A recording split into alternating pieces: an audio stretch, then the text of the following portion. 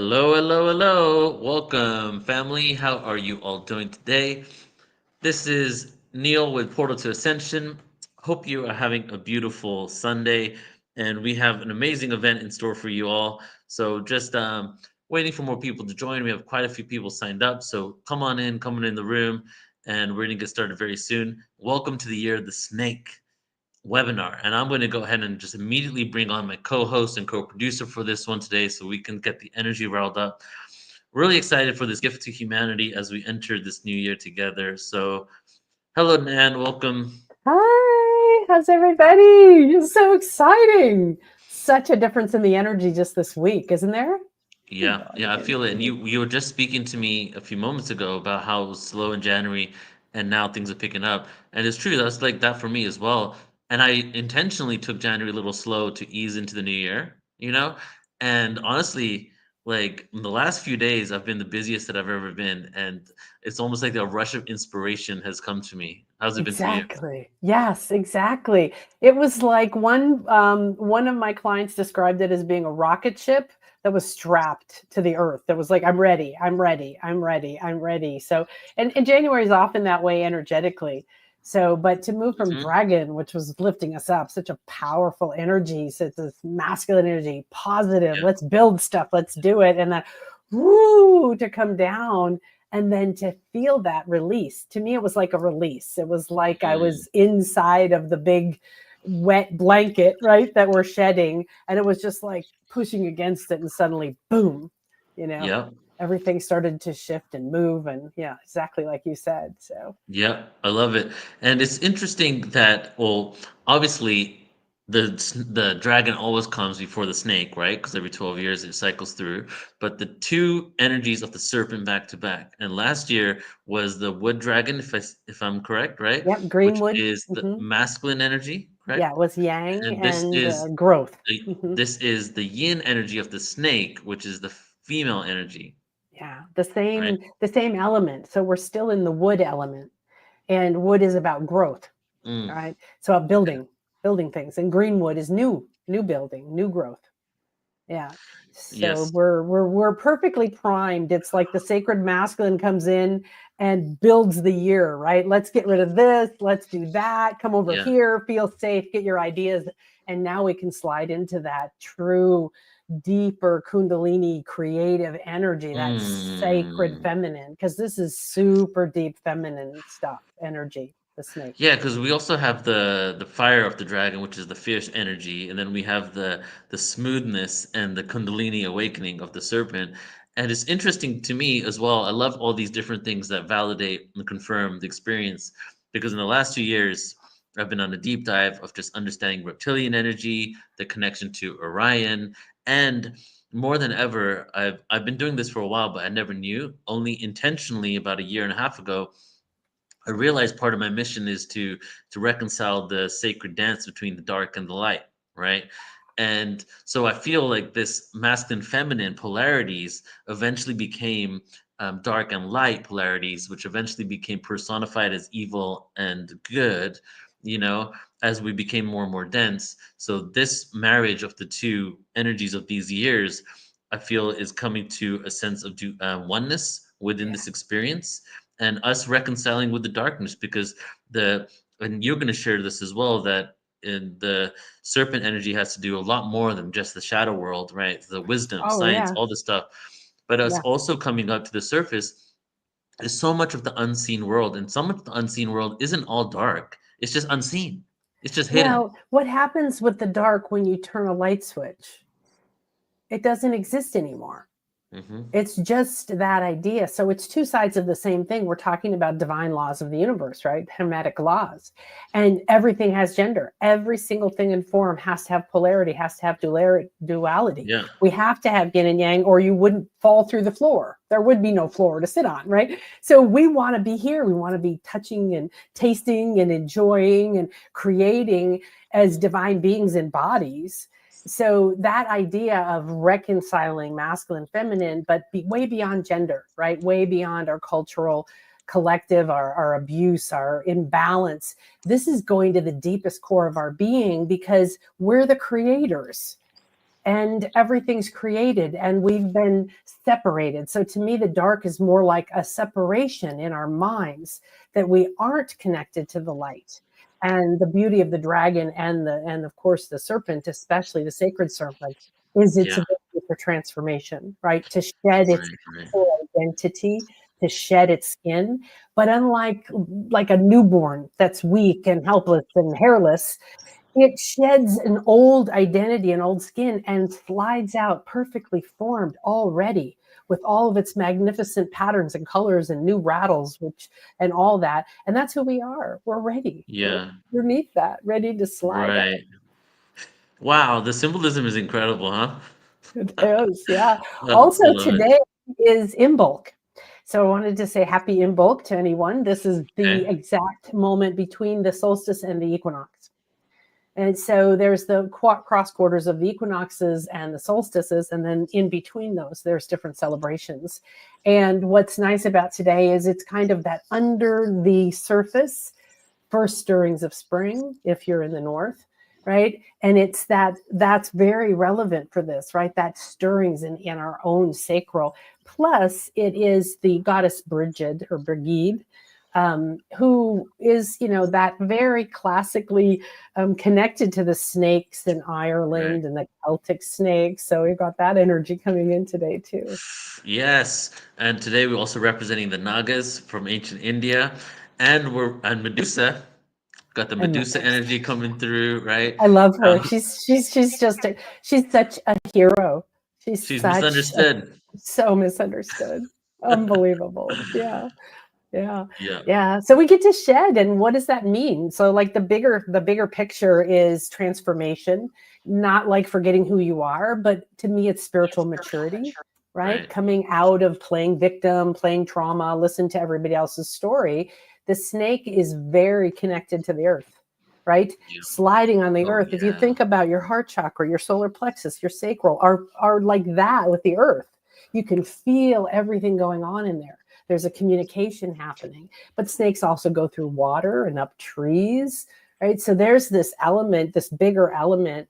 And when you shed, you could shed an idea, a mindset, a belief. You could shed an old soul contract. You could shed literally your skin. I've died a few times, and Cuckoo Khan was next to me going, shed. And I was like, look, my skin's literally falling off, right? Yeah. You could shed a way of having relationships, a Mm. job, a perception of what you believe the world is like. You could shed watching the news and believing all that, right? So there's Hmm. a lot of wonderful things just in that one analogy. Oh, it is, and I'm really excited for this year, Dragon Year for sure, because 2 weeks before the Dragon Year, I had my regression. I went to the Dragon realms before I even knew the Dragon Year was even in existence, because I never followed the Chinese zodiac until I had my Dragon regression, and then lo and behold, 2 weeks later, the year of the Dragon began, and as we all probably know here, that the snake has been demonized, right? Even when it comes to Lilith, they represent Lilith, which was the first woman before Eve, as this serpent. And even if you look into the Garden of Eden, I'll speak about this in my talk, and the whole thing about what the serpent did and the free will that he gifted humanity. That changes the whole perception of what really was going on there.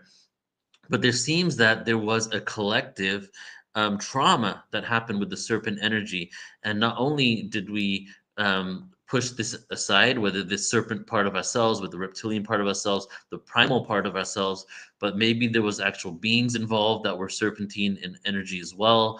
And we also pushed away the wisdom and the intellect and the scientific nature of it. It's multifaceted. So to me, what this represents this year is us reclaiming all of that. And by reclaiming that, there's a lot of things we're going to be shedding, right? It's There's a lot such a of big thing. truths that are going to be coming out that we're going to be realizing. And as we realize these truths, we're now confronted with our own inner darkness, and we're confronted with our own reconciliation of what that truly means. And before we bring on Geraldine, I want to speak on what you said about the light and the darkness. When I was in Vipassana a couple of months ago, I heard that phrase so many times about the light coming on the darkness leaves. And after the 6 days, sixth day of meditation, and it's like 8 hours of meditation a day.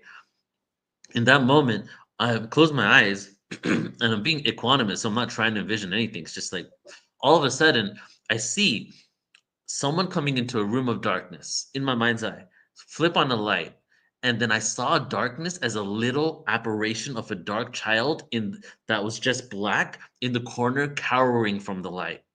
Not running away because it's like, oh my god, the light's here. But it was a part of the light that was so fractalized from the original source that it no longer recognizes itself in the light, and it's afraid of the other polarity of itself because it doesn't even relate to it anymore, you know? Mm, So when people do this whole bringing, oh, let me send them back to the light, let me send them back to the light, that's pretty much true. That's almost like a scientific proof for me right there, yeah. is that the darkness isn't being neutralized or sent away or anything like that. It's coming back in to all of Yes. creation, right? Yes. We're And that's why absorbing this is it. We're happening. becoming whole. Yeah. Yeah, we don't. Any kind of healing does it means becoming whole. So if you go, I hate that thing. That cancer's bad. I'm going to cut it out. I hate it. I'm going to fight it. You've just created a war with it. It's not going anywhere. Whatever the Yes. energy that created it, it's not going anywhere. You have to become whole. This cord cutting and all this, chopping yourself into pieces. I don't like any of it, because to me, it's like finding those parts of you, pulling them out of the dungeons you've locked them in because you were afraid of your power, or you were afraid of being burned at the Mm, stake again, or you were. And we really, with this topic, it goes along with witches, sacred feminine, women being hunted, because the sacred feminine can create, and that's the fear of the darkness, was I have to cut you off from your ability to go directly to source. And it yeah. came out of Christianity and a few other places, but it was so embedded in our consciousness that people don't even think about it. They just immediately fear snakes. Exactly. So today we hope to put a small to massive dent into that belief system with this event here. And so let's go ahead and bring on our first guest in just a moment here, Geraldine. But I do want to say, just a second ago, it was 11:11 and we had 111 people in the room. Just going to say Oh that. wow! And for me, it was 12:12. Yep. Oh, I mean, there was a That was never from, mind. yep, exactly. Yeah, So we thank got the you. synchronicity showing up. And I see Geraldine's going in and out of the room, so hopefully she's back. So I'll do her bio here. So Geraldine has been on Portals Ascension many times, so I'm sure a lot of you here have seen some of the work that Geraldine's done, and a little summary about who Geraldine is. In 2007, shortly after starting her journey as an entrepreneur away from the corporate arena, Geraldine founded meditation and Qigong programs for corporate and private studies in the San Francisco Bay Area. In 2013, she entered into retreat for several months after major life shifting experiences, where she began working deeper with energy cultivation, meditation, and intuition. This time allowed her to discover a profound deprogramming techniques, releasing trauma based beliefs. She accessed the etheric body and the connection between the emotional ancestral memory. And one evening, she experienced a fully conscious interdimensional contact experience. And she's been having contact experiences ever since. She has now become, not only does she do regressions, but has her own experiences, been aboard ships, communicated with beings. She has also what I like to call, and I've said this a few times now, she is like an etheric extraterrestrial geneticist when it comes to the information. And part of what I love about Geraldine is that she really bridges the worlds together when it comes to esoterics and metaphysics and the science. And she's the real deal. She'll go to like a mainstream conference on genetics just to add more information to what she's doing. And I think she does this quite often. She goes into both worlds. And I think it's perfect to start out with her because, as we spoke about, what we're doing here is we're bringing both worlds together with this serpentine energy. So let's go ahead, bring on Geraldine. Hi, sweetie. Welcome, welcome. Hello. Good morning. It's so wonderful to be here with you guys. Thank you once again for inviting me on. It's a pleasure to be here. It's good to see you too, Absolutely. Geraldine. Yeah, So what do you? I just wanted to confirm what you just said. I was really lucky to get to meet Geraldine. She was on my show, and you guys are going to love her. And I agree, this is like the most beautiful blend that you have between the science and the expanded reality that we're realizing. So thank you so Thank much you for so being much. here. What a gift it is to share on this important topic. And thank you for putting this together, guys. Thank you. Definitely. So we're excited for what you're going to share. And what are you going to be sharing today? Are you doing a presentation? Or are you just freestyling it? Yeah, I have a little presentation, and just Let's really do it. quickly, how much time do I have again? Just You have, what is it, 40 minutes? 40 minutes. 40 minutes. Excellent. All Mhm. right. Okay. So I So can just start? Yeah. yeah, click present, share screen, then Yes. you can go ahead and pull it up. Here to screen. And while we're waiting for Geraldine to pull it up, I see everybody's chatting here. Didn't get a chance to say hi, so welcome, welcome, welcome. And go ahead and put in the chat as well where you're from. Let's create those pin dots around the planet as we all, and maybe even your connection to the serpent energy, why you're here, any of that information. Yeah, definitely. Hi, Mark and Trey. And we've got so many beautiful people here. Oh my gosh, Andrea, Joanne. So Hi. I'm sorry to interrupt. For some reason, it's not pulling up the PowerPoint presentation as an option to show. So Okay, try going to share screen and click entire screen, and then you just can, entire. yeah, and then select that screen and click share. Okay. Should work like that. Let me see. Let me see. I'm so sorry. Entire screen. All right. It's just this. It's probably gonna Okay, just it's do coming up. It's full. coming up. All right, cool. Yep. Navigate to the presentation. There we go. Perfect. Beautiful. Okay, it's all yours. Okay. All right. All right, everyone. It is such an honor to be here. There's so many key elements that I would love to touch on. And just real quick, you And can click hide on that thing right there at the bottom where it hi, says, yep. yes. And then you can start your slideshow regularly so we can see the whole screen. Okay, hold on. Let me So see. go to slideshow at the top and then Oh, actually no, go yeah. back to the presentation. Yeah. Yes. Oh, No, you could have stayed there and just clicked start slideshow. okay. Here it is. Here it is. Here it is. And then slideshow. All right. Is that gonna work? Click did you click slideshow and start it? Yes. Yes. So right now it's on in slideshow mode on my computer. Do you guys see it in slideshow mode? Change the slide. I did. No? Okay, we see the whole entire what's it called PowerPoint application, Oh, but that's we so can just weird. leave it like that if you can't share the whole thing. I'm so No sorry. I don't know worries. why that. How about? There we go. Okay. Oh yeah. Okay, we see Okay. it. Yeah, perfect. Okay. Let's see. I don't know why this isn't. Let's see. Okay, guys. Thank you. Thank you for your patience. All right. So, what we are talking about here with the Year of the Snake is the beginning of the transformation of the purpose, or I should say, the revelation of humanity's true purpose, true essence. Just in the same way that we are alchemizing all parts of ourselves, and we are discovering the depths of our own subconscious mind, humanity is learning about DNA and essentially the biology of humanity, the spiritual aspect of biology, as a blueprint for all life experiences, not only part of the creation potential that is available to each human, but essentially we are tapping into understanding the cyclical nature of this universe. And the cyclical nature of this universe is essentially moving through cycles. Each cycle that we move through is expanding into a higher octave every time. And that is what we call ascension. Essentially, at this current time, we are moving through one of those rings of those cycles, and we're entering into an initiation of a higher octave for multiverses. And this is not something special or new. This is something that it's just the nature of the construct. What is important for humanity is that as we enter into this higher octave collectively, the construct changes. The veil becomes thin.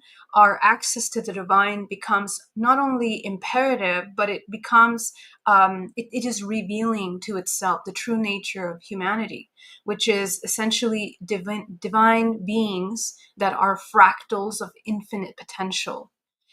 And essentially, what we want to take a look at in this process of this divine initiation into our true potential is to uncover all the subconscious parts of ourselves that hide us, not only genetically, ancestrally from the true essence of what we are, not understanding that we are not just the body, understanding that this physical vessel, it's just the vessel that we chose in order to transmute and to participate in the transmutation and the of this earth. The earth essentially functions like an organism, and the humans are essentially the cells of this organism. Each one of these cells is designed. We are literally incarnated into this construct, being called forth by the ancestors as a etheric, genetic, and also multidimensional ascension invitation, that every single choice that our ancestors have made up until today formulate and design and contribute to the design of the construct, but also call forth the souls that are designed specifically to alchemize all the living aspects of its organic system. So imagine that your ancestral lineage, your entire bloodline is one organism it's an organism of consciousness that is revealing to itself its consciousness in deeper levels every incarnation. Every human soul that becomes awake, that wakes up consciousness of who they really are and identifies its gifts. Its gifts are revealed to the human as we deconstruct the false matrix, you can say, or belief systems of this realm that limit its true essence. So this organism of consciousness, your ancestral lineage that is both interdimensional, terrestrial, ultra-terrestrial, you're a multidimensional conglomeration of consciousness that is becoming aware of itself. So this year is the initiation of the beginning of period 9. We are ending here in year 9. This is year 9. Year 9 represents the end of the cycles. We equate numbers 0 to 9, 1 to 9, essentially in the scale of this calendar system that is part of this regeneration cycle of the organism of planet Earth. In the same way that our liver regenerates after a certain number of days, every part of the body, this earth is going through a regeneration cycle, and 9 is the last year, which means that it is all about the ending of an old system, an old paradigm, and the birth of a new paradigm. And that this new paradigm is a reconstruction and a transmutational force that is affecting all biological organisms on this planet Earth. So that being said, essentially what we are looking at is we're beginning to understand what we are, what we truly are, and the purpose of humanity is shifting. We went from a masculine era. This cycle, every single cycle is, by the way, feminine and masculine. It alternates feminine and masculine energy until we enter a higher octave in which there is an integration of those two incredible creative potentials to bring the human race into its highest optimum state. And when we reach that state, we essentially become instant manifestors. We begin to access higher faculties of the human body as a general rule. The organism begins to transmute and transform into a high functioning being of consciousness. And this is where we're going to experience unity consciousness. Telepathy will be essentially something that is necessary as basic communication. And all of these tools based on our psychic abilities, which is the initiation into this new period, is what becomes available to humanity. So right now we're in the training phase of that, right? So we finished this cycle in which we have been in a masculine, healing the masculine, all of the wounded masculine, in which brought us into a state of profound survival. And up until now, the design of being human is based on survival. It's based on essentially, what we're doing in this world, basically what our life purpose, being born, learning, going to school, getting married, having jobs, and then essentially we die, right? So this format is going to change completely. It's going to change into the true essence of humanity as being something more organic, more natural, more connected to true creative purpose. And in order to harness that as an end potential, we are reintegrating all of those fragmentations of the self into the whole self. So that being said, that was just the intro.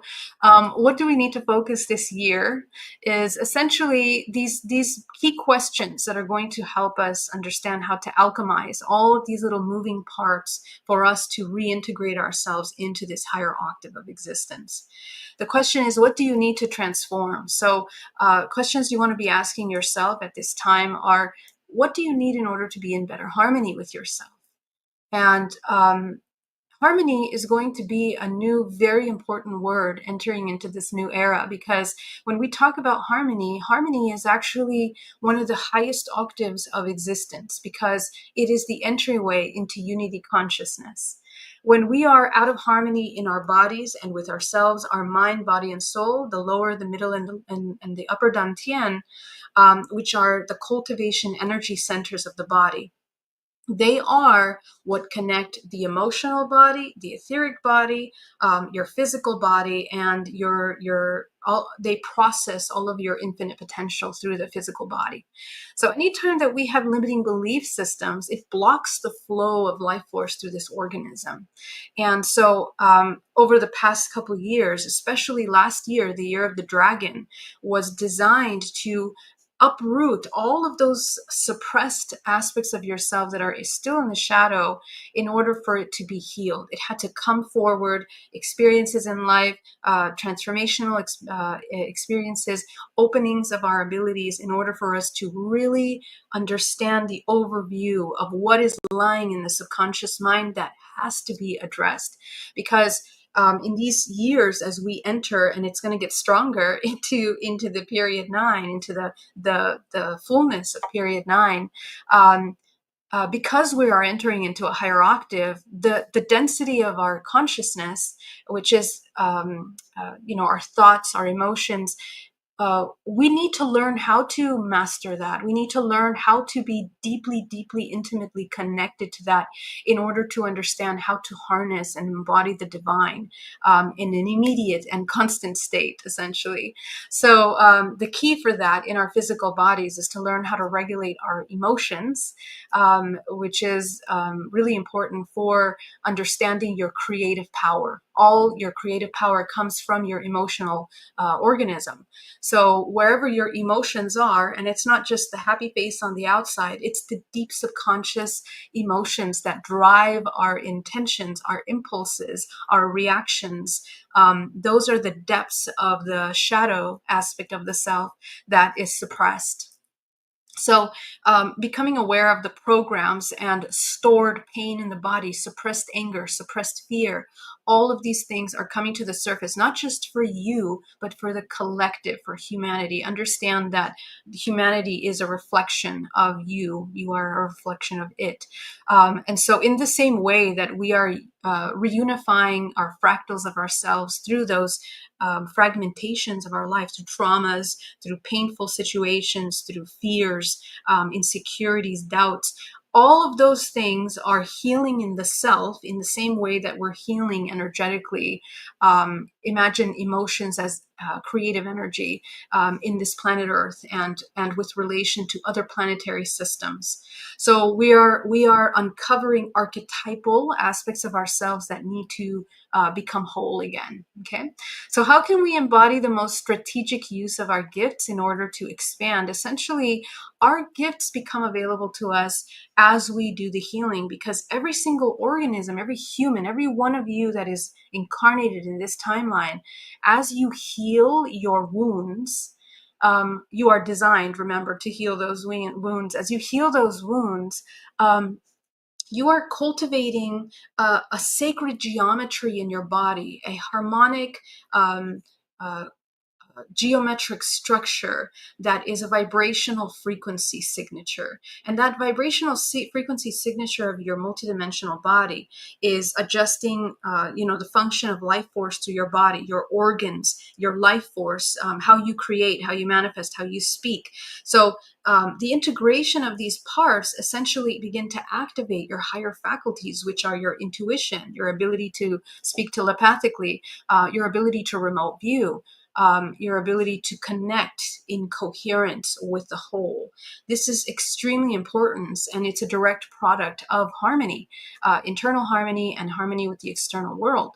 So we want to tap in to the healing. We have to understand deeply a connection with ourselves to understand the healing, so that we can not only reveal, but begin to become extremely familiar with those abilities. Because now that we're moving out of survival theme for this human race. Survival was based on you have to work every day, you are enslaved, corporations and systems in order to pay your bills and live a life that is in debt to this system, right? So that is completely changing.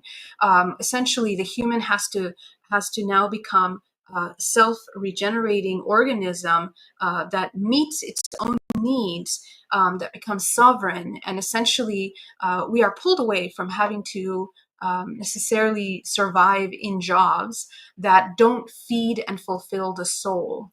Right. So the human now is learning how to become a multidimensional master of co-creation rather than being hypnotized by the material. So that is a really important part of the snake year, which, as Neil and Nan were speaking earlier, the transmutational essence of that, where we are leaving behind the shell, the old skin. The form is still itself, which represents the snake, represents the entire universe, this cyclical system of regeneration, of alchemy. So as the snake bites its tail, right, it becomes its regenerative system. This is where it comes into its highest potential, its highest power, its strongest form. So we as humans are shedding all of the old paradigm in order to enter into a new paradigm of creation. And so it's gonna stir a lot of fear for a lot of people, because everything that we have been told that we should be or should become or should be like, even behave, even speak, the roles that we play, archetypal, limitations, fears, anxieties, all of that has to be essentially alchemized in order to see what is available. How do we use this creative potential in a way that is more productive for the human race and for the self? So one of the things that we're going to be addressing this year in the dark shadow is aspects of self-control and restraint, vices and addiction. The mind, body, and soul becomes free of the attachment and addiction to the material realm, and also all the subconscious behaviors that are self-destructing. And so this is going to be extremely essential, because we are going into an information age. This is a time of major revolution of technology into organic technology. And essentially the human is pulling away from technology in order to develop its organic technology, as I mentioned. So this is also a year in which we're going to begin to understand what love is. Humanity up until this point, because of these dualistic experiences, we've experienced the feminine, the masculine. We've studied the feminine, masculine in both its aspects, and the world has been a representation of that learning of both those elements in the past century. But now we are essentially learning the true emergence of love, which is the integration of the two, feminine, masculine, the alchemical marriage, which creates the potency of pure creative energy. And that is essentially our primordial life force. It is our sexual energy. We're going to be learning a lot about, we're going to be rediscovering what sex is, because sex being a divine energy that expresses itself through the whole organism. And as we become more integrated, the divine with the sexual body, with the physical body, this is the marriage, the infinite divinity, the intuition, the oracle, becoming unified with the physical. This is where we're going to be learning essentially, how to use our creative, our primordial life force. Our sexual energy, our DNA, is the most powerful part of the human, as it learns to alchemize it into consciousness, as it emerges into pure consciousness. So what is love? How to connect to the divine, and to embody that in a very profound way. We also want to look at balance in these potent creative life forces. How do we harness, and once we become aware of our primordial life force and how to use it, how it heals the body, how it activates your abilities, how it begins to connect you with a system of infinite information, right? So we use right now the internet. We just type in something and we find the answer. But what we are cultivating now, and the invitation of period 9, is that we connect to the web of consciousness from which we are made. Consciousness is like a membrane, a bioelectrical membrane, which we connect to through the morphogenetic field. And we pull forth and incarnate into the body the information that's needed to animate this physical body.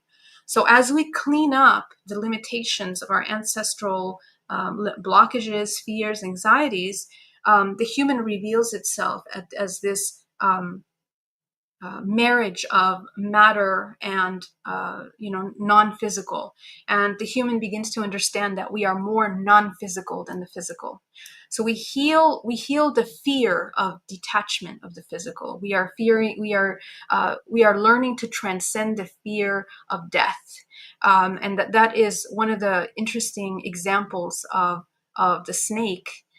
In the story of the snake became one of the animals of the astrological Chinese calendar, because it was a dragon. Everyone feared the dragon, so it went to the emperor to seek help, and the emperor cut its legs off, and then it became a snake. And it was so angry about that injustice that it traveled through all earth, mountain, sea, water, in order to come back and become worthy of being one of the animals of the zodiac sign. And therefore, the emperor was so impressed by the resilience of that animal, right? That even though it has its arms and its legs cut off, it can still move in the world.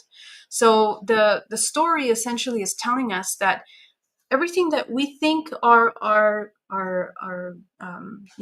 crutches to walk in this world, we need to shed, right? All the crutches that we're holding on to, the ideas of what a human is, to understand that we are beyond, we function beyond the physical.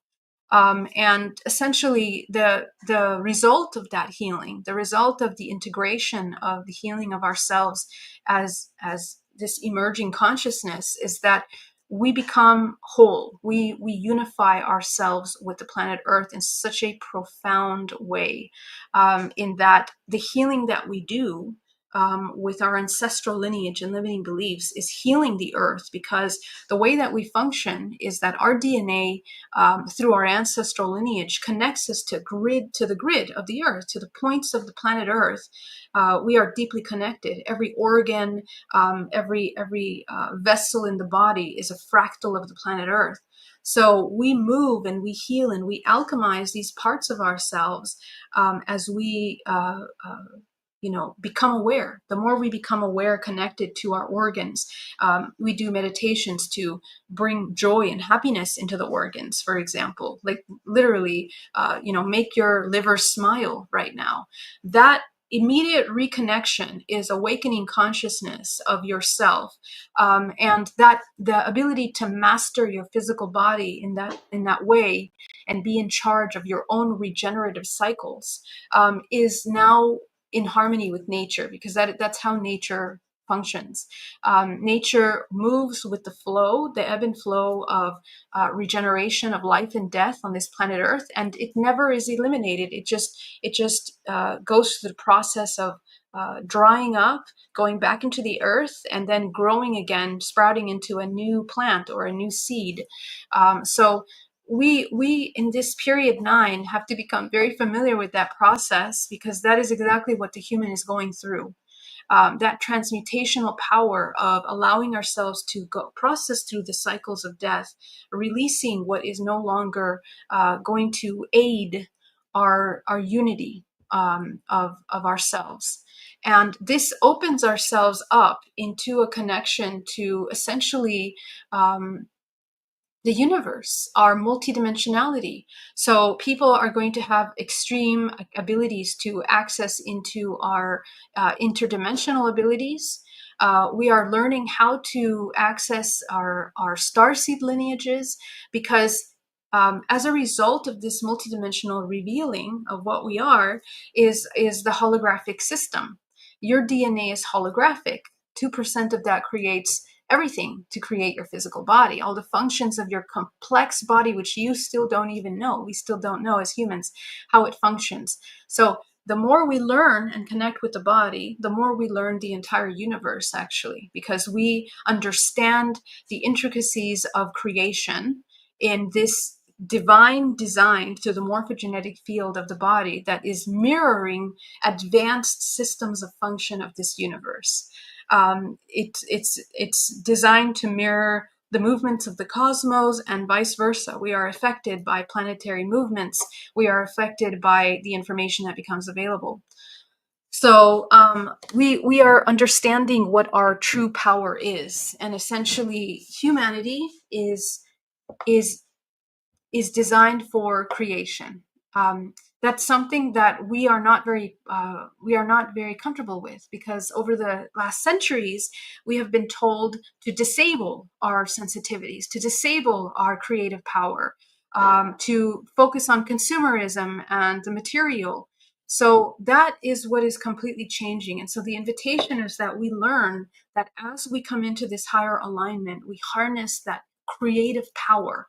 We are no longer victims. There's nothing to necessarily fear other than your own fears. And to address those fears, the human finds its power.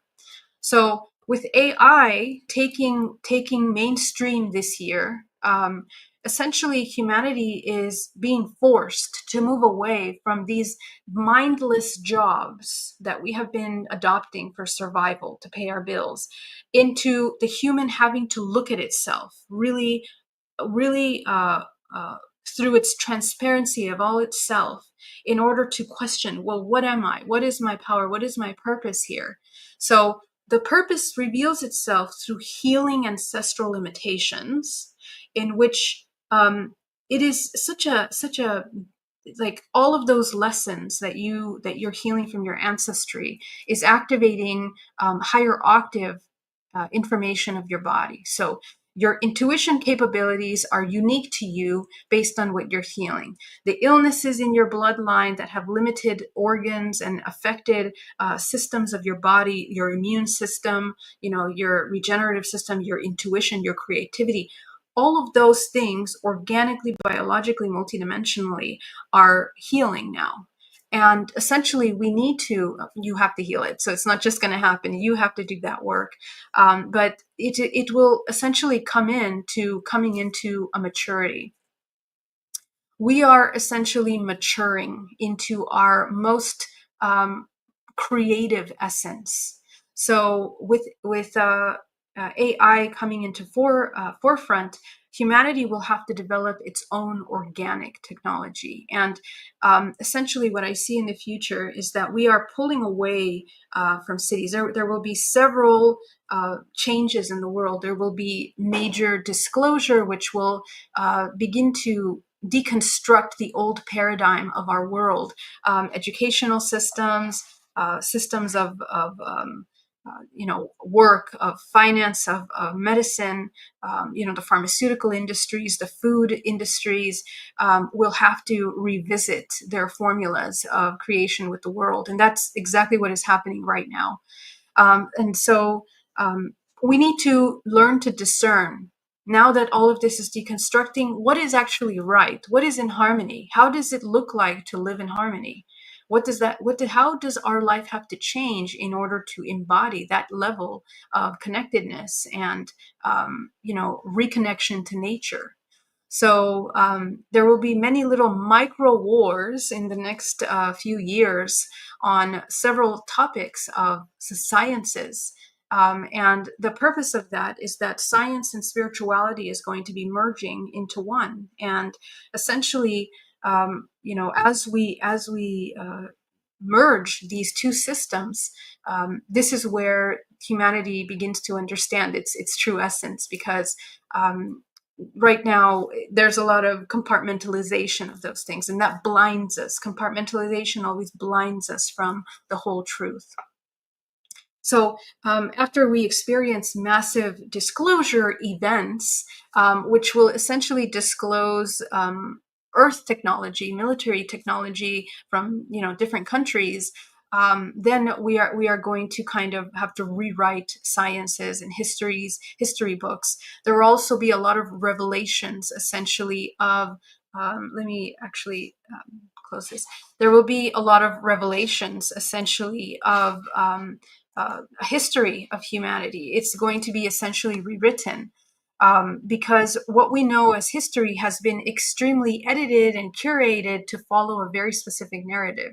So that is going to change, and we're going to reveal that our planet Earth is way older than we know, and that we've gone through many more cycles of human different cultures and civilizations, extremely advanced civilizations. So that memory is going to become available to us now.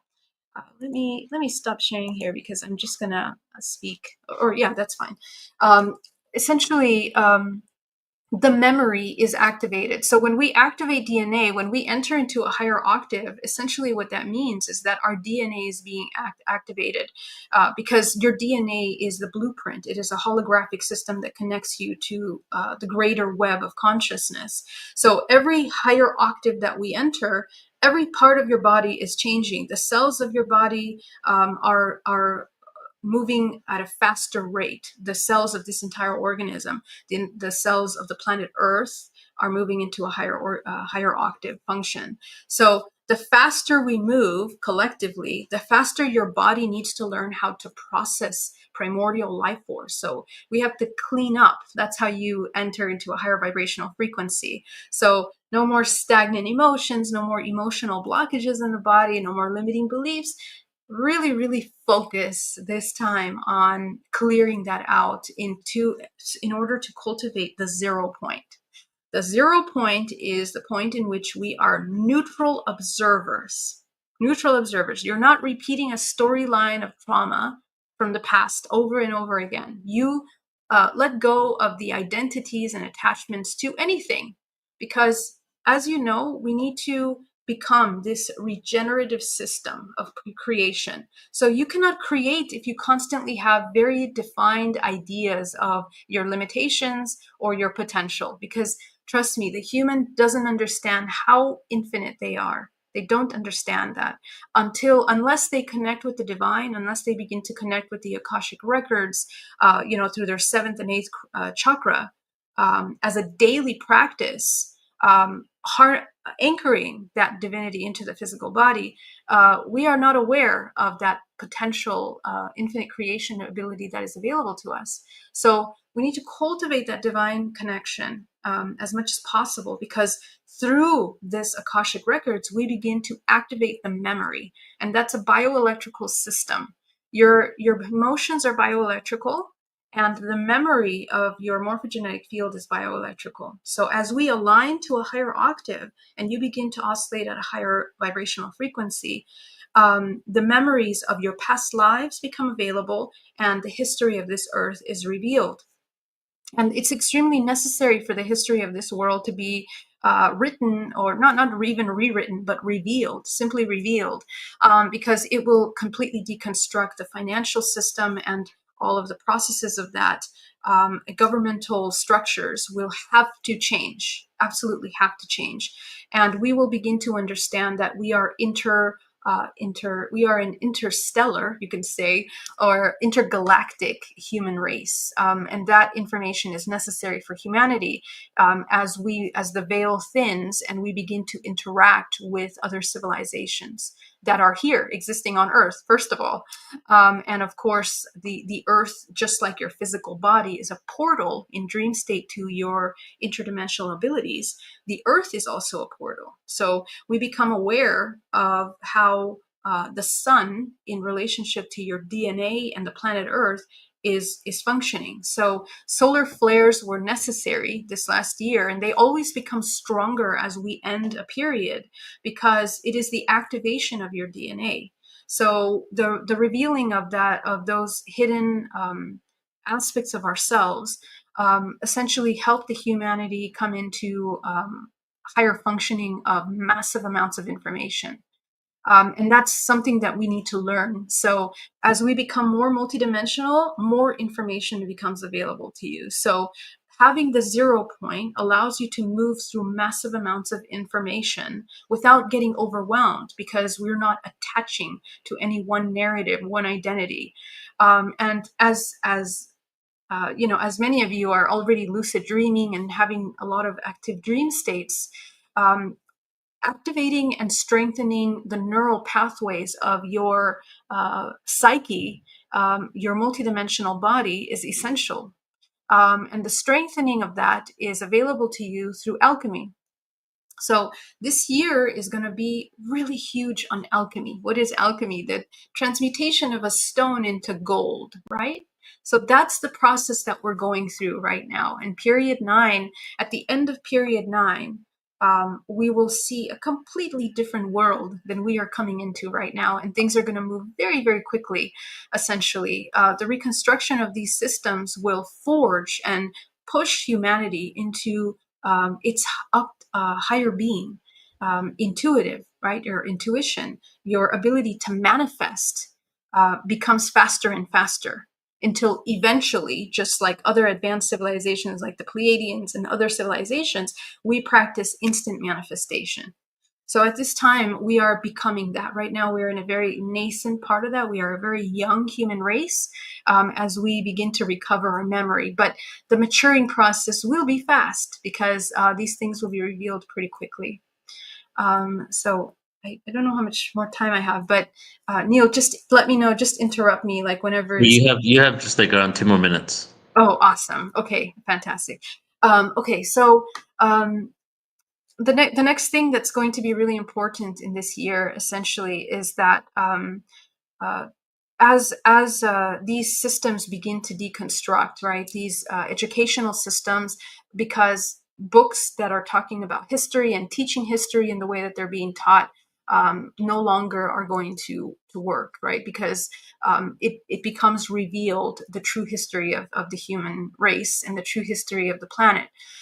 So that will cause a lot of friction, and it's also going to deconstruct the church, because we're going to be very familiar with how the church participated in forming that history in order to fit a very strong narrative of church and state, right? The marriage of politics and church, which is one of the largest handlings of of our psychology for many centuries, suppressing all of the truths of what the human is, the divinity of the human being.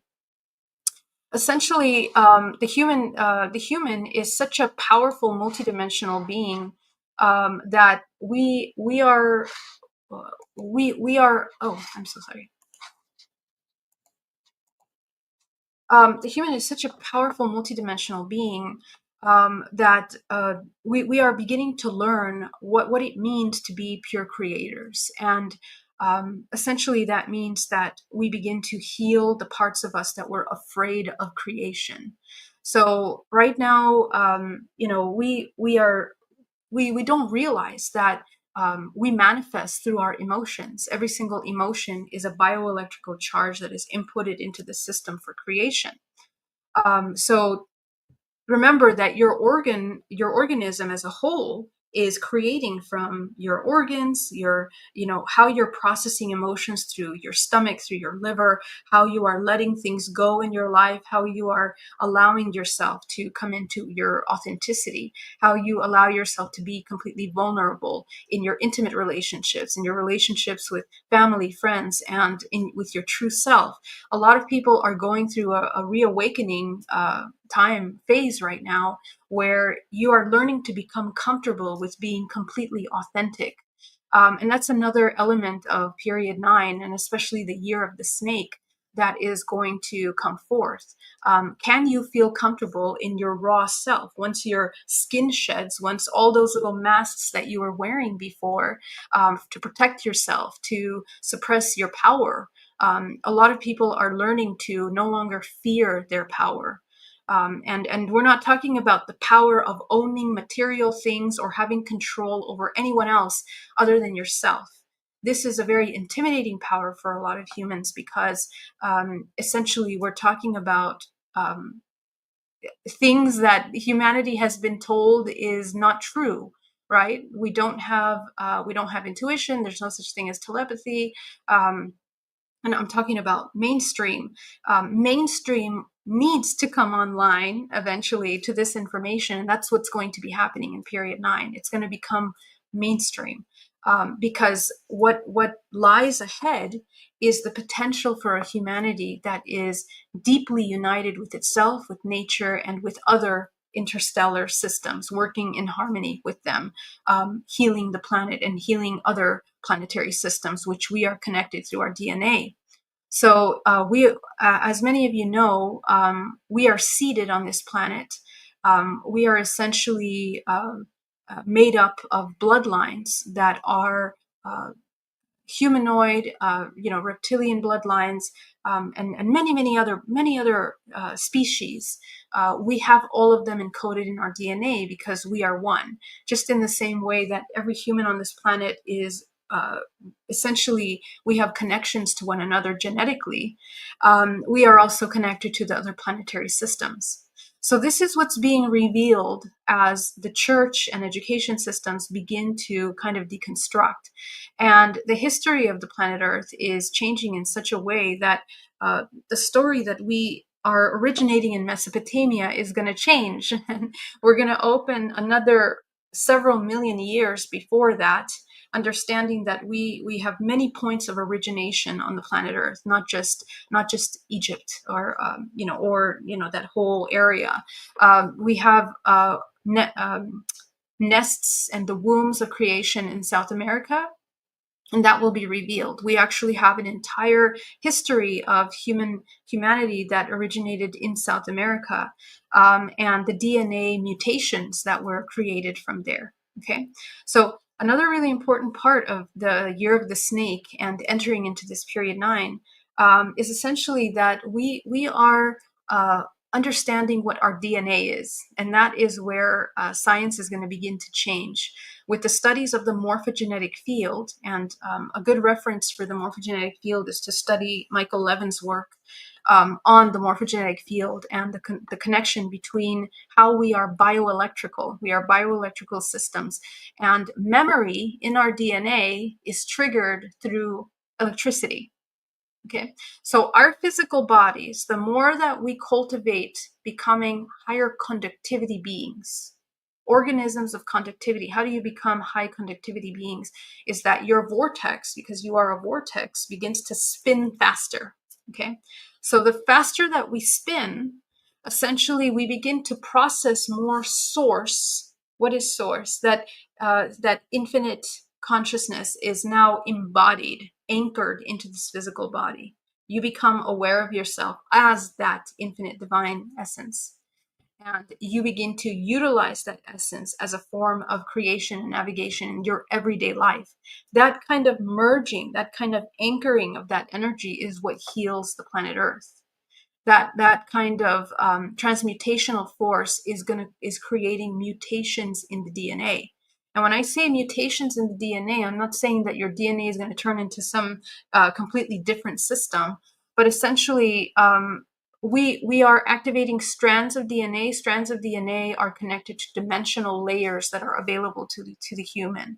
Every single a strand of DNA is linked. It's a portal into a dimensional layer of our physical body. So we have 9 main chakras. We have infinite chakras inside this body and around the body, that essentially through the morphogenetic field, this bioelectrical membrane is bringing and animating this physical body into life.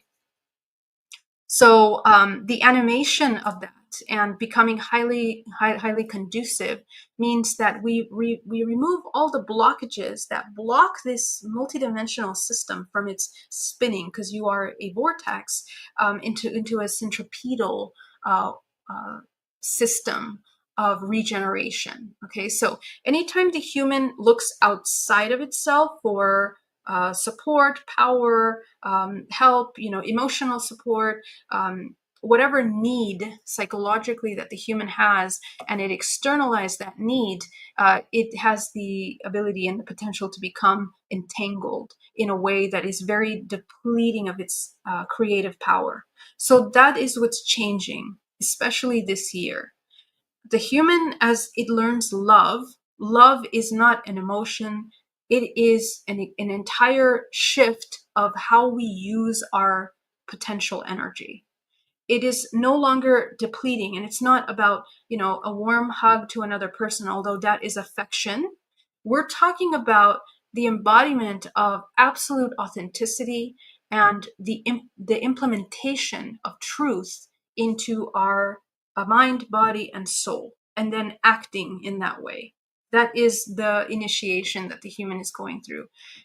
This immediately allows the human to begin to move in a centripetal manner, in which they become magnetized, they become a magnet, and that is essentially the alchemy of the human body. The human body becomes this highly conducive. It can transmute emotions quickly. It can transmute events, traumatic histories, clearing up ancestral history in order to access its divine state of 0 point. The 0 point is essentially not attached to anything. It is allowing itself to move fluidly through the experiences, with a very wise and mature understanding that we are simply learning from all the experiences that we are having as a whole. So this is going to be an extremely essential tool for this year, learning how to become a highly conducive organism. And the faster we allow ourselves to spin, the faster we allow ourselves to transmute through experiences, the faster we learn how to process our multidimensional bodies in the highest octave of regeneration, we begin to activate our higher faculties, right? So our intuition is a must. So you absolutely must be training your intuition every single day.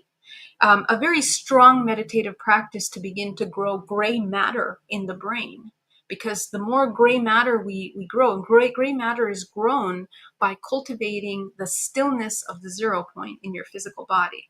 That is an entire activation of this body.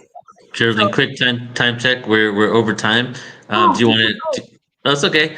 I mean, you were going on such a flow. I didn't want to stop you because I've been taking notes, and there's just so much amazing information coming through. So let's bring that on. But I don't want to abruptly interrupt you. Did you want to close off with anything yeah, first? I Yeah, go just ahead. want to finish it with the year of the snake, speaking of Kundalini energy, which is the rising of the snake that is dormant in the spine. What does that mean? Your sexual energy, your primordial life force, your DNA, that as you spin and as you activate your body, it begins to rise. And that simply means that you are removing the blockages of a form of energy that is super potent, and you link it, you reconnect it to the divine. And so that is part of this alchemical transmutation, which is a huge theme for this year. So I'll just leave it there, and that's enough. Thank you so much. Amazing. Absolutely amazing. Thank you so much. You Yeah. put together so many pieces, taking the mystery schools and the wisdom. I loved how you referenced the breakdown of society. It has to happen. It's not bad. We don't want to hold on to the old. We're teaching old science. We've been doing that for a long time. Yeah.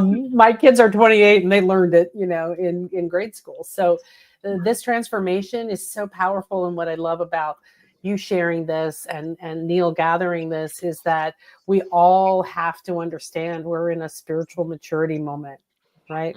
Exactly. And there's the growing pains. Yeah. So don't be afraid.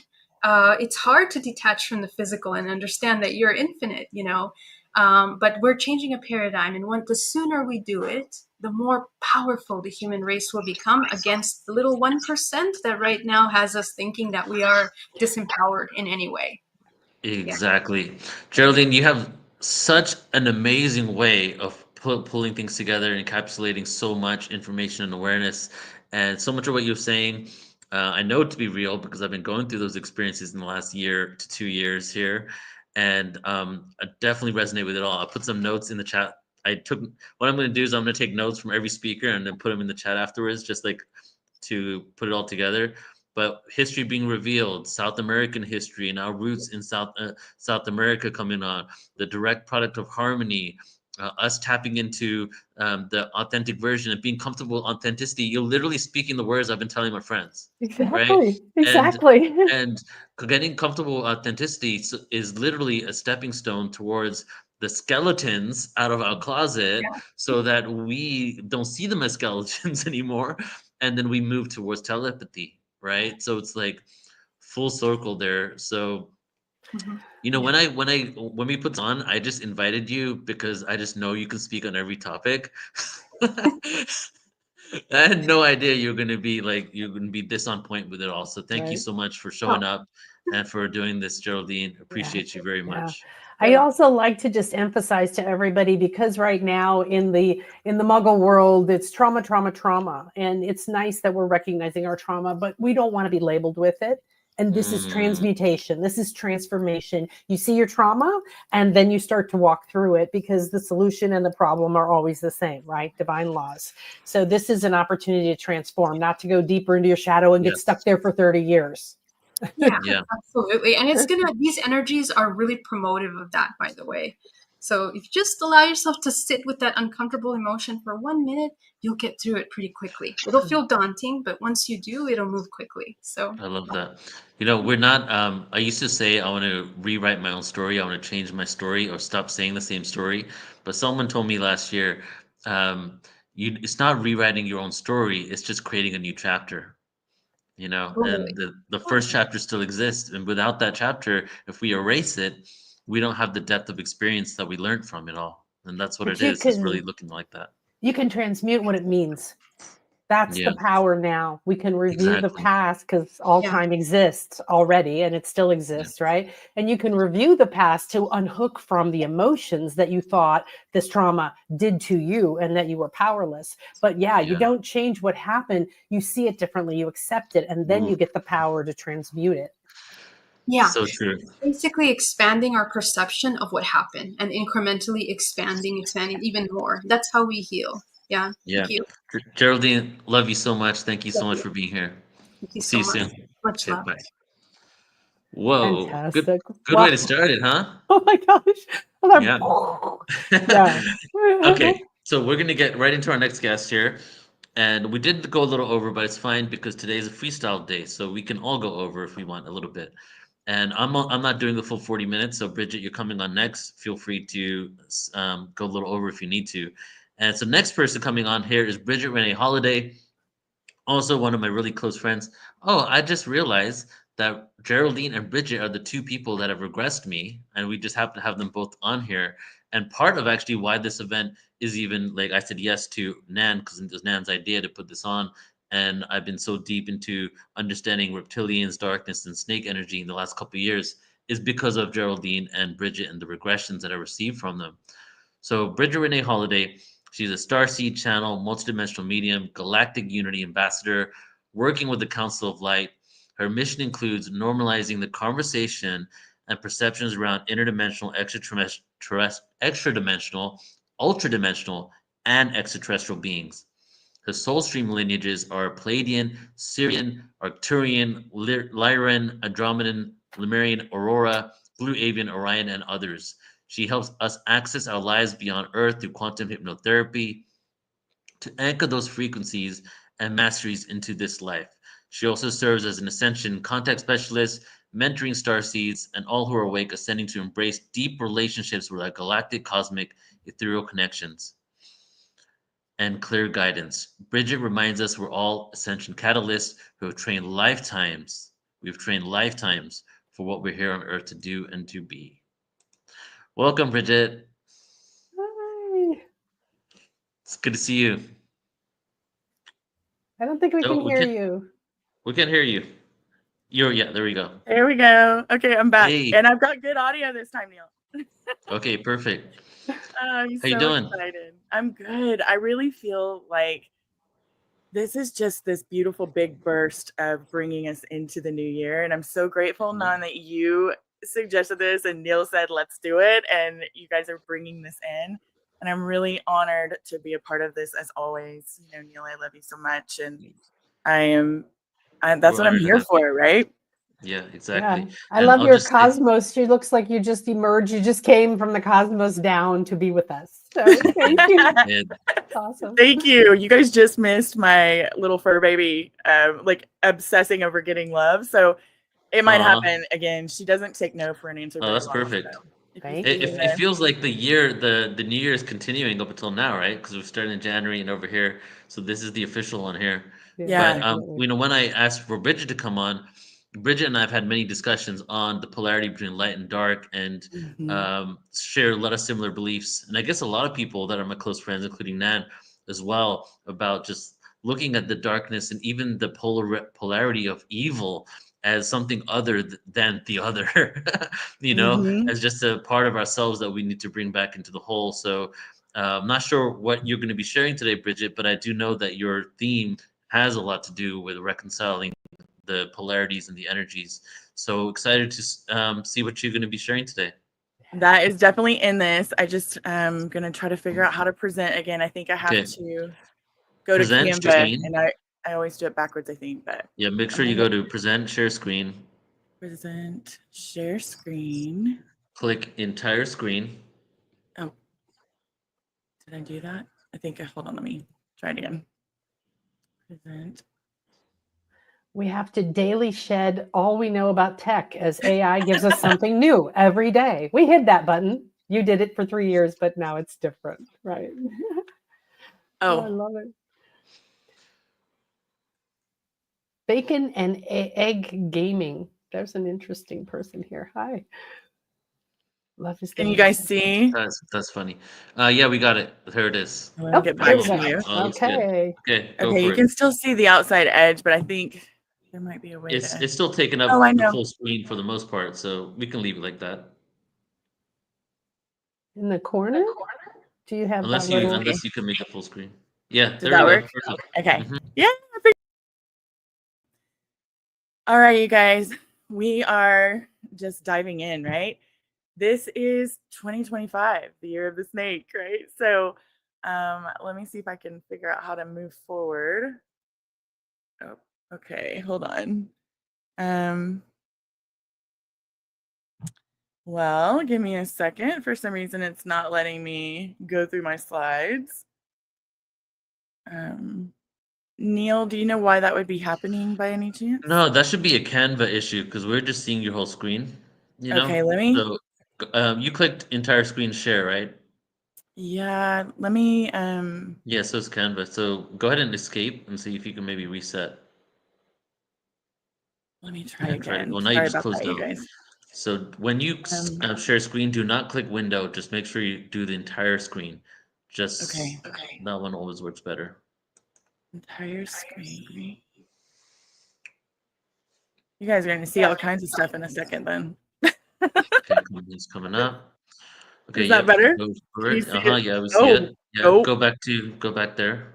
Yeah. Okay, so I'll just stay on this Okay. until I'm done. And then, great. Okay, perfect. Sounds good. But So, hold on, this you know that thing on the side there? Can you? Oh yeah, make it full screen because we can see the YouTube on the side. Yeah, there we go. oh Okay, yeah, I was perfect. keeping that up for chat. Okay, perfect. This is good because I can't see you at all. Okay. Yeah, this is good. Go ahead and see if it slides through now. Yep, Yep, it is. And perfect. that's where I wanted to go. Okay, perfect. So you guys, I really feel like the planetary alignment was pivotal to 2025. Um, what it brought in was really just this amplification of what is aligned and misaligned, right? Where we're putting our time, attention, energy, thoughts, and focus into areas that feel good and are really in deep alignment with what we've come here to be and how we've come here to serve in the world. But also it really shined a spotlight on the relationships and the things that aren't in alignment anymore. And that doesn't always have to be something that is huge, though it can be amplifying that. So if any of us are experiencing the amplification of the shadowy underbits of our relationships with other people right now, it's really important to just go within and decide, go within and look and see how this is reflecting back to us. I feel like this was this beautiful, the planetary alignment was this beautiful like push into the new year of the snake, right? The wood snake. And this was just a little reminder that if you're experiencing a lot of intensity in relationships and in situations, maybe even career and things like that, just to take a look, what is more aligned? Is this something that it is time for you to move beyond and let go of? Or is this someone or something, I should say, or is this something that it's time to, get a lot of clarity within and really be in that cohesive alignment with who you're being called to be and how you're being called to expand in your life. So I see the year of the snake and this year, 2025, really about infinite potential and possibilities, but also the observation of timelines. I don't know how many of you noticed. I did send an email out about this, so if you've already heard this, bear with me. But January 6th, we had this massive collective timeline jump, but also raise in light quotient. We have significant, it was a significant raise in light quotient, right? Of the entire collective, right? So our beautiful planet, our co-inhabitants, and all of us beautiful humans, starseeds, whatever we identify as, right? The information that I received when I get these updates regularly, I get light quotient updates and timeline, collective timeline updates. And the information I received with that one is that this one was so significant because we had many of the soul groups that actually had that energetic progress, so to speak, simultaneously. The timelines until, a little bit last year, my entire life, I've always seen one collective timeline pulled forward. But in a great surprise to me, the timelines now, they were showing me that collectively, we're on 4 different timelines. They can be a variation of the other, but that means that you and I can be on a totally different collective timeline than someone sitting next to us. So it's also really important to be mindful of that and give each other grace, right? Because we might actually be on a very, very different collective timeline. And sometimes they are extremely different. Other times they're more like variations, like I said earlier. So with all of that and the information coming in about the light quotient raising, we had just experienced what I call a wave of ascension, which I perceive as like a heartbeat of source that moves throughout the entire universe, not just ours, but other universes as well. Not just the one that we're focused in right now, in this moment, I should say. But it moves throughout and gifts us all of the expansion, upgrades, activations, whatever it is, clearing, everything. It holds so many keys for all of expression, all of source. And we were in sort of the tail end of that one. Also, the galactic and cosmic frequencies had increased as well. And then we had, of course, the beautiful dance that's going on between our beautiful sun and our planet, which are always adjusting frequencies. They are definitely playing together right now to assist in the elevation of this solar system and also the galaxy, right? Because everything is connected, the galaxy, the universe, all of the things that we see and everything we haven't yet. It's all connected, right? So what they were showing me was all of this, and they were showing me that the soul group expansions are going to happen like this more often. So we're going to notice and observe, like waking up, and even at night, it can happen any time of the day or night, right? And just feeling lighter and brighter. But also that can really bring our shadowy bits of consciousness to the surface also. So it's important to be mindful of that so that we can really start to harmonize our own frequencies, right? To remember and know the unseen aspects of our consciousness as they come to the light of our awareness, and really honor our shadows and our light as we embrace all parts of ourselves in our multidimensional wholeness. And this looks like more than just our human expression, which I'll touch on a little bit later. But this is really about choosing in every now moment, right? I choose divine neutrality. Doesn't mean I'm perfect at it. Doesn't mean that I'm always amazing at divine neutrality, but I return to it with every, and very intentionally, so that I can be the beacon of unity consciousness that I've come here to express. You'll have whatever expression is divinely timed for you based on what you've come here to express, right? So just allowing ourselves to thrive. That's what 2025 to me is all about. It's about harmonization, recognizing infinite potential and possibilities, observing the timelines, and choosing in each now moment which timeline we want to be on by our own life actions and the way we are within our own embodiment processes. But then also choosing to thrive. Choosing grace and ease was a big thing that was coming in last year. And it's continuing now. So whatever that looks like for you, grace to me is non-denominational. It really is something that I was shown when my mother almost died 8 years ago. And my team showed me what asking for grace was like. And it is the highest and best that you can barely even imagine, right? That outcome in every now moment. So really this year is about thriving. It's about choosing to thrive in all of the areas that we can. And the reason for this is because, well, one of the reasons that this is so important is because we are quite literally shifting what it means to be human on Earth right now, right? And a part of this is the unity and harmonization of divinity, right? The expansion of divine feminine light.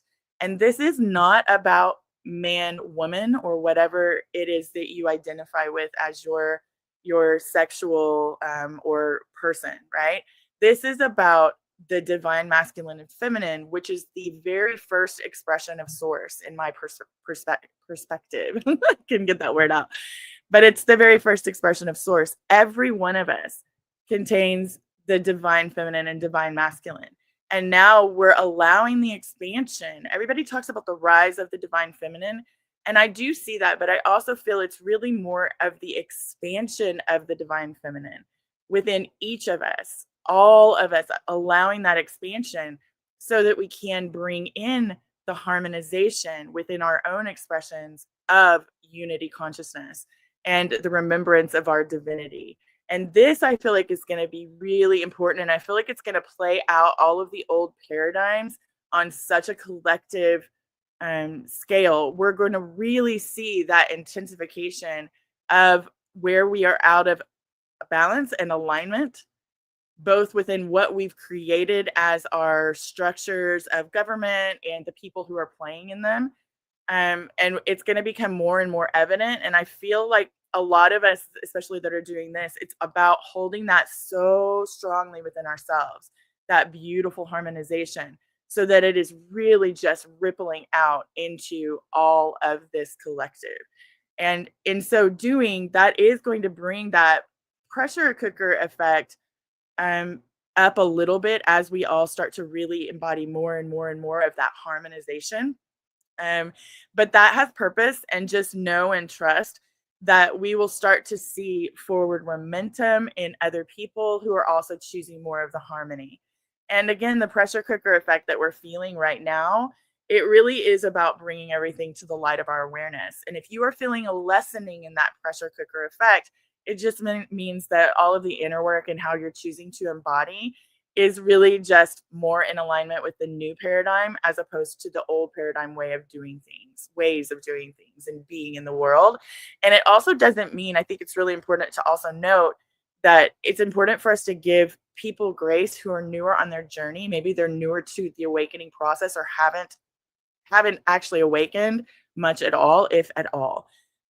because everybody's soul has a purpose to the timing of what we choose and how we embody in our life.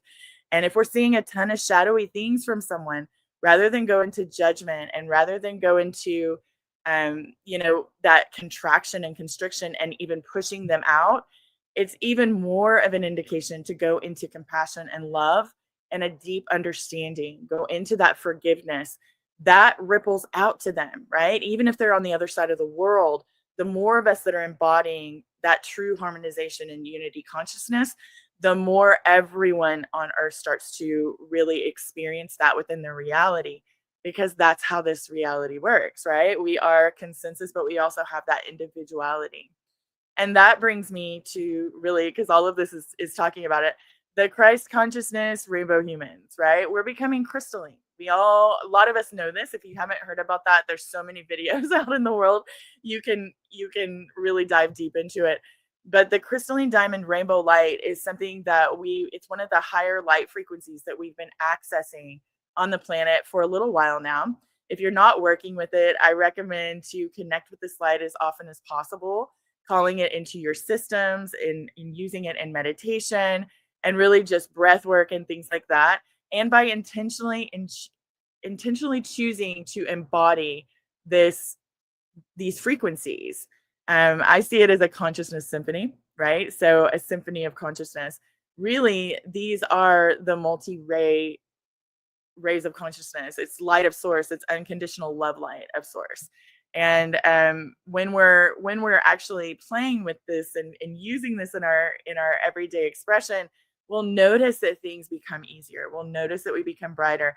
That doesn't mean that we won't have contrast and intensity in our world at times, but we definitely, as we start to really utilize this light, it starts to activate our cells. It starts to activate everything within our consciousness, and we sort of move to the upper layers of our blueprint. And those layers begin to really embed within our lived blueprint, which is where we make all of the changes from the original blueprint that we came in with. And just know that you can always move up and down within the layers of your blueprint, and that oscillation is okay. Again, this is about releasing judgment about anything and the stories that we tell ourselves about why things are the way they are, and moving more into just the understanding that right now, as a human on earth, we're all doing our best with the tools that we have. And sometimes that's going to be messy, and other times it's going to feel like we are surfing the biggest waves, right? And we're acing it. So let's see, where was I with this? Oh yes, thank you for these little bullet points. I'm so glad I put that one in because I feel like it's really important. This light also assists us to amplify our specializations and masteries, so we can weave all that we volunteered to bring into the earth experience in, right? So we can weave it in. These specializations and masteries are from a myriad of lives and expressions, within physicality, but both ethereal. And we have them woven into our own individual blueprint. A lot of our specializations and masteries are working on autopilot below the light of our awareness. And as we expand our consciousness, they actually begin to become something that we're able to utilize in a very intentional way to serve and uplift our collective. If we are embodying our shadows, and this is something that's really important to be mindful of with the people that we're observing neutrally in the world, right? If we're embodying our shadows, oftentimes these specializations and masteries can be almost refracted, right? They're inverted. And so instead of using them to uplift and serve the collective, having them move out from us, so to speak, to give you a visual, they're now focused on bringing energy into us. And it's really important to note that when that happens, and some people might have had this experience, we'll get muted. Our specializations and masteries, our gifts and abilities will be muted until we shift back into the integrity and the integrity and the knowing of what we've come here to be and do. And that's when our specializations and masteries, gifts and abilities, right? I like to call them superpowers, but that's when they'll start to come back online.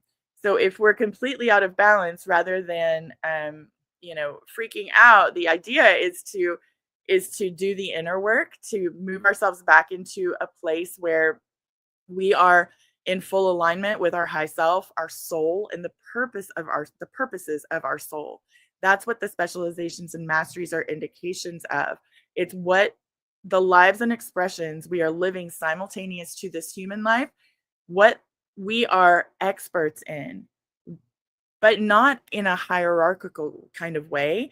The expertise comes through full embodiment, almost like become what we imagine ascended masters are, those versions of us that have fully and completely exercised emotional intelligence to the degree that it is natural, and we bring that into this life and expression. This is just one example, and we're able to use it to assist everyone around us to remember they have that ability as well, right? So you'll notice what your specializations and masteries are as you really dive deeper into, like, how am I uplifting and serving the people around me and the collective? What am I being called into within actions in the world, whether it is, maybe grid working on a global scale or more individual locations on earth. It could be so many different things. What do people come to you for?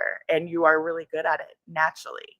And even if it is something you feel like is a skill that you've earned, generally those are indications of specializations and masteries. So the idea right now with the Christ consciousness frequencies is to really work with each other to activate and amplify it within our own individual expressions, but also our collective. And there will be other frequencies that, and there always are, right? There's always so many. There's so many that we have access to, especially based in how we're living and expressing within the other lives and expressions in this universe, right? So this is about transformation and harmonization. This next slide, with Sheen and Gaia, right? People have multiple names for our beautiful planet now, so I'm trying to be inclusive, but also all of our co-inhabitants. So it's not just about the human experience on Earth, and a lot of our starseed walk-in hybrid family and Earth angels and whatever other label we have for each other and ourselves, a lot of us are here with this deep connection with our planet, and that will continue to amplify within all of us as soon as we are expanding our consciousness, especially into unity, knowing that you are me and I am you. Then we also have that even deeper connection with our beautiful planet and our co-inhabitants. And my team is talking about transformation coming through that connection as well. So they're really talking about the amplification and harmonization of all of these frequencies. The more we connect with our planet, the more that ripples out into the world as well. So that affects behavior in humans, right? So the more each of us is really, spending that dedicated time with connecting to our planet and all of our co-inhabitants, the flora and fauna, right? The more we do that, the more that ripples out. So that unity of our very existence begins to really diffuse all of the chaotic destruction that's happening in the depths of duality. And it starts to infuse all of the things that bring in that unity consciousness. So really, Neil, I might be moving faster than I think. We might have time for questions.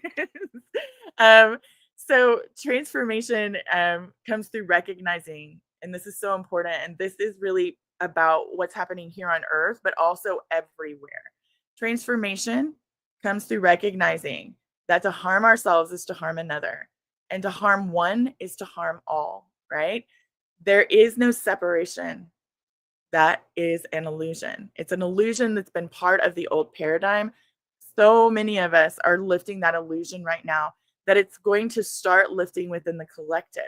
And it's really right now is about bringing everything into wholeness. There is a wholeness that exists within each of us and our collective always.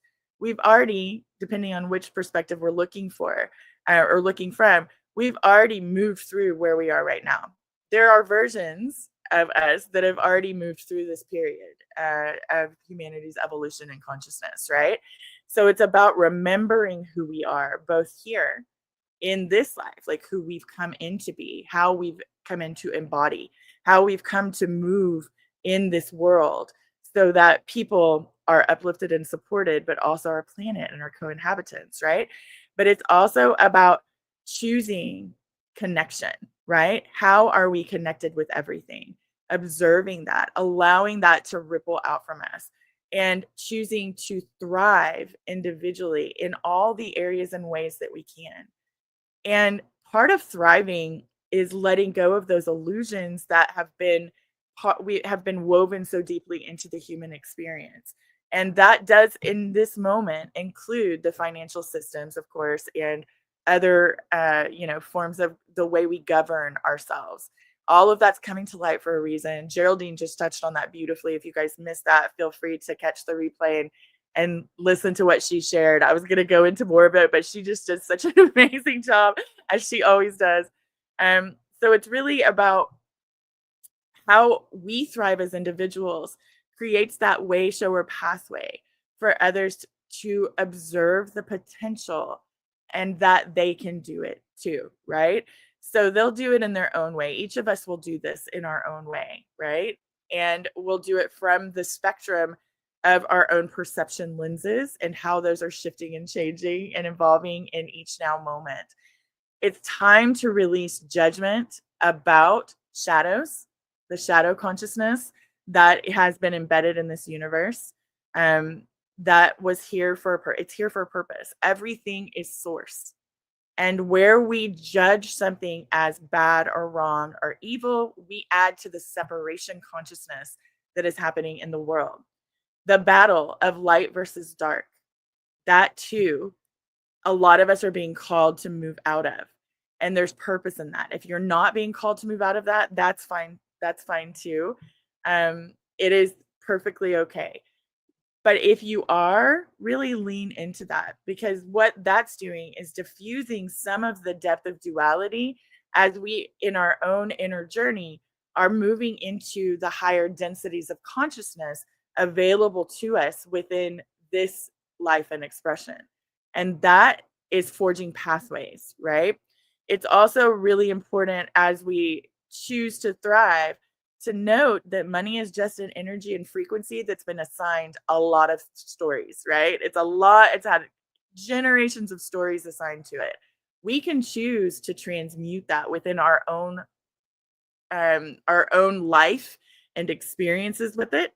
We can choose to heal all of the trauma associated with it in all of the ancestral heritages and lineages that are associated with all of our lives and expressions. Not just this one, right? Let it ripple out from the 0 point into the unity field, right? We can choose to allow ourselves, and a lot of us in the spiritual communities, the consciousness community, as I like to call it, we are being called into more of that. We are being called into bringing different frequencies from the push, push, push, go, go, go. And we are being called into not hoarding, not the greed aspect, but moving differently with the flow of money and financial abundance and even aligned affluence within our lives. No competition, no judgment. There's always enough for everyone. No lack, no limitation, no scarcity with it. It is always being provided for us at every moment. And there is nothing that is being taken from another person. There's no need to compete for anything. These frequencies are being sort of infused into the collective through this what's the word I'm looking for, team? Through this, it's like I'll just say pathway because I'm not getting the word. The word's escaping me. But they're being infused into the collective, and that too will adjust the balance of power that we have all been experiencing with people that are called elite. Elitism is old paradigm. There's no more room for that with what we're moving into within our own individual journeys and our beautiful collective. Our planet is on the upswing back to her origin point within dimension and density. So as we are joining her for this, there are shifts that are always going to have to be made, right? Because we've done, most of us, not everyone, we've done as much as we want. Luna's up here moving my mouse around. Sorry, guys. we've done as much as we have desired with the old paradigms. There are some that are still playing in them, and that's okay too. That is, again, their journey. When we start to really observe the differences of collective timelines that we're on, we're also going to be observing neutrally that distance that grows between those people that are really choosing to sort of embed within their shadows. And that distance isn't really anything to judge, right? It's just a matter of being on such a different frequency wavelength, but they're still receiving from us, and they can choose whatever is going to be aligned for them. And their high self will, of course, make that happen, right? And we've all been the baby bird booted out of the nest, right? So it's less about judging again, and it's more about what frequency are we actually bringing into the world. So yeah, this is the infinite potential and possibilities through remembering our galactic, cosmic, ethereal nature. That multi-dimensional us, right? Multi-universal us. So many people, as they start to expand, are really getting more in touch with those simultaneous lives and expressions of their soul. These beings share a soul stream with us. We are of the same soul. We are fractalized from them. And it is perfectly normal. It's so exciting when that starts to happen. And that too is a part of the shift within density of consciousness. Because as we start to connect and communicate with our beautiful galactic, cosmic, and ethereal lives and expressions, that's when we really start to understand why we've chosen to come to Earth at this time in this life, what our specializations and masteries are from these other lives and expressions, but also the true multidimensional nature that we are. We'll start to expand more and more and more. And what my team is saying is it's really important for most of us, and all of us, I would say, to really ground and anchor that information, that knowledge, that light within ourselves and into this human expression, because we are here to live as humans. We are here to have the human experience, but also to remember who we are from such a beautiful vastness that we've come from, of knowledge and wisdom and information, into this beautiful, almost limited expression that has such a fullness in so many other ways, right? We have this beautiful ability to experience such highs and lows within the depths of duality in the human earth experience. And also in this moment, in this year, bring it back into the wholeness, right? So recognizing that all is one and one is all. And I think that's it for me, Neil. I think I might have been too short, but if you are really wanting to tap in with your galactic, cosmic, and ethereal lives and expressions, oh, I can hear you, Neil, I think, or somebody's muted, unmuted. If you're ready to explore your starseed walk-in hybrid nature by connecting with your galactic, cosmic, and ethereal lives and expressions, I see a typo on there.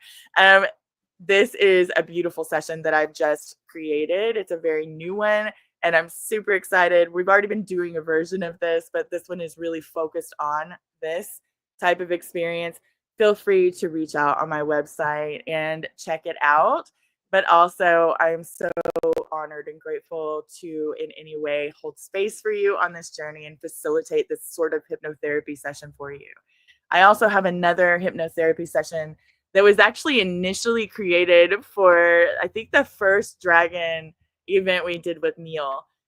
So if you are still feeling that dragon connection, which will still flow in, the dragons are not going anywhere. I also have that one available. And yeah, just connect with me. Really, I have a lot of starseed mentoring as well, where I do a lot of channeling. So just check out my website, and I am happy to answer any emails if anyone has any questions. And then, of course, feel free to join the private community that I've founded, Ascension Catalyst. We are really connecting in there and helping each other expand into what our missions and purposes are. We're moving out into the world, but we're also really supporting each other through the amazing, but also intense experiences in this world. So all of our multidimensional experiences, our contact experiences, but also like the really intense things that are happening in the everyday life moments with other people, and really just anchoring the beautiful galactic, cosmic, ethereal frequencies into this world. So I think this is it, Neil. Yep, this Beautiful. is it for me. Let me see if I can. Yeah, go ahead and stop the screen share. Yeah, amazing. And just gotta second that real quick. That the dragons are here to stay. They're not Yeah. leaving because we're moving into the snake energy. They're back and they're Yeah. gonna stay for sure. And so, but Bridget, thank you so much for that presentation. Such a beautiful presentation, and it went very deep. I took some notes for this as well. Mm. And the galactic, you started out by saying the galactic and cosmic frequencies occurred during the planetary alignment this January. So we've been having up levels in this whole year so far, Mhm. and it ties into also what Geraldine's saying is that this is bringing things up to the surface for all of us, and Yes. we're having a potential to literally shed. Like that's what it is. I'm realizing that even more just by listening to everyone today, that we're shedding the old, right?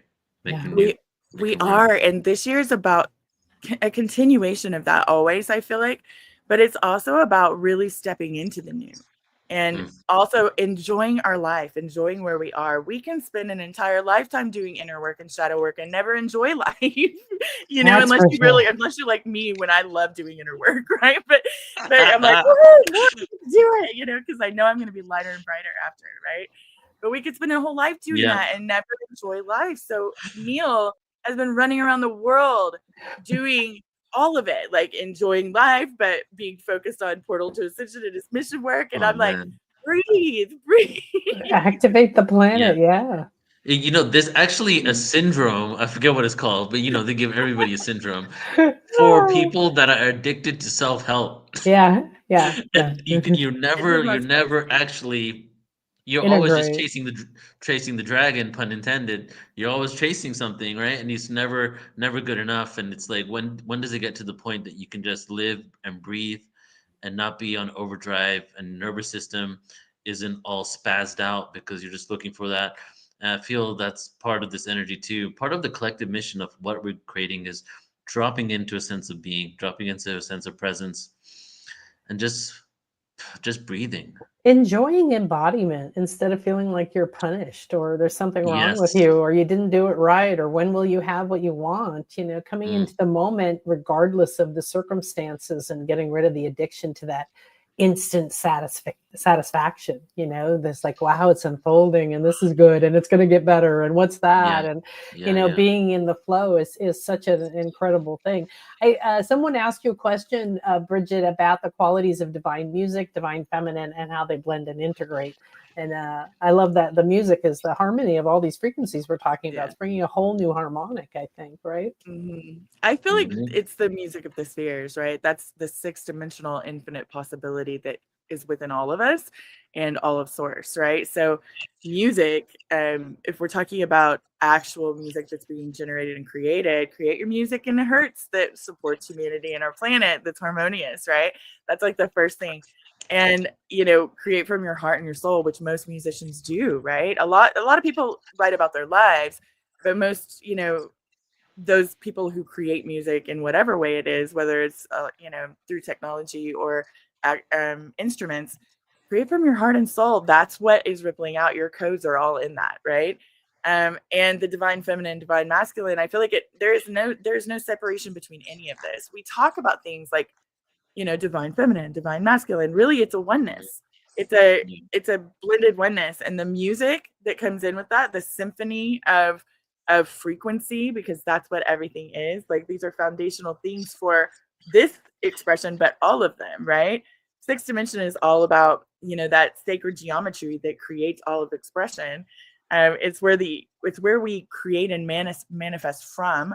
We can also view from a higher perspective of our consciousness the timelines from fourth all the way up, right? So we can see further into what we're building here. And we do that. I think that's where a lot of deja vu comes from, honestly, Yeah. is that we've already checked into something and then we're like, oh, what do I do? And you get that feeling like, I need to change this now. Or you get that feeling of, I don't know what to do, But I feel like yeah, I just feel like it's all one. It's all one, and it's what we choose to embody that really just ripples out from us, and we are all of it are anyway, all the time, right? It's just we Yeah. have these stories and these programs that we've created within the human collective that tell us that it's other than, and we're here to change that. Any of you watching this, you're here to change it. Right, and you know what And you you are. often share about us not really seeing that as a bad thing, right? Is the fact that once we became duality, you know, even though we all came into the oneness, once we became duality, if we really knew the oneness, we wouldn't have experienced duality fully. And now that we've had that sense of separation, it was so much easier for us, kind of like Truman in the Truman Show. If he knew in the beginning that he was in this show, none of those other people would have been entertained watching Exactly. him, you know. And so, like I say, we're actors on the stage that forgot we're acting. Yeah, But yeah, now we're remembering that we're the actors, screenwriters, directors, script writers, and all this.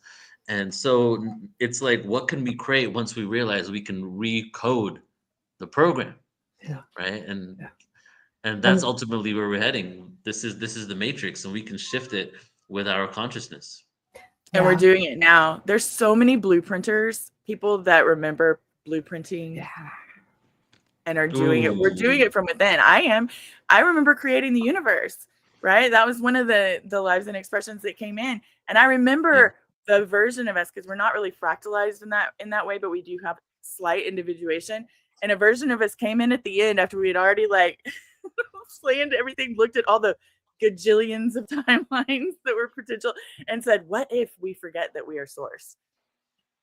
right. That brought in the shadow consciousness, and then the shadow consciousness almost ended this collective experience before it even got before it was even fully created. We had to pause everything and nerf it because it was so good at its job, right? So there's this thing that it's like everything is battling against everything else, but really it's not. It's just there for expression. We feel that way because we see such injustice and things like that. Our human hearts, you know, we feel that deep compassion and rage and all of these things about what's happening in the world, but it's all purposeful for the journey.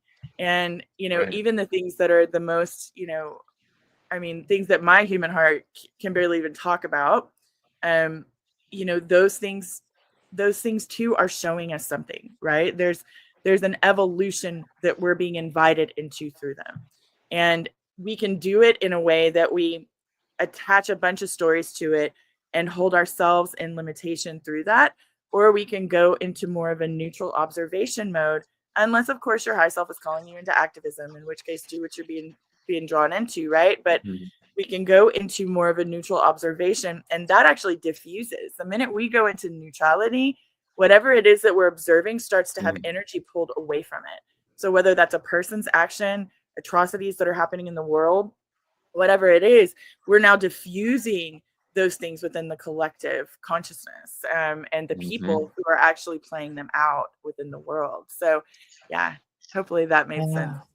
Well, the best thing is that shedding your perspective that it means anything bad, seeing people as victims instead of sovereign beings who came to do something, and then keeping the light, keeping your energy towards where you're growing, then we're growing the light, right? And we're not adding to the drama and the story that's unfolding over there that's dying. I mean, after, you know, both of these wonderful presentations, it's very clear this is going on multidimensionally, all the way down to your DNA, all the way out Yeah. to the universe. This is shedding everything. And we've been at the unity consciousness since 2012. And we're just finally coming back to realize that. So it's Mm. incredible. And this is what the mystery schools were about, how to ascend with your body Mm. instead of saying, my body is bad, I'm leaving it behind, right? Becoming Mm-hmm. whole, the above and the below, becoming one. So I love that, wonderful. Non.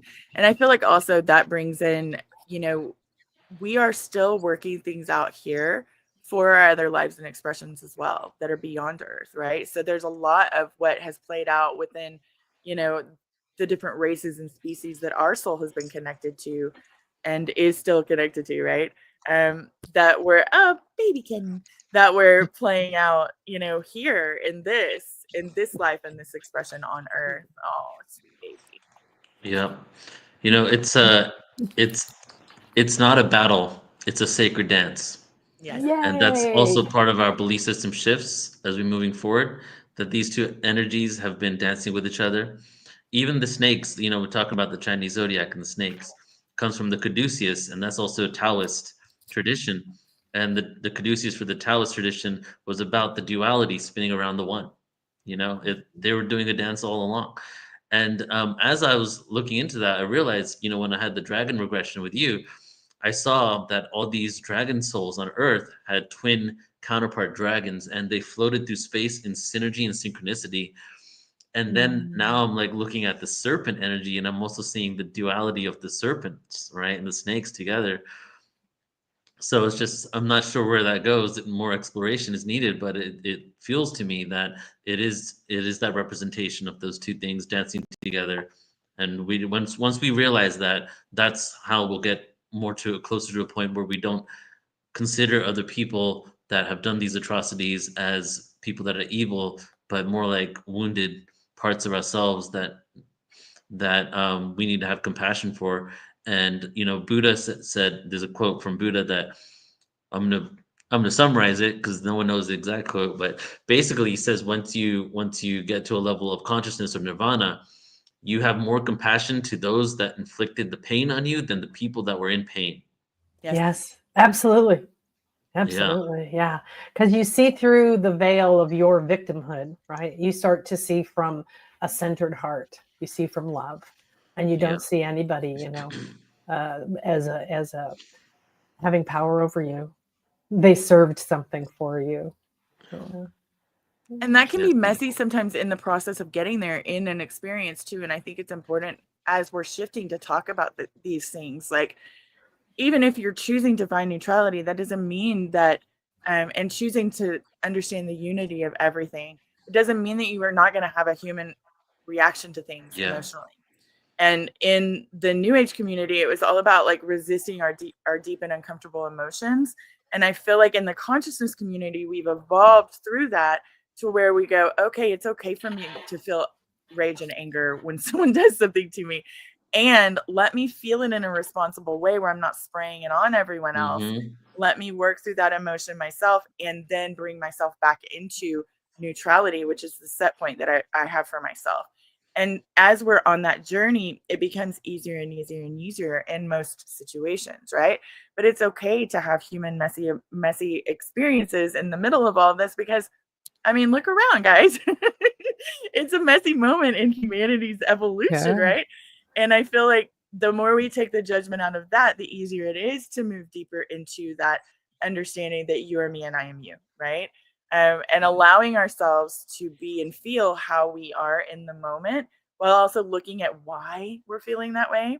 What is this an indication of? Why do I feel the injustice of this situation? Is there something that's already happened in my history, her story, their story, that is bringing in this sort of story and reaction? Um, what is it, right? So I feel like that inner work is important just as much as, recognizing, okay, this is my goal. This is what I'm choosing to embody because I know I've come here to be this and do this in the world.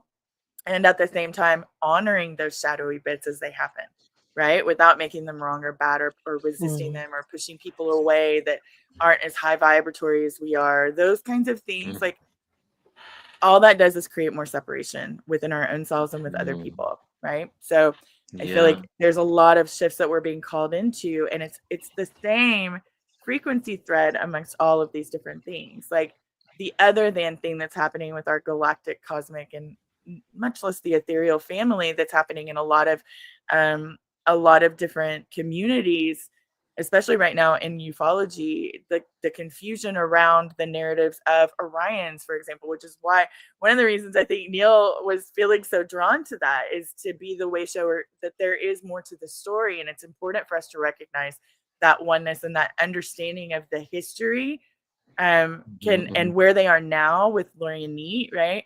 It's really important to bring that in to give a fuller picture. And then we have, beautiful, beautiful people like Adam, who's bringing in the reason the Draconians have been on a rampage for forever, right?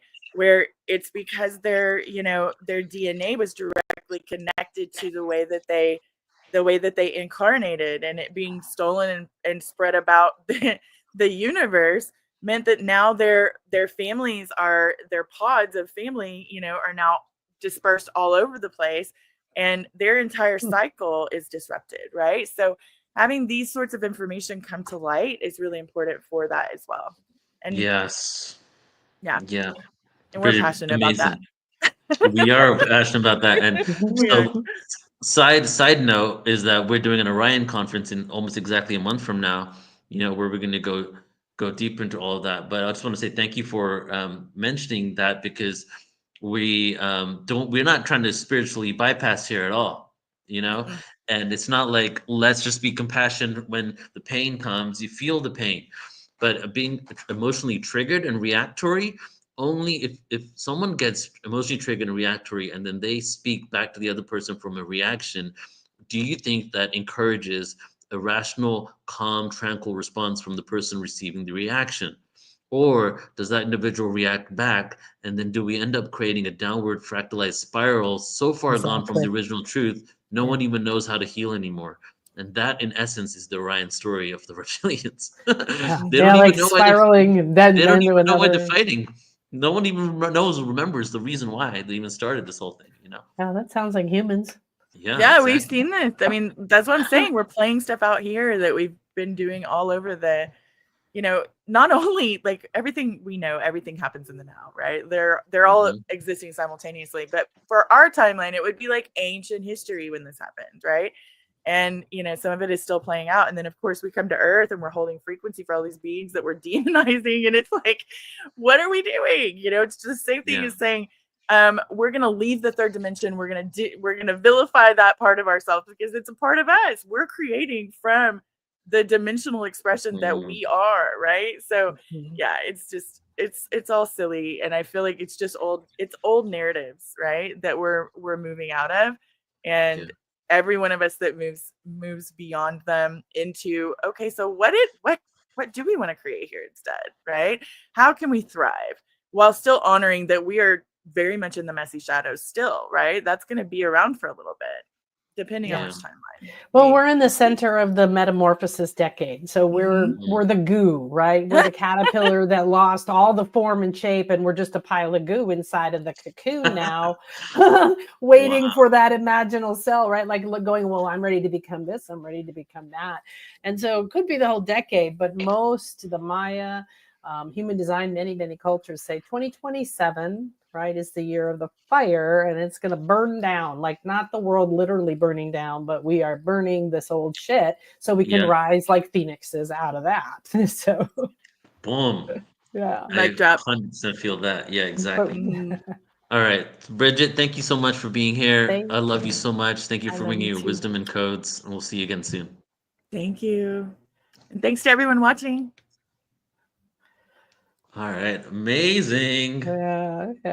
Feels Wonderful. good. We've Feels had good. some great information and awareness today, and Amazing. it's interesting because I really didn't know what direction we're going to go, except for the fact that we wanted to do this event, Yeah. and just everything that's coming out is just so validating.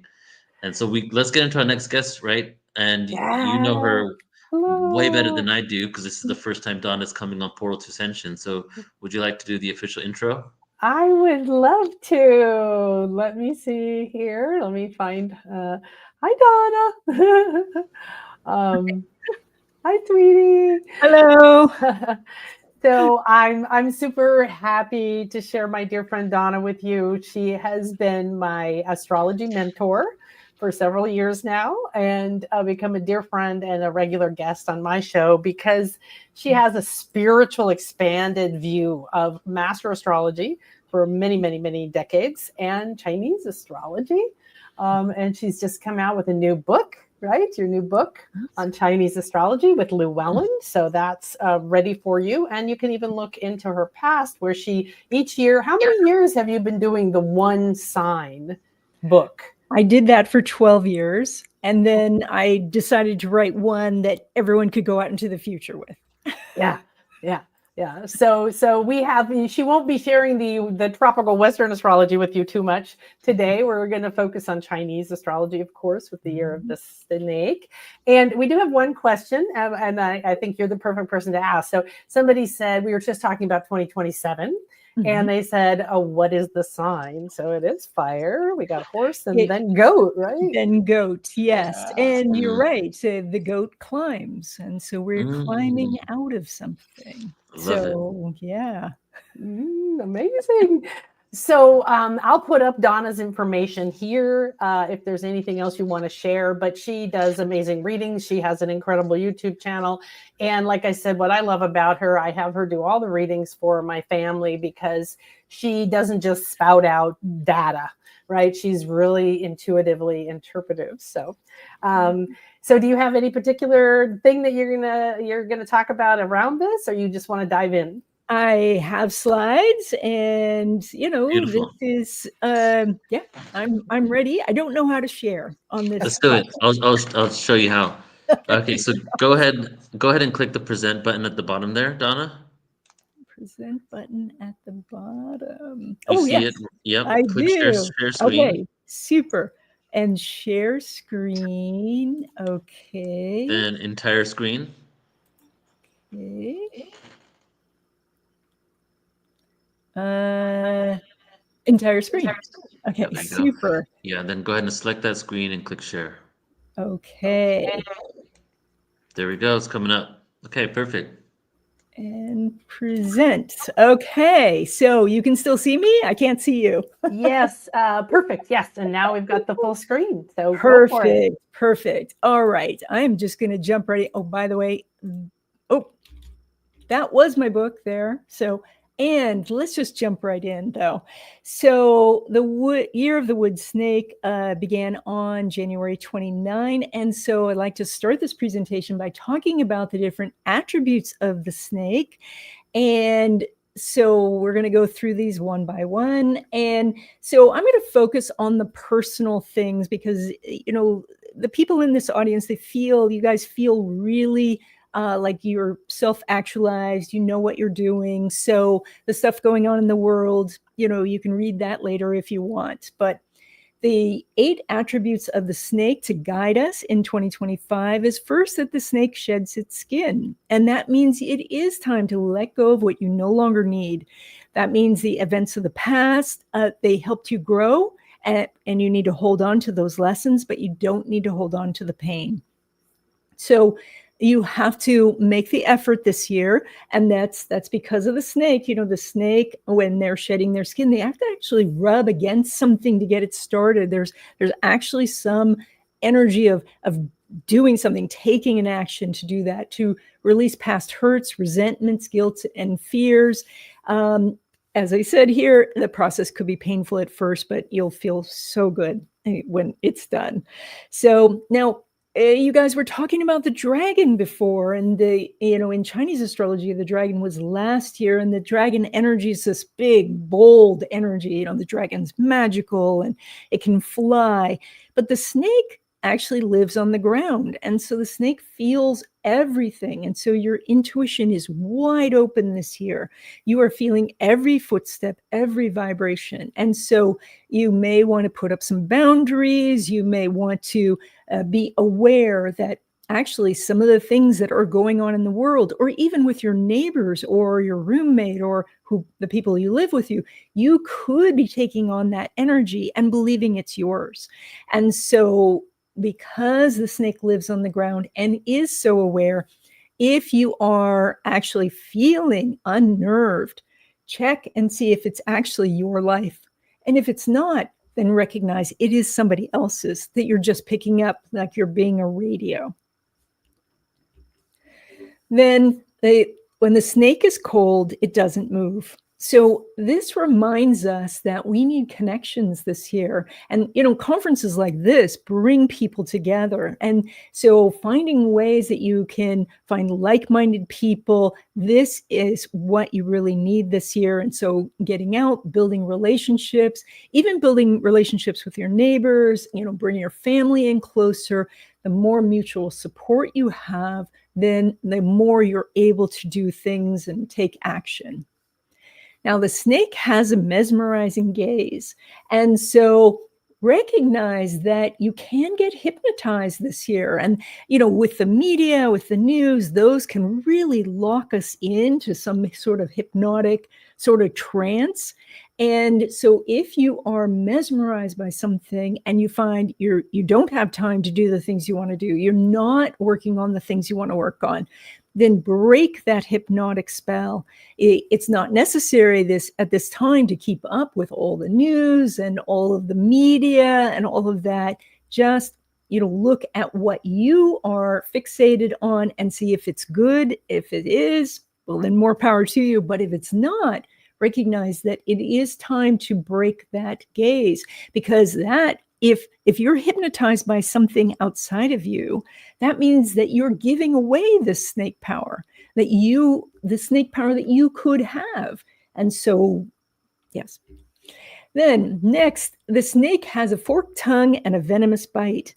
We do have to be aware that other people may be in a different consciousness. And so people might make promises that they don't keep. You want to watch for instances where words don't match actions. And so, and of course, in this day and age, be careful what you click on. It may not be what you see, what is as it seems. But the most important part of this is to examine your own beliefs and to it's not the ones that we're questioning that are the issue. It's the ones that we don't question, the beliefs that we just swallow whole. We don't want to do that this time. We want to make sure that we are checking what it is that we're believing, what we're following. Then the snake is flexible. So now the snake has the ability to wrap itself around anything. And so that reminds us to be flexible. The world's changing. It's changing really rapidly. And for some people, that's scary. But the world has always changed. You've already been through so many different changes. And so you've adapted in the past. You're going to adapt in the future.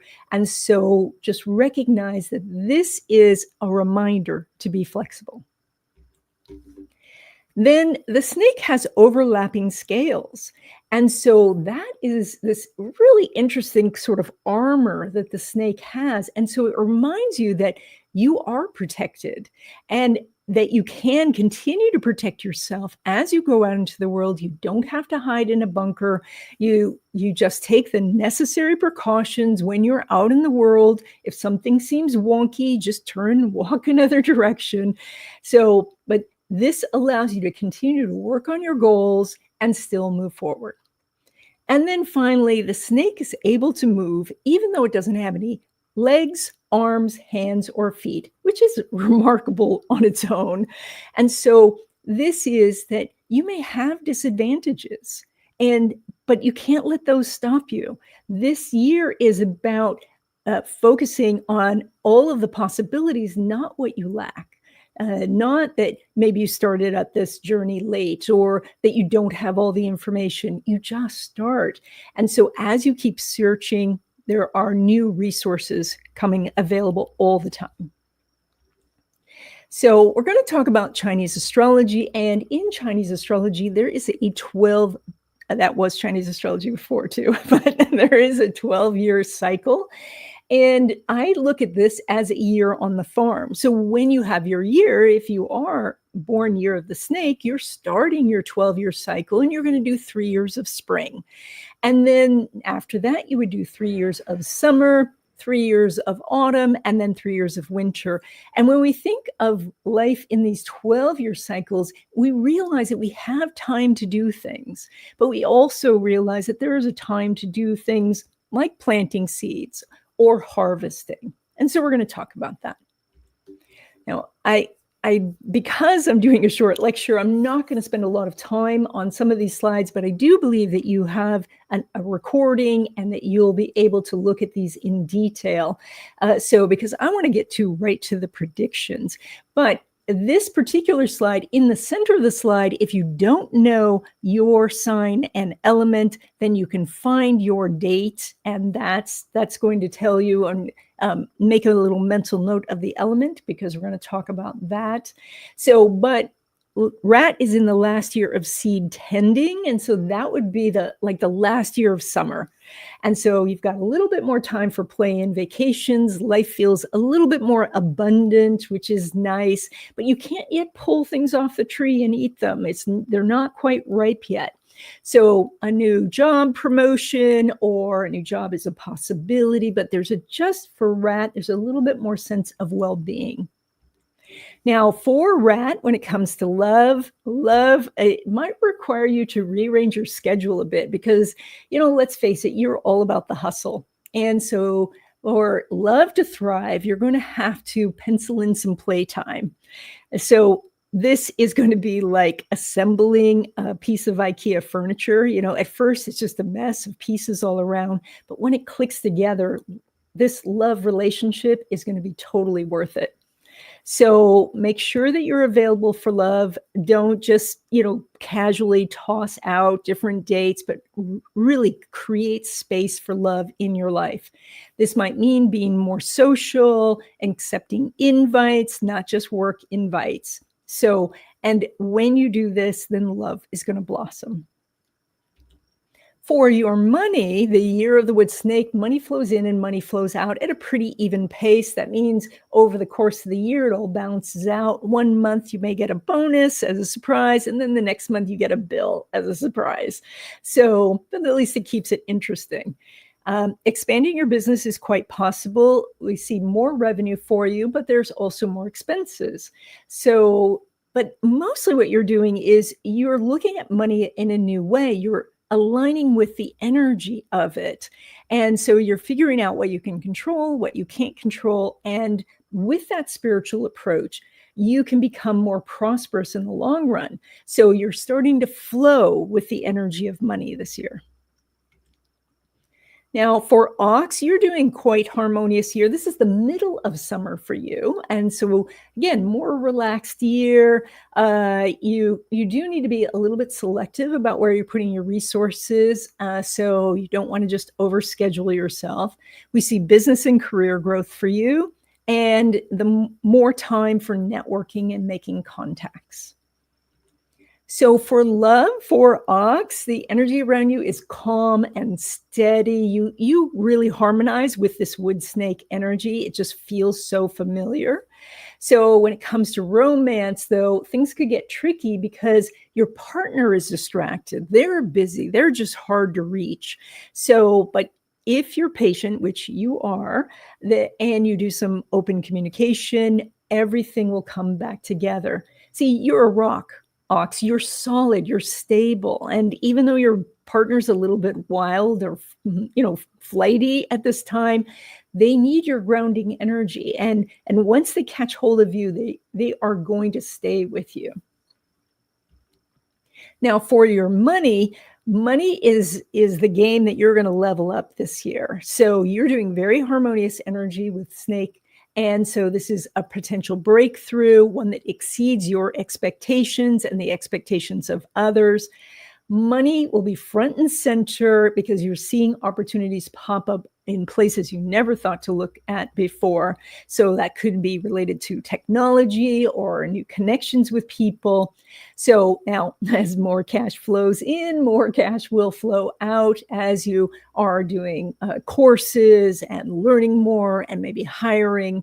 And so you're going to find yourself spending on education, technology, and some essential purchases that are just upping your lifestyle.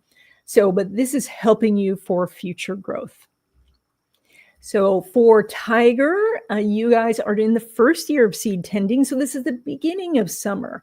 And so now we got little, plants popping up everywhere. And it's very necessary for you to protect all of these plants from, pests and things like that. So that's all of the things that you have started to work on over the last few years.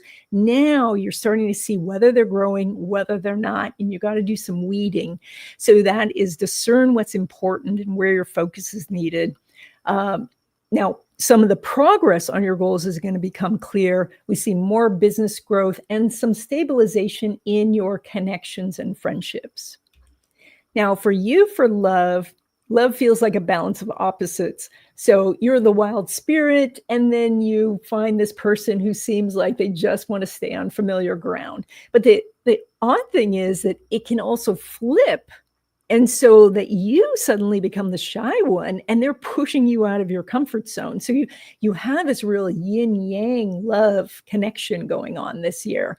And so that keeps you on your toes, which is really good. But I think you're just going to dance through this and find that you do find some harmony where one of you is leading and then the other one is leading. When it comes to your money, your bank account is getting some serious attention from you because you're actively hunting money opportunities, and this is for an important reason. And this is in line with this nature of the tiger. It's time to go hunting. And so this is that you have a bigger mission, that maybe you want financial stability, maybe you want to pay off all your debt, maybe you're looking to buy a house or some other big ticket item. And so this sense of purpose is driving you forward. And so you're not chasing money, you're on the prowl for money, and you're going to find it. So for Rabbit, this is your last year of seed planting. So now it's the end of spring. And so that means you've been making a lot of changes for the last couple of years. You're very used to making changes. So you may have some sort of new job opportunity that's related to your current job. You're getting a little bit more established in routines. You know, there's little sprouts happening on the farm. So you're seeing the signs of success and what might work and what maybe is actually a weed and it has to be pulled. So you can have some casual connections get more serious during this time. So for love, your love life gets deep, really deep. So you have these really intense conversations about the mysteries of the universe and your grand plans and how you really feel about each other. And these kind of talks are really strengthening your ability to connect and have a real deep and meaningful love relationship.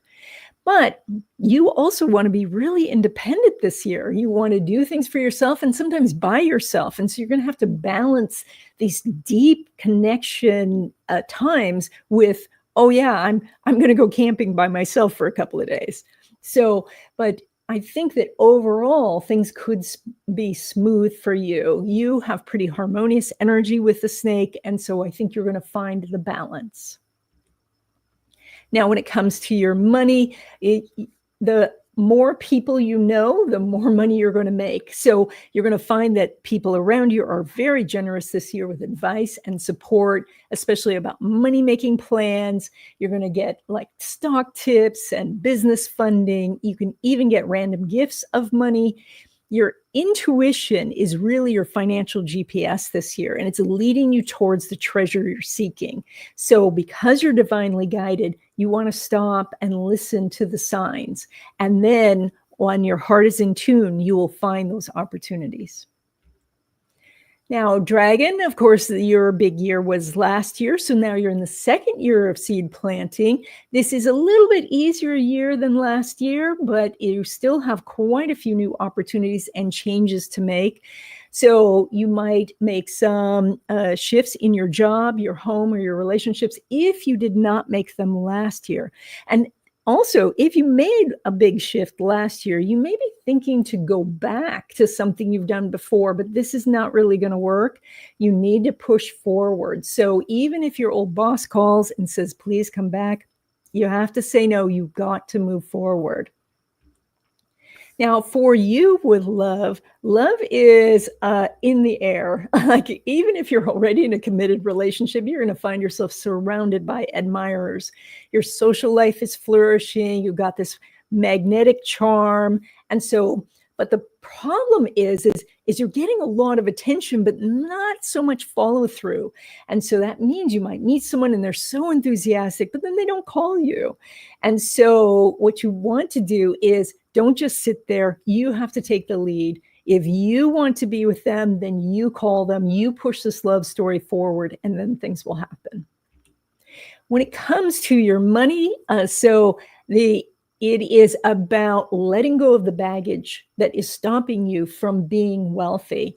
So this year, release any financial blocks, insecurities, and doubts. Don't just think outside of the box, break out of the box. So now this might be investing, building passive income sources. This is where you have this fresh outlook and fresh ideas about all of these things. So I think that you could stumble on the key that unlocks a whole new realm of possibilities for you. And so money will be working for you. Okay, finally, snake. So this is your year. And so this is that you are an experienced farmer and you've just been dropped on a piece of property. And the property is beautiful, but there's nothing growing there. And you have a bag of seeds and you got to get planting. The more seeds you plant, the bigger your harvest will be in a few years. So that means do new things. So this is a very busy year ahead. New friends, new connections. You may actually change jobs. You may get a new home. You may get a new relationship. You get to direct this. Make as many changes as possible. Try a new toothpaste. Do everything new. And then the harvest will be huge. When it comes to love is a fresh start in every possible way. That means a chance to meet new people. But if you're already in a relationship, you can have a new beginning with your partner. So now you are super sensitive this year. So you're going to pick up on your partner's nervous energy. But be mindful that sometimes you're thinking they're restless, but you're the one who's restless. So always be aware that, yes, you may be picking up their energy, but their energy may be mirroring yours. And then whenever there's trouble, you'll smooth things out in no time. You're flexible and you are planting this beautiful garden. So I think it's going to flourish. Now, when it comes to your money, opportunities for wealth are practically falling from the sky. The catch is that you are going to be pulled in so many different directions that you could be easily swayed by friends or influencers, and then things could get pricey. That means someone may ask you to invest in their business or buy their expensive course or things like that. The key to real success here is understanding first your goals and then put all of this information and knowledge that is coming at you in alignment with that.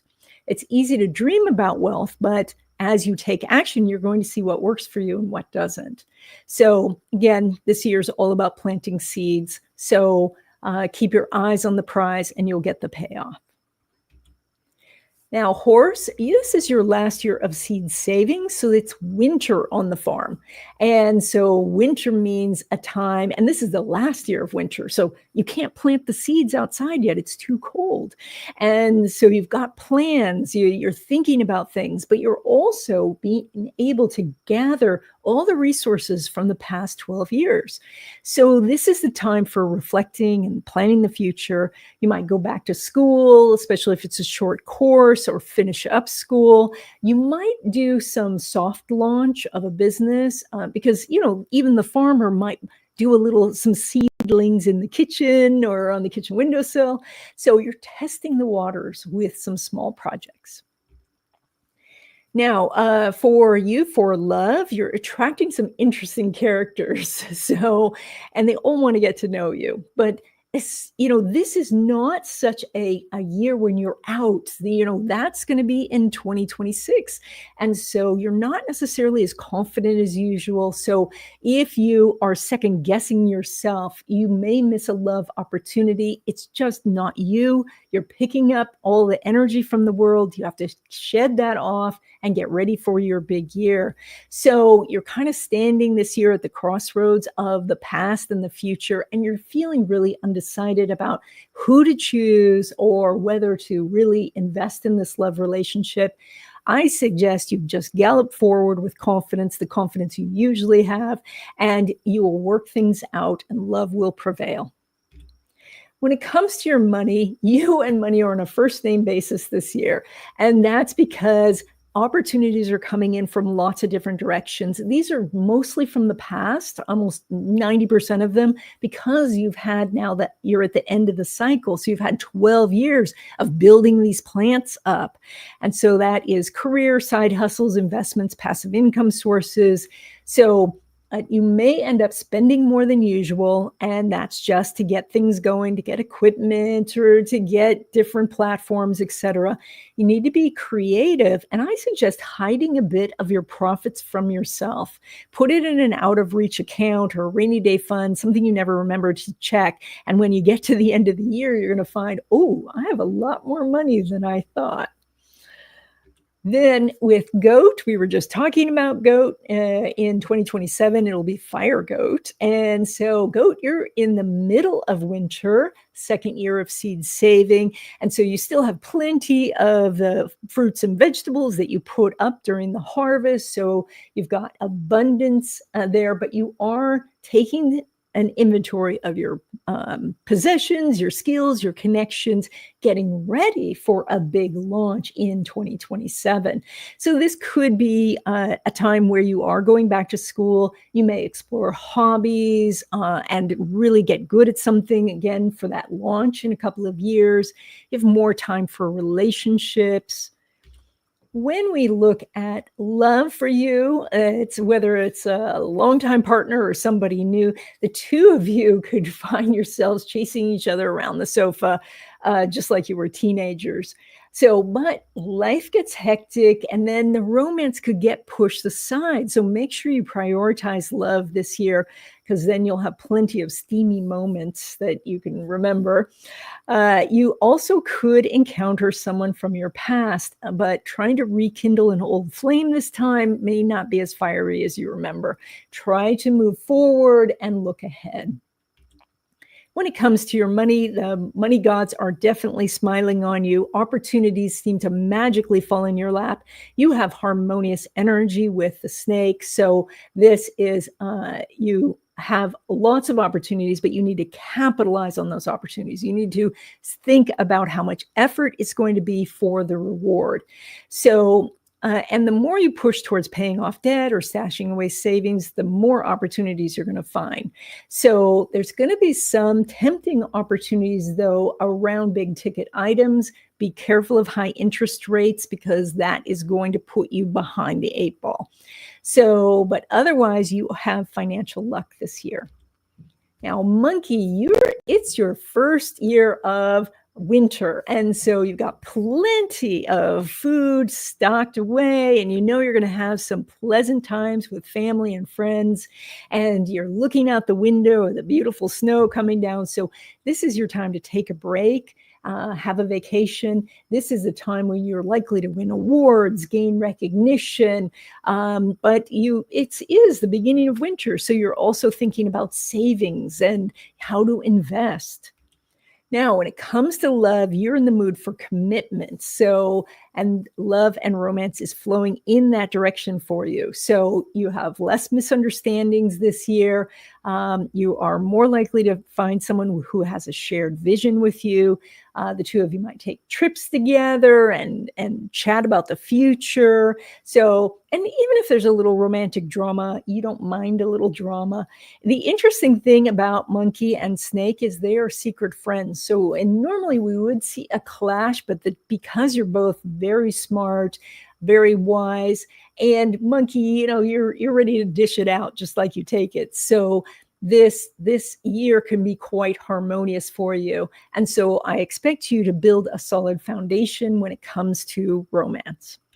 When it comes to your money, you're on a serious money-making mission. Business, investments, passive income sources are all calling your name.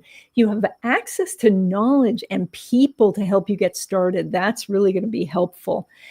So you can go from zero to profit making really quickly. So, but you have to remember also, to build something really substantial, it's going to take some patience. So you want to build a solid financial foundation step by step. And so keep that in mind as you try to swing into the next thing. So, Rooster, you're in the last year of harvest. And so that's still a busy time, but success now comes much more easily. You have very harmonious energy with the snake. And so you understand business and you understand managing. And so you're in high demand this year. You're very popular. This is the year that if you've been on the track to get married, have a child, buy a house, this is the year that this could happen. Now, for your love, your relationship is going from solid to even better. So you've got a lot of mutual support happening with your partner.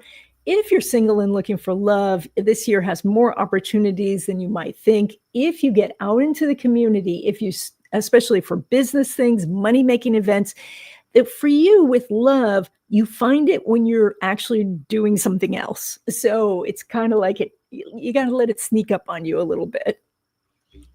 When it comes to your money, you have this buffet of opportunities and you're at the front of the line. So it looks like you are laser focused on making money, saving it, and protecting it like it's a treasure chest. So before you start diving in, though, to any agreement or any contracts, take a deep breath.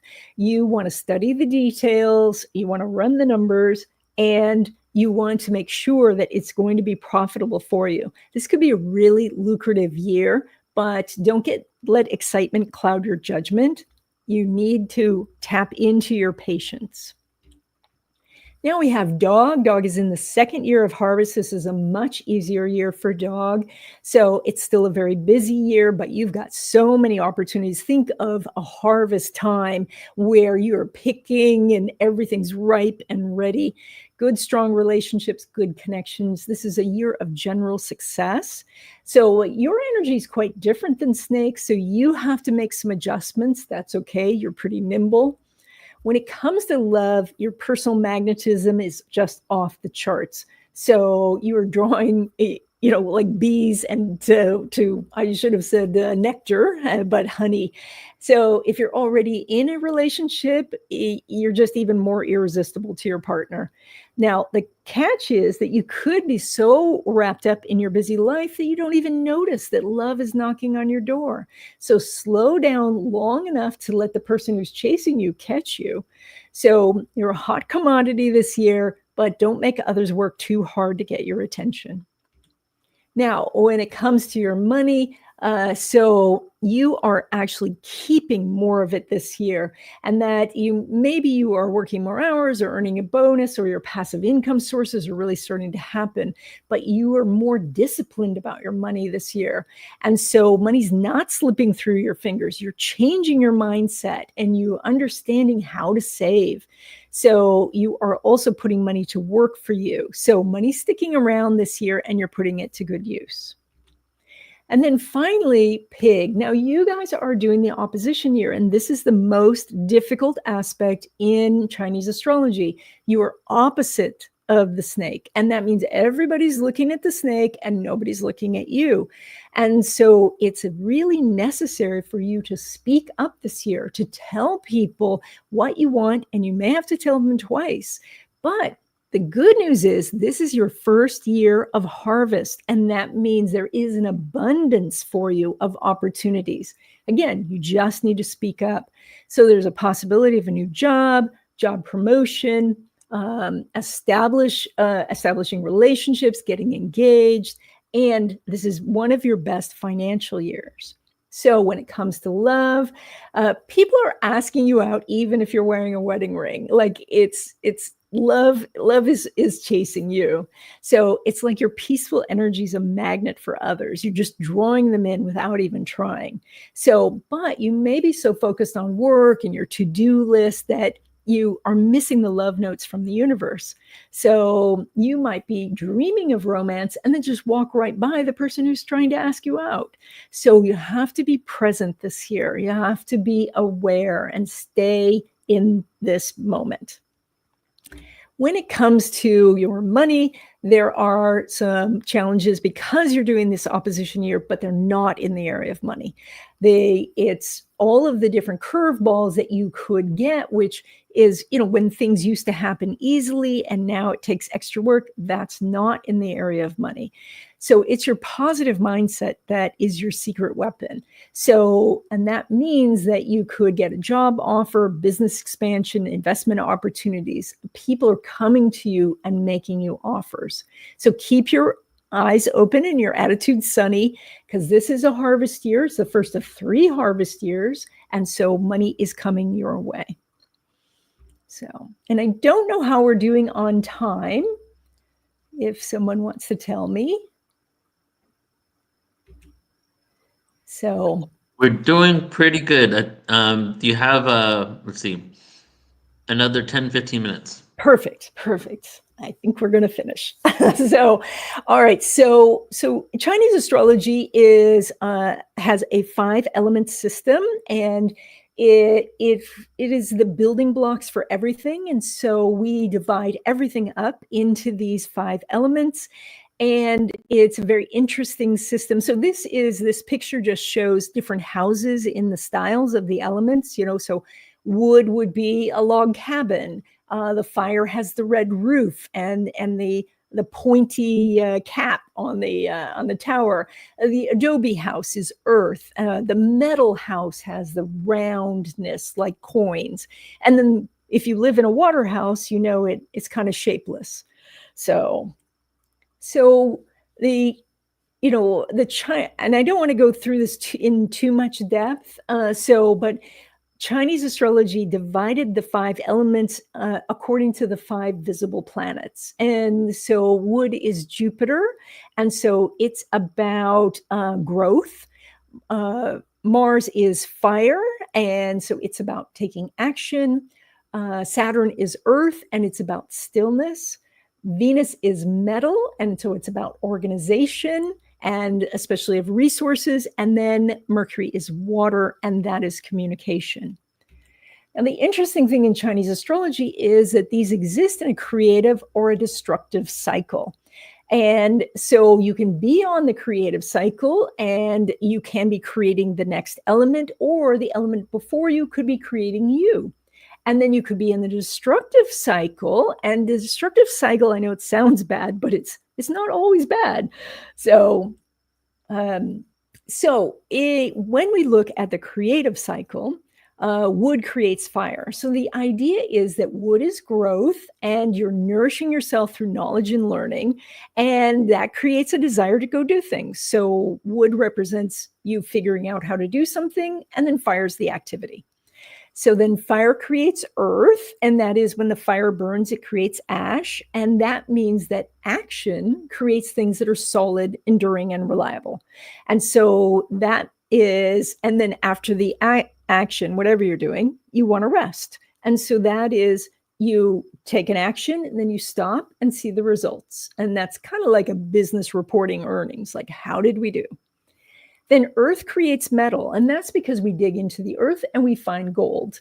And so solid, reliable things produce resources. And so that includes money. So that means that these, whatever stable process that the earth has created through that stillness produces the profits we get from metal. And then these profits need to be accounted for and distributed. So then metal creates water. So if we take something made of metal, we put it outside in the cold, condensation forms around it because it's actually pulling water from the air. So we say that metal creates water.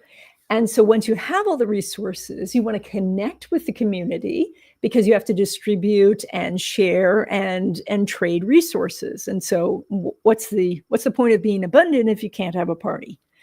And then water feeds wood because when we pour water on the ground, trees grow. And so all these connections that you have, they give you new ideas.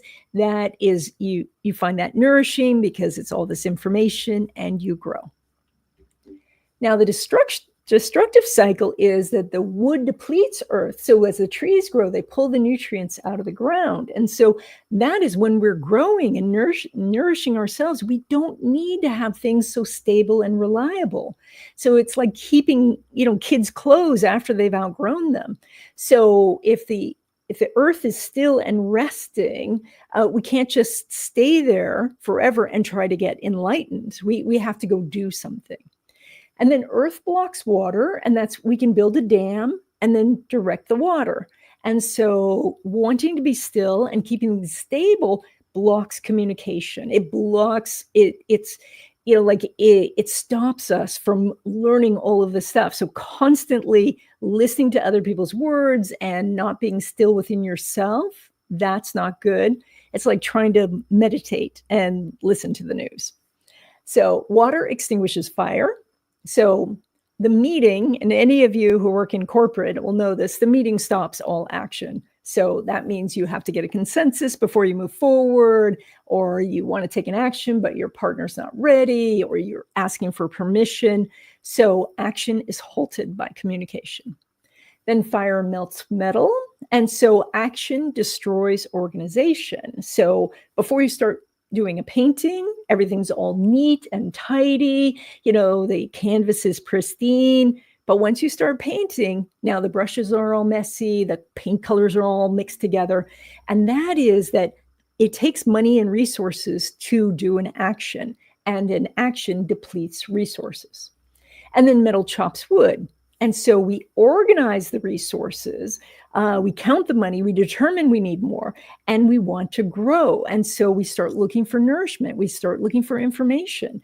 But we're only going to take what's valuable to us. That means we don't have to cut down the whole tree just to have a few apples.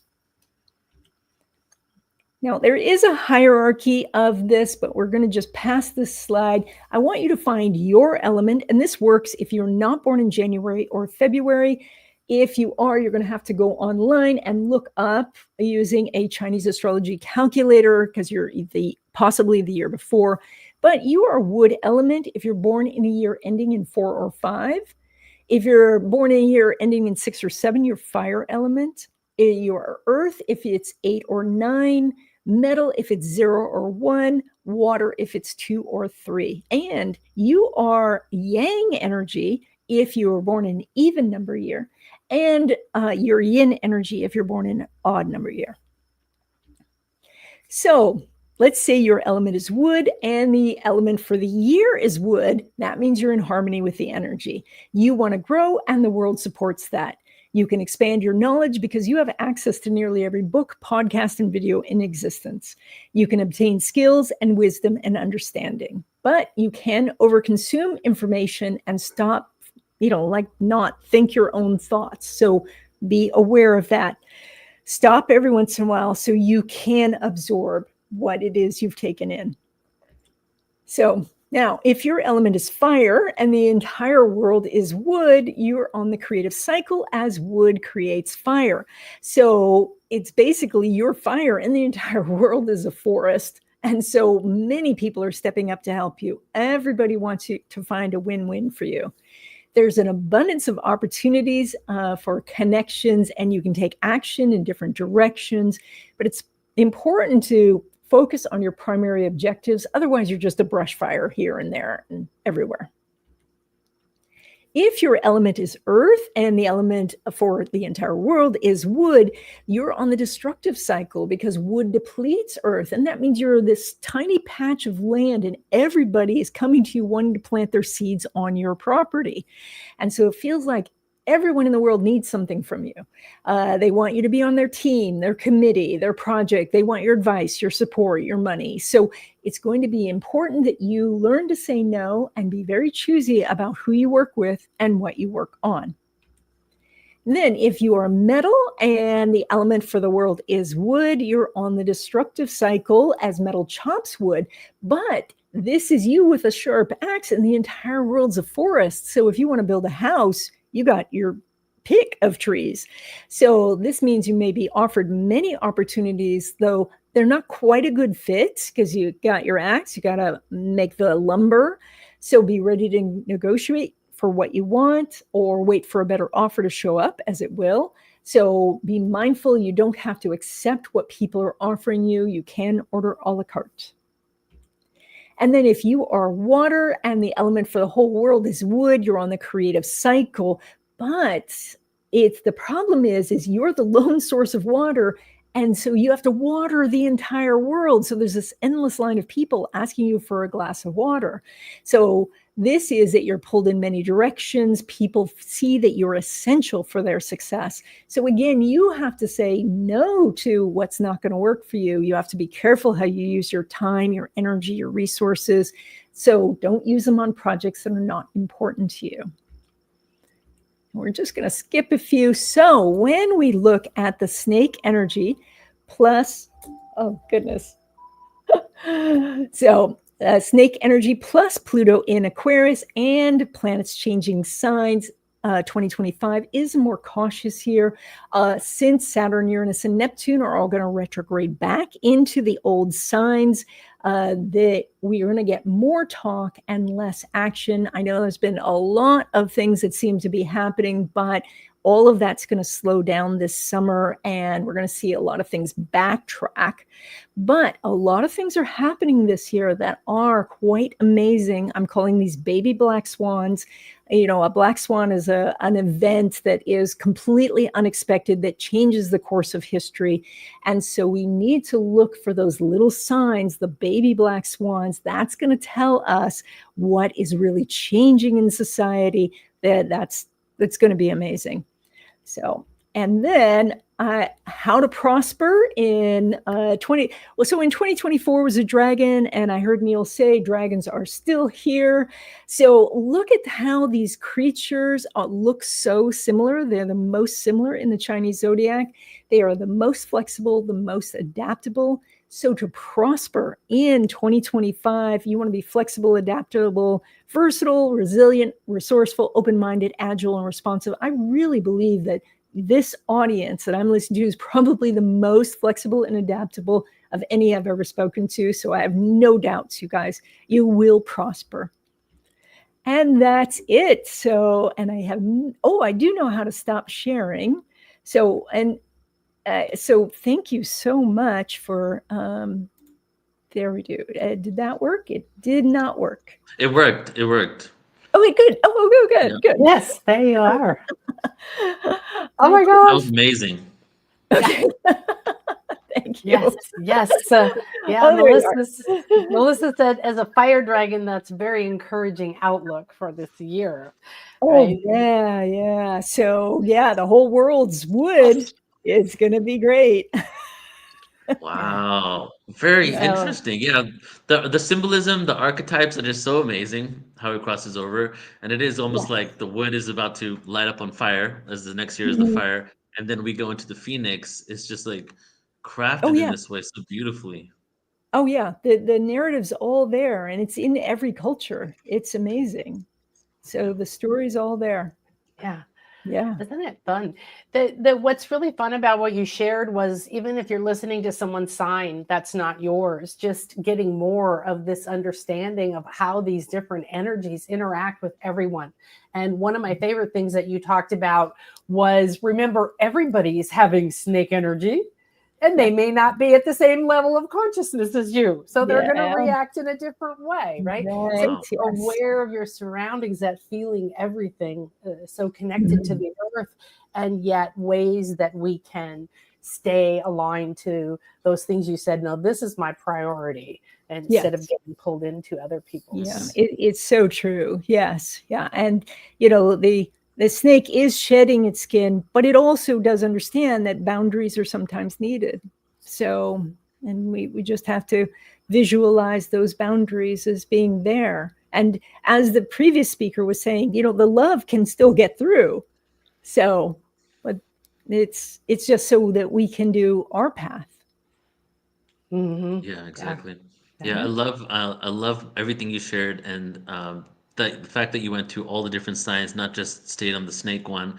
And it just made me realize, like, wow, we spend so much time on Western astrology and a little bit of time on Vedic astrology, but that's pretty much it, right? Mhm. True. when it comes to Chinese astrology, no one really does a deep dive on it and looks at all the attributes.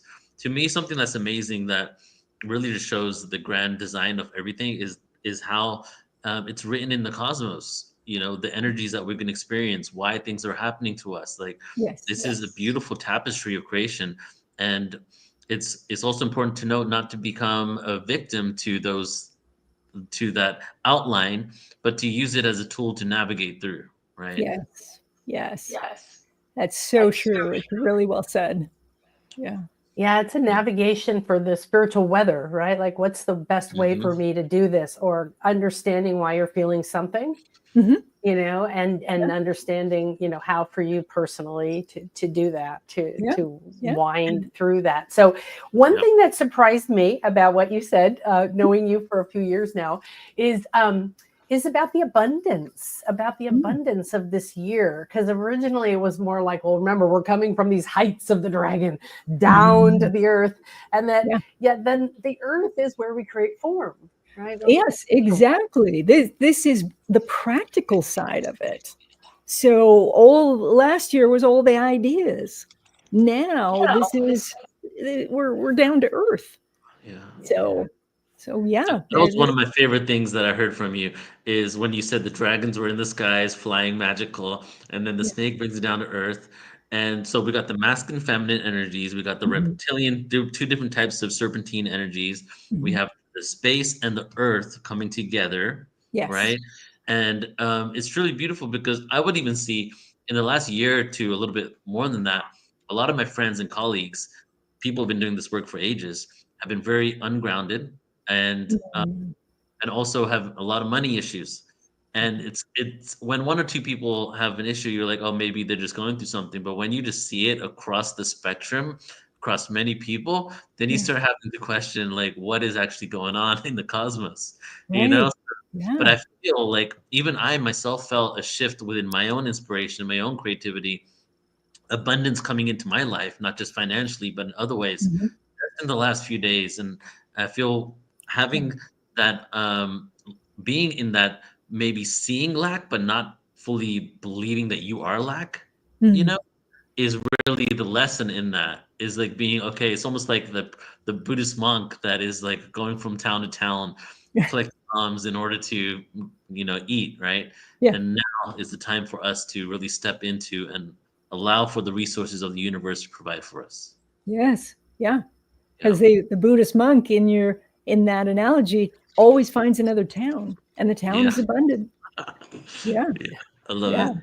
And he's trusting, right? He's flowing. He's not having to grasp. He's not having to hoard.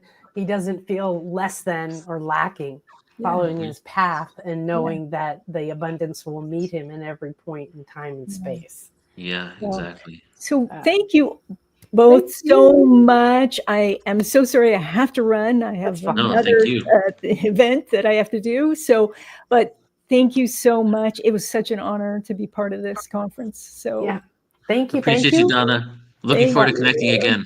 Take care. Right, bye-bye. Bye. Take care. Yeah. So make sure you take advantage of all of these amazing women that have come on so far, right? Yeah. And what they do. You know, I mentor with Donna, so I do lessons. I did about a year and a half, I think, of weekly, and now it's sort of as I want deeper information on something, but also like for your birthday, but the start of this year. You know, you heard what she said generically about something, but imagine the kind of it. To me, it's so powerful, the guidance that you get through these kinds of people who have insights. Wonderful. Yeah, definitely wonderful. Thank you for bringing her on.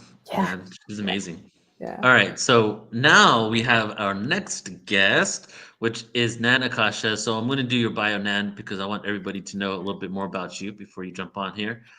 And so you might have seen Nan a couple times at Portal Ascension, but I would say in the last year, maybe a little over, our friendship has been growing, and I consider her a dear friend, somebody I truly love, and I'm inspired by. Nan was at our Portal to Ascension Glastonbury conference last year. Next year, she's going to be in Glastonbury with us in 2026. She's going to be on a Mediterranean cruise. And just the amount of depth, and I would just say the the radical authenticity that Nan brings when she speaks about this information. She really brings, I would say, the esoteric realm down to earth as well, which I truly appreciate, on really practical tools and how we can make shifts in our lives. So a little bit about Nan from her official bio, so you get to know her. And I want to do this for you guys because many of you probably have not been introduced to Nan before. So if not, this is the official introduction. So Akasha has an uncanny ability to see right to the core of your challenge, according to her clients. A 7-time #1 best-selling author and popular speaker, Akasha is like Abraham Hicks on steroids, founder of the Mayan Dolphin Magic Retreats, Intuition, Awakening, and Light Body Healing. She's a 35-year master energy healer, spiritual teacher, shamanic visionary, animal and dolphin communicator, and seer, and has created over 200 online programs. She combines decades of study with master healers, shamans, indigenous healers, and mystery schools with dozens of certification in vibratory medicine, with 3 decades of healing and powerful soul awakening session courses, manifesting spiritual growth. An award-winning businesswoman, Nan and her soulmate Chris live on the Emerald Coast in the Yucatan while their twin girls are at college. And she also, they might be out of college by now. And she also not only lives in the Yucatan, puts on retreats around the world to Greece and to the Mayan lands of Yucatan. And one of the connections, I would say the first connection we really had was a joint love for that area and the Mayan people. So I know for sure we've probably had some past lives there, you know. Oh, yes. Nan, I love you so much, and I'm just so happy Oh, to be doing this with you. thank you, sweetie. I love you too very much. Yes, so this is the magical day, and one of the things that Neil and I said we had is this passion for the Mayan, the magic, the wisdom, the softness, the heart, the truth, and everything that's been buried for so long. So I'm going to share some different ancient references to the snake, but I'm really going to go deep on that one. Okay, go for it. Okay, so let's see. We can do this. Yes, please. There we go. Okay. Whoops. Hang on. Let me go back here. I have some prophecies. So oh, that was the wrong button. We'll do that again. So I've been here 9.5 years in the Mayan land. And when I was first called here, I did not think I was here to stay. I was on my way to Thailand. And so 9.5 years later, I own a home on the beach.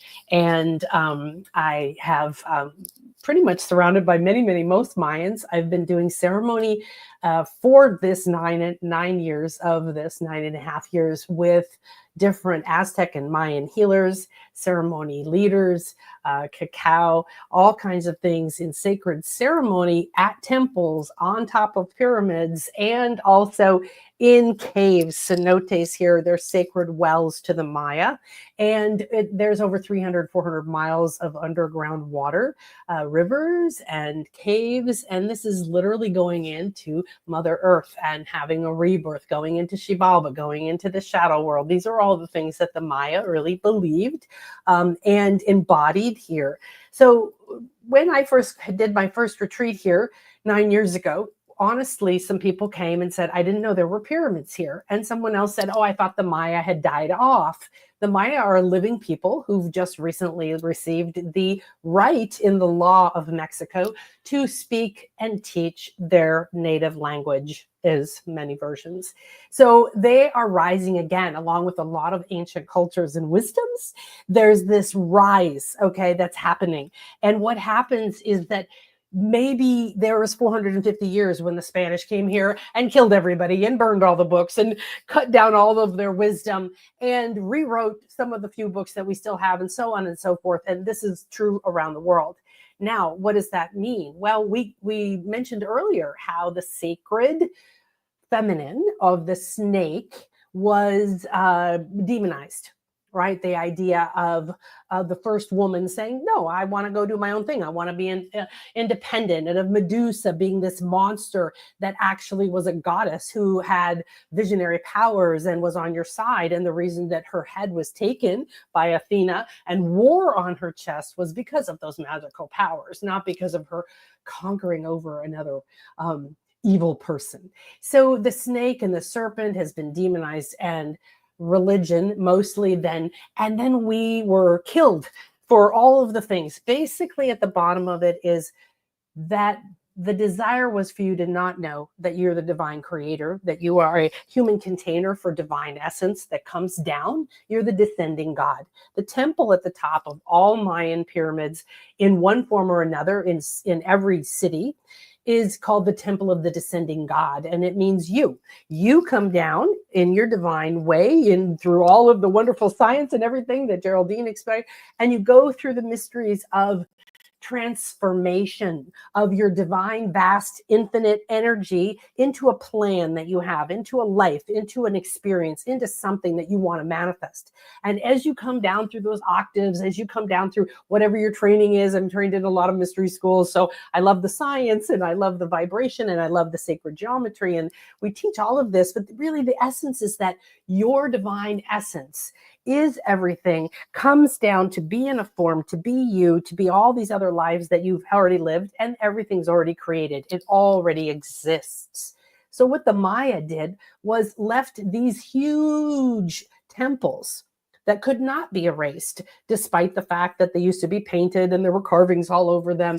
And we lost a lot of that. Now, suddenly, over the last few decades, someone finds a Mayan text in Germany and someone finds one somewhere else. And so this is literally the rising of the wisdom, the sacred feminine coming to balance the caduceus, right? To balance us back into being the creator, to getting into our body in a balanced way. We've been living in survival. We've been living in a world that has required us to be constantly hiding who we are, because we've been all told, if you let your kundalini rise, if you express yourself authentically, if you create magnificent things, if you're happy, you're in danger of being criticized, beheaded, outcast, or something else, right? So what this is when you go to these sites, and we go to them, and we're going to be there at the pyramids in the equinox, at both this one as the solar serpent comes down. It was one of the solar initiations of the priestesses and priests who learned the sacred magic of the Maya. And it comes down as the descending God, as the descending you. That's the representative, and they have it right there in stone. So when you go there, if all time exists, you're standing there where all the ancestors who have ever done this sacred ritual, who have ever seen this, who have ever had their initiation into the next level of their soul embodiment to walk in two worlds, because that's one of the beauty of the Maya, is they walked in two worlds at once. They knew they were human, they knew where they were divine, and they went about watching the stars and knowing that we're all a reflection of the sky. That's why the temples are all built. So if you're interested in coming, we are going to this temple, which is called Sibyl Sheltun, and this is an actual picture I took. This is the solar initiation on the equinox. It rises through that temple, hits you in the third eye, and your life will never be the same, I can promise you. And we were able to do it 7 times because you move forward. And that's the sunrise initiation. And then in the afternoon, we will be at the pyramid I'm going to show you more of now. Now, after that, I'm doing a vibrational healing, energy healing with dolphins, if you would like to learn that as well. Oh, and that's my YouTube channel. You just go /joyfulnan. So this is that sacred serpent is the ancient wisdom of ascension. That means we descended to become form, but we are not trapped and we are not victims, and we do not have to be on a wheel of karma. And we have played out all of these options, and we have the ability to now embody something that says, I choose. And so everything everyone's just talked about, right? The dragon energy coming into a form that has the fluidity, that has the ability to rebirth itself. It's why all the ancients thought, this is an incredible being. They watched it rip its own skin off, but fully formed underneath in a pull pattern. And in Maya culture, which was one of the most advanced calendars, advanced science, astronomy, magic, mysteries, everything, and all from unconditional love, and all from equality of the priests and the priestesses were separate and equal, and they had all of their own autonomy and sovereignty to learn and to do, and then they would do things together. So it was a perfect idea before influences from the outside, to have that balance we're talking about of the masculine, the feminine, the divine, and the physical. This is what we can embody when we go here, because one of the things that I love, I've known this, but I actually had a Maya elder tell me this, is that you know that the ancients, when they did these ceremonies, and as time went on, they stuffed information into the stones, okay, of the pyramids. So imagine that you're standing here, right? And the vibrations coming out of the earth, because all temples and everywhere and churches and everything all around the world are built on very, very powerful earth energies, different kinds. Some take things out, some open portals. These are stargates, these are star seats, these are consciousness portals. Every aspect of that is true. They're a reflection of the stars in the sky, just the way that Orion's belt is known to be the Great Pyramids. There's all of the other planets are represented even there and here. And so they considered Kukulkan, who's the divine serpent, Venus as the morning star, the guide. Okay, so you can imagine that these stones were stuffed full of information, and you're standing there and you're fluid, you're timeless, and you're in ritual with me, and you're watching this happen, and you've been doing all these things. Imagine right now on the equinox, balanced energies. They built this, and they have lunar settings and things that happen and solar things. It's not the only thing, but they built this so perfectly aligned, sacred geometrically, to all the different portals and energies we're talking about, to remind us who we are, to continuously say, you rebirth. Now, this happens twice a year, but it's most known for the March one because Kukulkan, the sacred solar serpent god, the god that brought what? Life force, brings the sun, right? Brings renewal, brings resurrection, brings the water. So here in the jungles, we live in a dry jungle. And when the rains come in the spring, it says he's brought back the water. What? To purify, to heal, to create possibility for growth and life, and so on and so forth. So you're there, you're receiving information from the earth energies, from all of the ancestors that are around you in the stones, and then this initiation happens. So what happens is you go down, I'm looking for, hang on, we'll come back to this in a second. You come down the pyramid, you're watching it, okay? But this is what happens. As the sun starts to set, this line of light comes along here. And I only have a couple of pictures from an old video that I had. So, but this is, and it starts to grow and it gets bigger. So it's the light serpent. They considered all masters, the jaguar god Balaam, the snake god Kukulkan or Quetzalcoatl to the Aztecs, masters of light. These are masters of light, and Kukulkan specifically, the sacred serpent, represented unconditional love. And this is what ends up happening. They have the carved snake heads at the bottom of the stairs. And earlier you saw the pyramid behind me, and you saw there's one snake coming down either side of the stairs, and they both have that. Now, you only get this light effect in one area of the pyramid. However, why are there two? Because of everything we've been talking about, balancing the kundalini, the masculine, the feminine, the above, the below, your belief in your multidimensionality and your humanity. You are both. So eventually it does look like this, right? And right leads right to that amazing head. And then it slowly goes away. All right. So when we look into Mayan understanding of the cosmos, it came from Atlantis. Now, they were seated way before Atlantis, but the cultures that we have access to are all Atlantean technology, spiritual technology, and understanding. Okay. Then the sacred serpent on this peninsula is called the Ahaukan. It is a specific rattlesnake that only exists here in the Yucatan jungle, and that all of the Mayan culture was taken from the symbol on the back. Okay, it's movement and measure. It told them the perfect, it told them math, it told them science, it told them how to calculate the stars. They prophesized this moment that we're in, and they prophesized out beyond anything. They have multiple calendars, not just a lunar and a solar, right? And so this is technology and alchemy technology, because everything was about alchemy. I'm so glad this was brought up earlier, because this isn't about becoming good enough.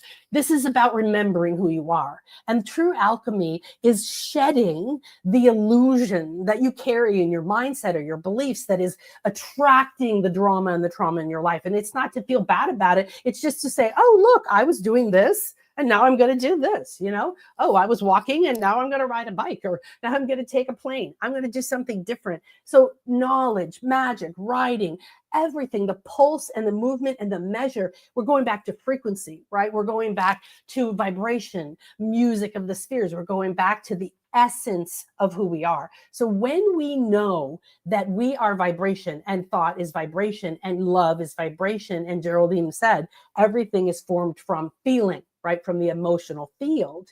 Then what does it mean to be renewed and have the waters brought back in the spring, right? It's that descent again, coming back, being reborn in the cycle. Because the Ouroboros, I don't think I found my one of it, but the circle, that's the snake eating its tail. It's called the Ouroboros. It's a sacred mystery school symbol that says this is the circle of life, that you go around and you come back. And so the serpent goes up and down. You follow the serpent up and down, up and down.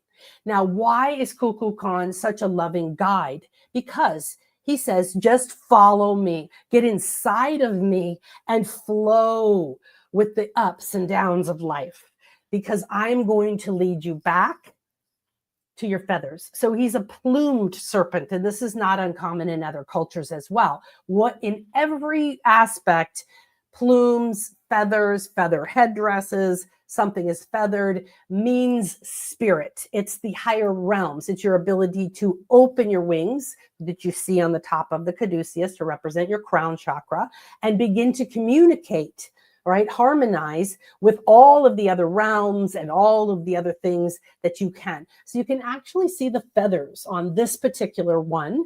They're all over the site. There's a serpent heads at the bottom of many, many stairs.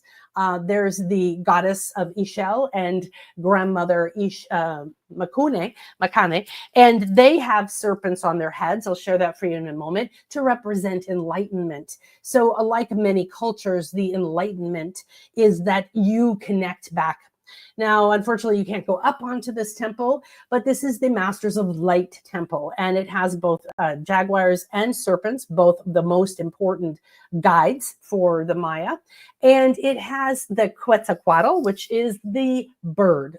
And so when you say Kukulkan, Kukul means bird in Mayan, Kan is snake.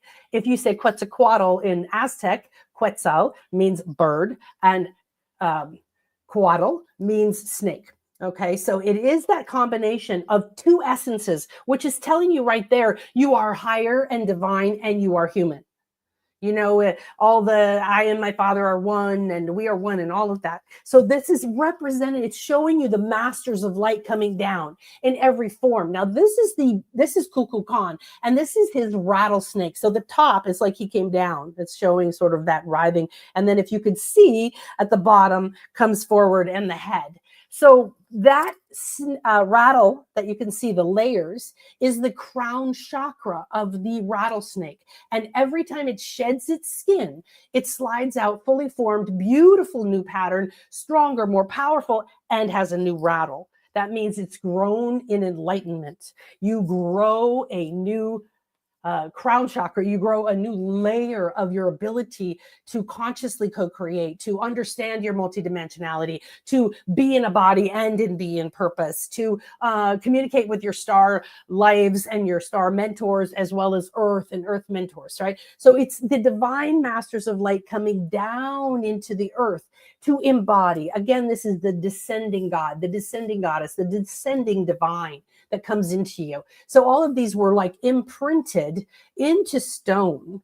All right. In order for you to have the ability to see and to sense that this is what you are and remember what you are. Now, all of these places, they were spiritual centers for consciousness raising. They had absolutely nothing to do with tombs or castles. So regardless of what country you go to, don't believe anybody when they tell you this was the tomb of somebody. If they found a dead body in it, it was put in there, by later generations of people. Okay. These are all spiritual places that were spiritual centers that people went to only for their spiritual sense or their awakenings, right? So Kukulkan, this is one of the carved symbols of the ancient Maya for Kukulkan. And one of the misinterpretations that happened when the Spanish came over with their Christian attitude that everybody else was wrong, but serpents are evil and demons. They saw serpents carved all over everything, and they saw symbols like this, which is the human coming out of the mouth because you've just risen back up that temple of light and gone through layer after wave of consciousness, and you've learned and you've been reincarnated, and now you've reached the top of the pyramid, this state of unity where you can reunite to your God self. And that's when you emerge. And that's the unconditional love of this divine master, is that you will do nothing but surrender and be in the flow. Just move through, shed. Okay, move through, shed. It's all there for you. You do not have to struggle. But you see that the Spanish saw the man coming out of the snake and said, demons are eating people and these people are horrible. Now, whatever the reason, we don't care. We're not blaming anybody anymore because we've arrived at the point where we are remembering within our DNA, we're waking this up and waking your Kundalini, which is the 8 original cells in your sacral root. And it is where your body formed from. It holds your spiritual blueprint. It also lives in your 9th chakra, your interstellar gateway. When you have both of these start to awakening, the pattern of your divinity is what has to be realized. And we've had other speakers really touch on that a little bit, that you are light. You are becoming light. Give me a sec. So these are masters of light. What does that mean? It's like any culture. What's your favorite culture? Do you, I was trained for 16 years in the Celtic goddess world as a priestess and a priestess of Isis. I was a priestess of Athena and an oracle at Delphi, and many lives. And since I've been here, I've realized that of my Mayan calling, which I had no clue of until I arrived here. And yet, so, you can put the name or the dressing or the whatever you would like on any of this, but all the sacred cultures were passing on both a tangible way of tapping into the energies below in the earth, tapping into the energies above the stars, standing in the center of it. And I'm going to guide you through an embodiment process. That's what we're doing. Okay. I never know what we're doing. But Kukulkan just said, that's what we're going to do in a second. So I will guide you through that. So I explained like this is bird and snake. So you can see as you come up, and then the feathers. Now, a lot of the other meanings are that the spiritual realms, the divine and the human, the earth, you begin your journey and then you return back up. You go through your life like this up. These are called 9 waves of consciousness. They have 9 platforms. We've arrived at the top, the unity one, in 2012. We're still grasping that concept, but like everyone else said, the things are going to start going very fast. So don't wallow around in your pity anymore. Just invite Kukulkan to come with you. I've had 2 near-death experiences where I wasn't even aware at first, and then suddenly I was like, I heard the shh of the rattle next to me, and it was enormous, and he was doing this next to me while I was dying and coming back and dying and coming back and re-experiencing lifetimes. And then he would embody different things and we would go through other things. But most of all, I would hear shed. And I was literally shedding skin. And it's so take an opportunity to shed anything you want, right? What is it that you're ready to shed? It doesn't mean that you will be left with nothing. You are already fully formed underneath. You're going to realize the divinity you have, the power you have. You're going to allow those sides of your Kundalini, the masculine, feminine, to join. So we've been through the masculine year, and that's coming with us into this year. So yes, the dragons are here, and that is coming along as we go diving deep into the womb, the sacral, the earth, the creation of all. So You heal your heart because this is unconditional love. You surrender when you embody this, that you are being guided, that you are being surrounded with love, that you don't need to worry about anything. Just walk your path, be present, okay? He says that he, she, whatever, right? Receive. You've got to receive this love. And once you receive it, then you overflow, and then you're saturated, and then you're not desperate, and you're not grasping, and you're not wondering what to do, and you're not overthinking everything. You're not trying to make everything mean anything, and you release the past, and you accept, and you transcend, and you harmonize. And now you're bathed in this, and you're radiating this into the world. And that's what's reflecting back to you in your world.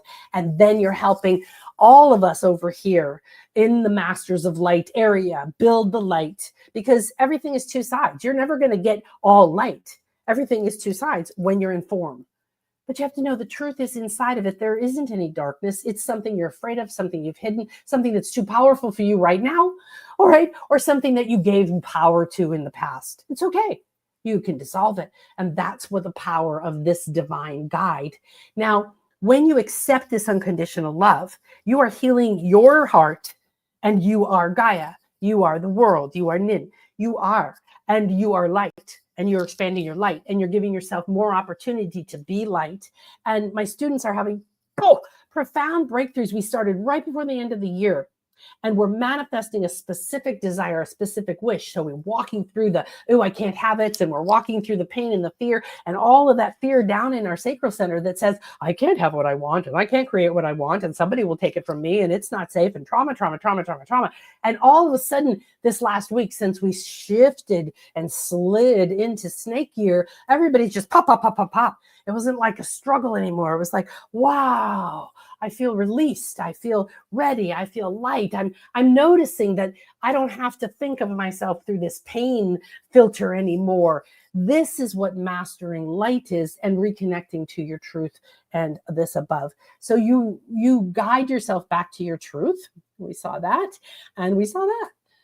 Okay, good. So I think I'm going to go back real quick, excuse me, to just a few other things, because I work with a lot of different ancient cultures and civilizations, and I commune and channel and astral travel and shamanic visionary and stuff. And it's just a different way of communicating with all these different cultures. And what I love is the connection that everything has, right? They're all talking the same thing. They're all saying the same thing. And a lot of rules got put around it. So I invite you to release your fear of the idea of a snake. Keep it if you're near a snake that might be poisonous. Don't go hugging a rattlesnake.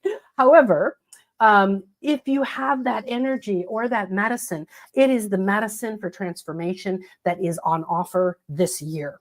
Okay, so in Egypt and Greece and in Hinduism, Buddhism and Native and Celtics, right, all around the world, we have very powerful snake guides. So quickly, here's a few. Right, everybody knows the symbol of the snake coming out. You see both the bird and the snake. So you notice they do the same thing in Egypt. There's the bird, that's the divine, and that's Nekbet, it's a goddess. And this is the symbol of Isis, the sacred serpent. You put them together and you get the uraeus, the serpent, and this. What does it mean? It means this person who's wearing this has connected above and below, is enlightened, has opened their crown, and they are channeling in the divine, the feather, the bird, and they are manifesting into reality the snake. Okay, this is rising or ascending. Uraeus, it's a protective, but it's that sign that you have awakened your inner eye, that you are creating. And Uret, which is the original word for it, means she who rises up, or she who rears up. Both of these are goddesses. So this is both divine energies. It doesn't matter gender-wise. This is a classic all-seeing eye that we've created for ourselves as an activation in the Light Body School. And I want to show it just to say, if you're familiar with the all-seeing eye, it is actually a representation of your brain. If you cut your brain in half and looked at it, this is exactly what it looks like. There's your pituitary, your pineal, your thalamus, your hypothalamus, your corpus callosum, and so on. Okay. What does this mean? This means that the spirit, the divine, okay, this feathered being, comes down, enters the back, enters through one of these glands. You process it, you awaken everything, and then out your third eye here comes Wachet, and Wachet is the name, another name for the all-seeing eye in Egypt. That is bringing divine wisdom, energy, medicine through you, and you as the creator deciding what you want and mixing those two together and projecting it out into the world. That is what you're here to do. In Greece, this is Asclepios. He was the god of healing, and this is his symbol, which you see on ambulances in America. Snakes everywhere. All of his healing daughters and wives were covered in snakes. This is Hygeia. And here, of course, is our classic caduceus, which is 8 original cells at the bottom. Okay, the masculine, the feminine, the Ida, the Pakala, awakened in a balanced way. All your chakras have to be balanced. They have to be clear. Otherwise, what? The female rises up to the heart, but the masculine gets stuck here and some leaks through, and then everybody's in trauma and stress and feels out of balance, right? So this is what it's meant to do. They both rise equal. They rise and they cross through each and every chakra. And at that crossing point, transformation. The Maya covered their pyramids in X's because it is the point of the crossing of the divine and the human. The divine, or the masculine, and the feminine, right? So they cross in every chakra. Now, interestingly, a lot of people don't know that where the snake's heads are is they pour in, they open their mouth and they pour all that divine energy that you're drawing up from your 8 original cells, that kundalini as it is awakening, as you cultivate it. There's a whole process that you do in light body school where you're drawing up that, and you can feel it and you draw it up consciously and you become the Ankh, okay? It pours into the third eye. And all that energy pours into the third eye and pours into the third eye and pours into the third eye until you build up enough resilience and strength in here. You awaken your third eye, your inner all-seeing eye, that poof, your pineal, that's what the ball at the top represents, your pineal gland opens its wings, and now your crown can connect. So everything that's been said about this is your intuition, this is connecting back to your divine, this is all of these things, 100% true, understood by all the ancients, encoded into symbols, encoded into teachings, encoded into universal laws, and definitely encoded into stone, right, for what we have to do. So now what did they say? They said do the embodiment. Okay. I think I'll stop that and just take a look and see, is there...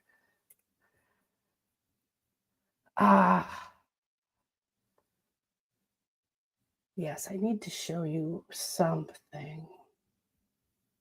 How about, yes, all right, I'm going to share again.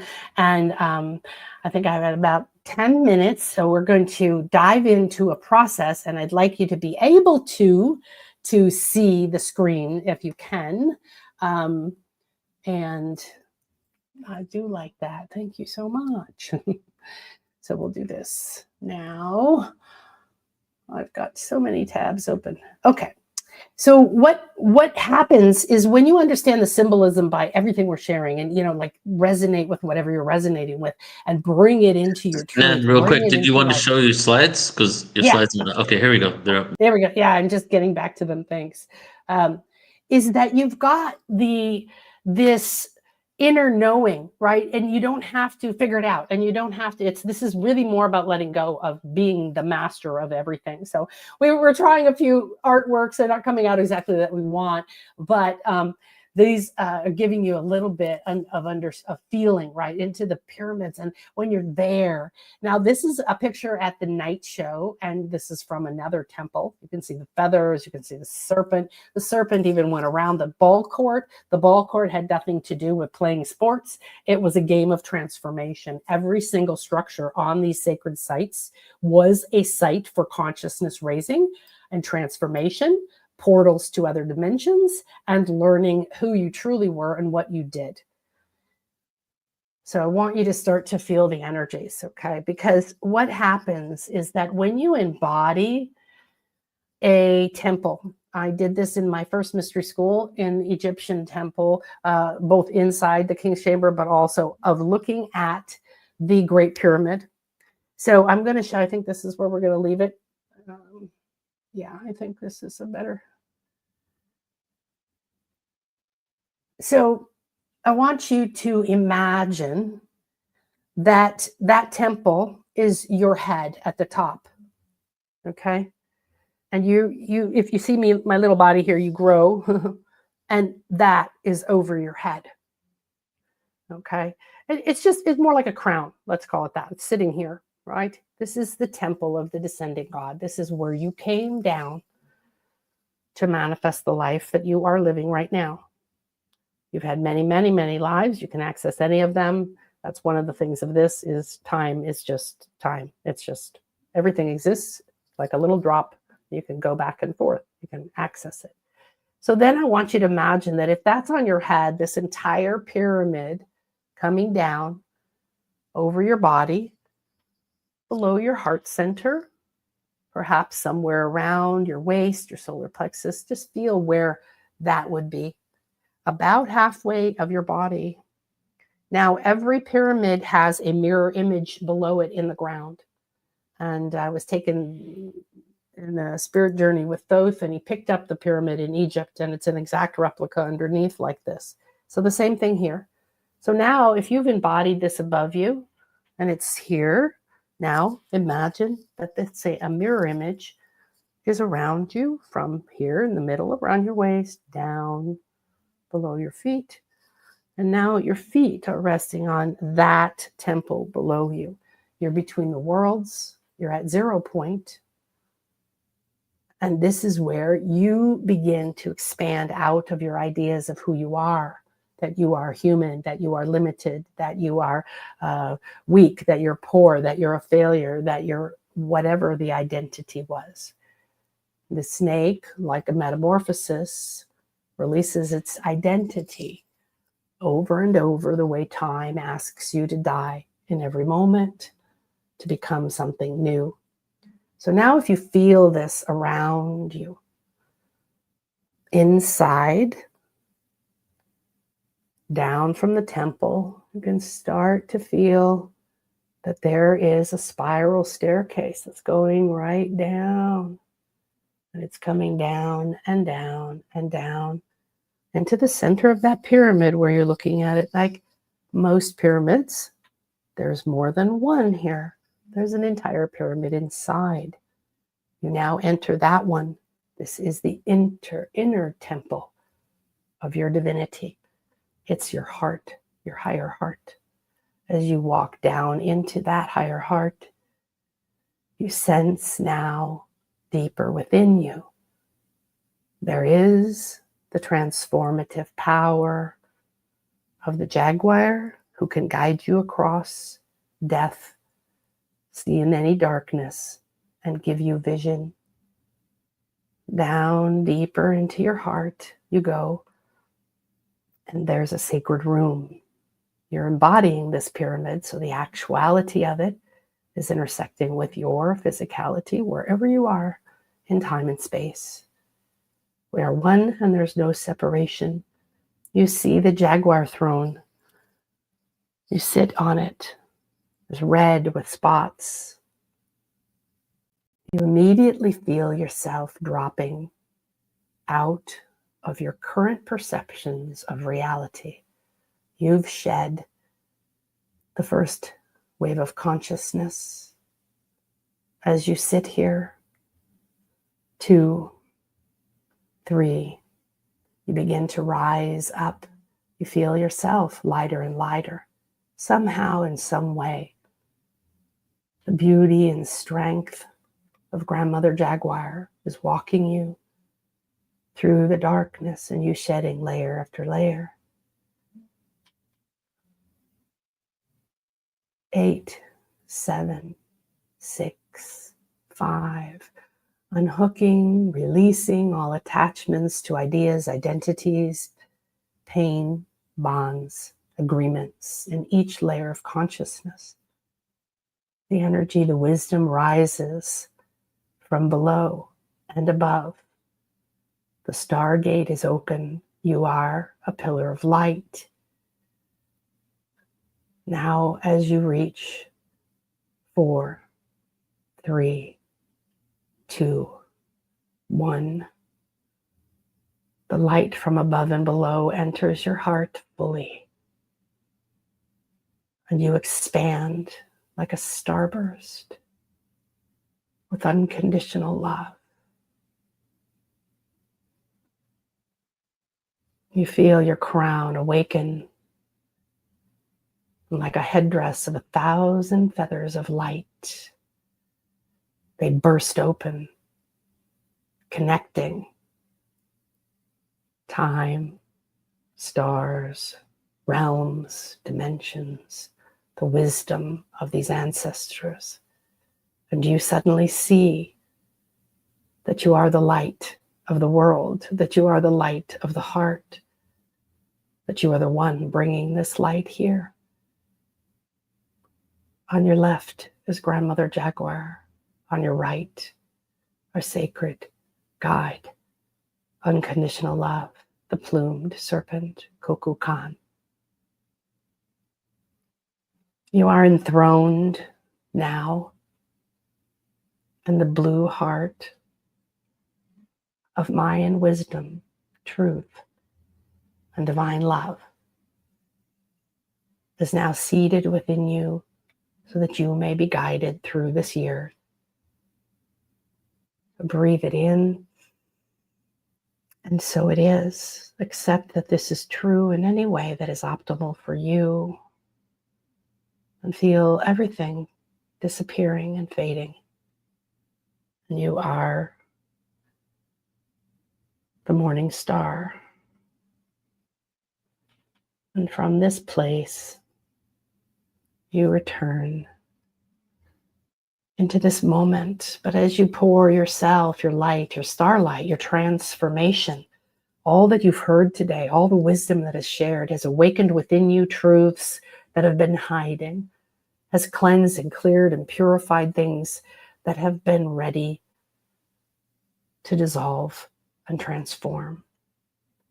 So as you pour yourself back into this moment, take every wisdom that you've received today, all the guidance that is optimal for you, with great gratitude, pour it all into your body and come in as a master of light on your path, allowing it to unfold, free from the past, new, shiny, beautiful.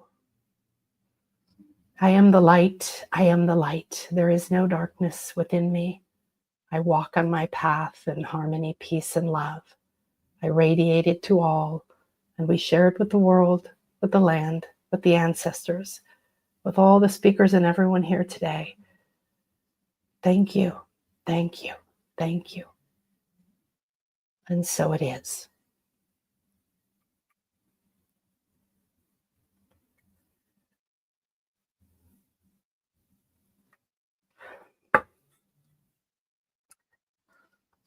All right, so as you come back, unfortunately, I can't unblur my background, so I wanted to share a few beautiful things with you. These are from Chichen Itza, from an amazing man from the Pueblo there who carves these. This is what the jaguar throne inside, which I have sat on when I was younger. I got to go inside those two temples, looks like. And he carved it also with the plumed serpent on this side. So here you see the serpent, you even see the rattle tail curving back around up over here.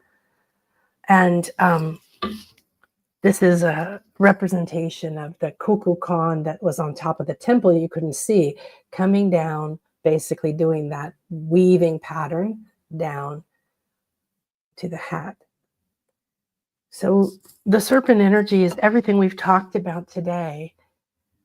This is Ishel, and she's a goddess of moon, rainbow, women, fertility, jaguar. Goddess is her mother. She's the grandmother, and she wears this serpent on her head, same as the Egyptians, for a sign of enlightenment, a sign that she is in a transformative state. She's here knowing she's human, enjoying it, or you are. And then finally, I recently went and spent time there, and I thought that some of you would really appreciate this. My Mayan guide friend there had a walking stick, and this is Kukulkan, like I showed you. Okay, here's the head, the eye. There's the mouth is open right here. This is the human emerging, feathered serpent, all the way down the walking staff with some symbols, some other symbols of power, ending with the rattle, the crown.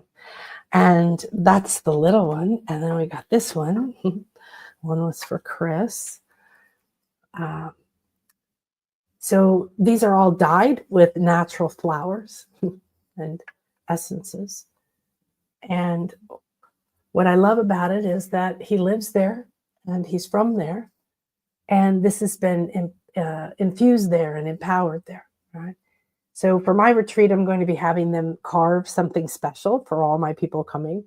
Again, there with that. And he's the one that carved all of these too. So what I love about this is that all of the cultures are coming back alive again, right, Neil? They're coming back into a place that has a wisdom that's awakening within us, that there may be something that awakens within you when you go to a sacred place like this, because that's what happens. You go there and it starts to awaken. The first retreat I ever did here was I landed here. I wasn't planning to stay. The shaman and the jaguar came to me and I realized I was around pyramids. I was trying to get back to Egypt to take groups there again. And the first time we went to the top of Koba on the equinox for the sunrise alone, I was used to be able to get all these kinds of special things. And the power, the energy that happened, everybody in the group went around the rest of the site by themselves. We all ended up at the same temple and everybody was having a past life memory. So we sat down and we began. There was a lady walking around taking pictures, of us. And I was like, oh, left my body, and different people were healing. One lady was pregnant, passed out. Another lady was having visions of, like all kinds of scary stuff. And there was this, I got up out of my body. I can remember vividly walking around in another time at that temple. It is also the temple where I remembered the first time I ever went to the site, a past life with my beloved now as a Mayan brother. And we were trained at that exact temple. It was a school. We knew the mystic arts. We would sneak in at night and move the bricks and practice, shape-shifting and practice traveling. And he was practicing breathing underwater and got stuck. So called me. I went to him in his spirit body and he died while I was holding his hands. We were looking at each other saying, this is not over. We will be together again. We will finish this magic. And it did nothing but amplify the love that I have for him, and understood our meaning in ending up here. It was the first trip we ever took, was down here to this pyramid. So we didn't think anything of it at the time.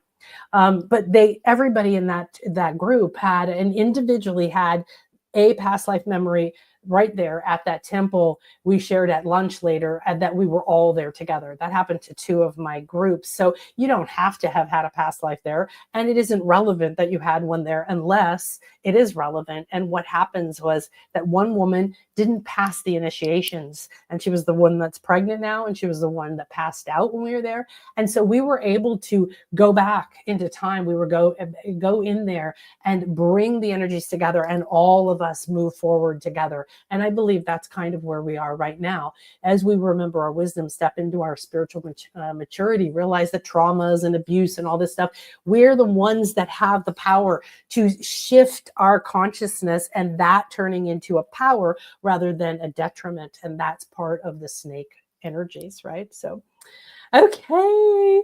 Well, I think Neil is supposed to come on here any minute now. Where are you, babe? Right here. But I would, hi. So good. How was that? Any questions? Oh no, that's incredible. No questions, only received everything that you had to share there. And just I know we spoke yesterday about if you're going to do the Mayans or other stuff, but I'm so happy that you went deep into just the Mayan connection in general, because honestly, like 40 minutes probably isn't even enough to really dive into that awareness.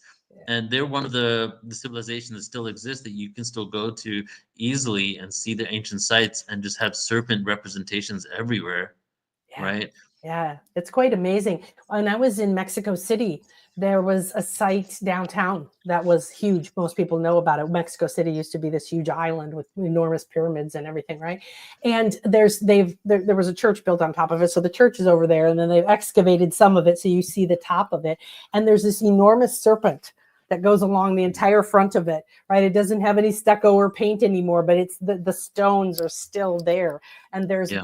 there's pyramids within Mexico City where the serpent is at the base of it, going all the way around it still. And I've never seen that over here. So they really revered it, and unfortunately created that miscommunication. But Yeah, I mean, it would have been interesting because you spoke about like how like when the Spanish went there and how they demonized the serpent. I would have really been interested to just know what they were thinking in that moment, right? Being indoctrinated so much with Christianity and Catholicism at that point, and coming there and the Garden of Eden and the snake being this demon, like how did they really interact with these people? Did they immediately think that they were worshiping the devil? yeah, And is that part of why so much of their text and information was lost to time, right? Like yeah. so much of it was eradicated. Yeah, because when you have people conquering, there's different reasons, right? There's for gold and for control, and those are always underneath there. But at that time, in many places in the world, they were driven by the Vatican, right? They were driven by their passion for the church, for the dogma that had been instilled from the church, that they were doing good. Yeah. They were going out and finding the people who were lost from the light, from God, and finding them and bringing them back. So, but they did the same thing in most cultures. You know, they killed anyone who had glasses, anyone who had looked intelligent, anyone who was well educated, priests, kings, everybody went first, right? And they burned all the books, hundreds and hundreds and hundreds of books. Their writing was just amazing. But what's really fun is the stone lasts and the stele lasts. And with technology, they can read, you know, the carvings that kind of look like, what is that? If you've ever taken a picture with your phone and played with editing, you could start to see it better. But they have technology now that can see it and replicate it. And we can start reading these things because the important stuff was put into stone, right? That we are divine and we came down and we remember and we get to go back Yeah. up again. And so, Yeah, and in Palenque, there's I think Pakal, he had those inscripted stones in Palenque, so that place in general has a lot of those inscriptions still yes. there. Yeah, still there. And, you know, they've just discovered, I'm hopefully going there right before my A retreat new in city? March, a new, south of Tulum, a Yeah, ways. Just I keep heard going about down the coast, right? I forget the name of it. And the pyramid, the prime pyramid, the Kukulkan pyramid, 3 times the size of Chichen Itza. it's yeah, so this is one that they found like a couple of weeks ago, like a month ago or They've something, been right? working on it for years. They've been Oh, working on okay, a okay. lot of these So sites they for found another years. one just a Yeah, few weeks ago that wasn't discovered in Mexico as well. yeah, yeah, But then I heard about this one that they'd only excavated the wall or something for a while, and yeah. now they're going deeper. But 3 times the size of Chichen Itza. You would think that they would see that thing popping out of the jungle. You know, when we used to climb the pyramid at Koba, it's all Yeah, jungle, right? You just see right. jungle and you'd see the lagoons, right? And you'd just sit and go, oh, well, that's, and one day I was sitting up there and communicating with Kukulkan, and it was like the vision changes, right? And you start almost getting LiDAR or something. And you're like, you know what? That's a Yeah, pyramid. That's a pyramid yeah, because yeah, it's like a green thing that's like this, and you think it's a hill. yeah. Pyramid, pyramid, pyramid, pyramid, pyramid. You know, it's Right, right. amazing. I it's like the whole from my perspective, the whole of the Yucatan was a big metropolis. And Yes, many ancient sites, including Kaaba and Uxmal, they have all these, which is down south for those who don't know, around 45 minutes south of Merida, 2 hours from you probably, and then there's yeah, maybe a 2.5. 30-minute drive from that place to Kaaba. The name of the road, I forget the name of it, but Ruta Pook, it means Ruta Milky Pook. Way Galaxy or something, the milk of the Yeah, galaxy. it's the route. Yeah, Pook. Yeah. And so, but the thing is, so it looks like two separate areas, but they've found and they know that there's all types of pyramids connecting those two places. So it was actually part of the same area, massive. But not only that, the reason why they can't see those pyramids is because a lot of them exist on private property, privately owned ground, Hmm. owned by resorts and hotels that they haven't opened up or developed on yet. So there's all these structures in between there that no one has even who knows the last time anybody's explored them? Yeah, well, and they, you know, when I first came down here, it was just, you know, some stuff. And now the Mayan consciousness of Maya is raising. Of course, it's triggering first the greed And so the government is running in and trying to excavate and is building this billion-dollar train to take more tourists to these places. And I'm not saying it's good or bad. I just, when you watch the energy shift like this, like they could care less, and suddenly they're like blah, blah, blah, blah, right? And a lot of the sites they barely excavate. Most of the pyramids are 1, 2, maybe 3 sides. They're not like Chichen Itza, where they took the time to reconstruct it. I wish that they would take one site, one out of all the gazillions they have, and reconstruct it and paint it, like decorate it all the way it was, right? That, and the same thing in Greece, and in Egypt, these things were painted. They were covered in stones and symbols and carvings, and they were incredible. And the power. But what we're seeing is the awakening of the energies that come through the sacred temples. So similar to about 10 years ago, when a lot of the Atlantean crystals started to wake up, there was like a alarm clock, right? They put them to sleep. They put a lot of the giant ones that they worked with consciously, right, to co-create with, to sleep, and put them down on the bottom. And those started to wake up, and they started communicating with the other vortexes. And we've had a lot of that happening. And all pyramids communicate to each other across the planet. They're all intended for ascension of some kind. They communicate with the stone circles or whatever form you had that you liked there. So, but the Uxmal is phenomenal. And one of the things I'm so excited about, because I know you and I both love that area. Kaaba, that you were just talking about, is a relatively small site at the moment, but honestly, I've had the most powerful experiences there. The first time we went, we started levitating. We heard buzzing, and we thought it was a drone, and it was before they started saying no drones. So we're walking across the field. We always get there before anybody. And we're walking across the field, and it's like zzz, there's a lot of. We realized the entire field was covered with bees, and I had like sandals, right? But they would just move with you. It became a carpet of buzzing love, and then we were like lifted up in this gold pollen-like energy, and we sat down in front of the wall of masks.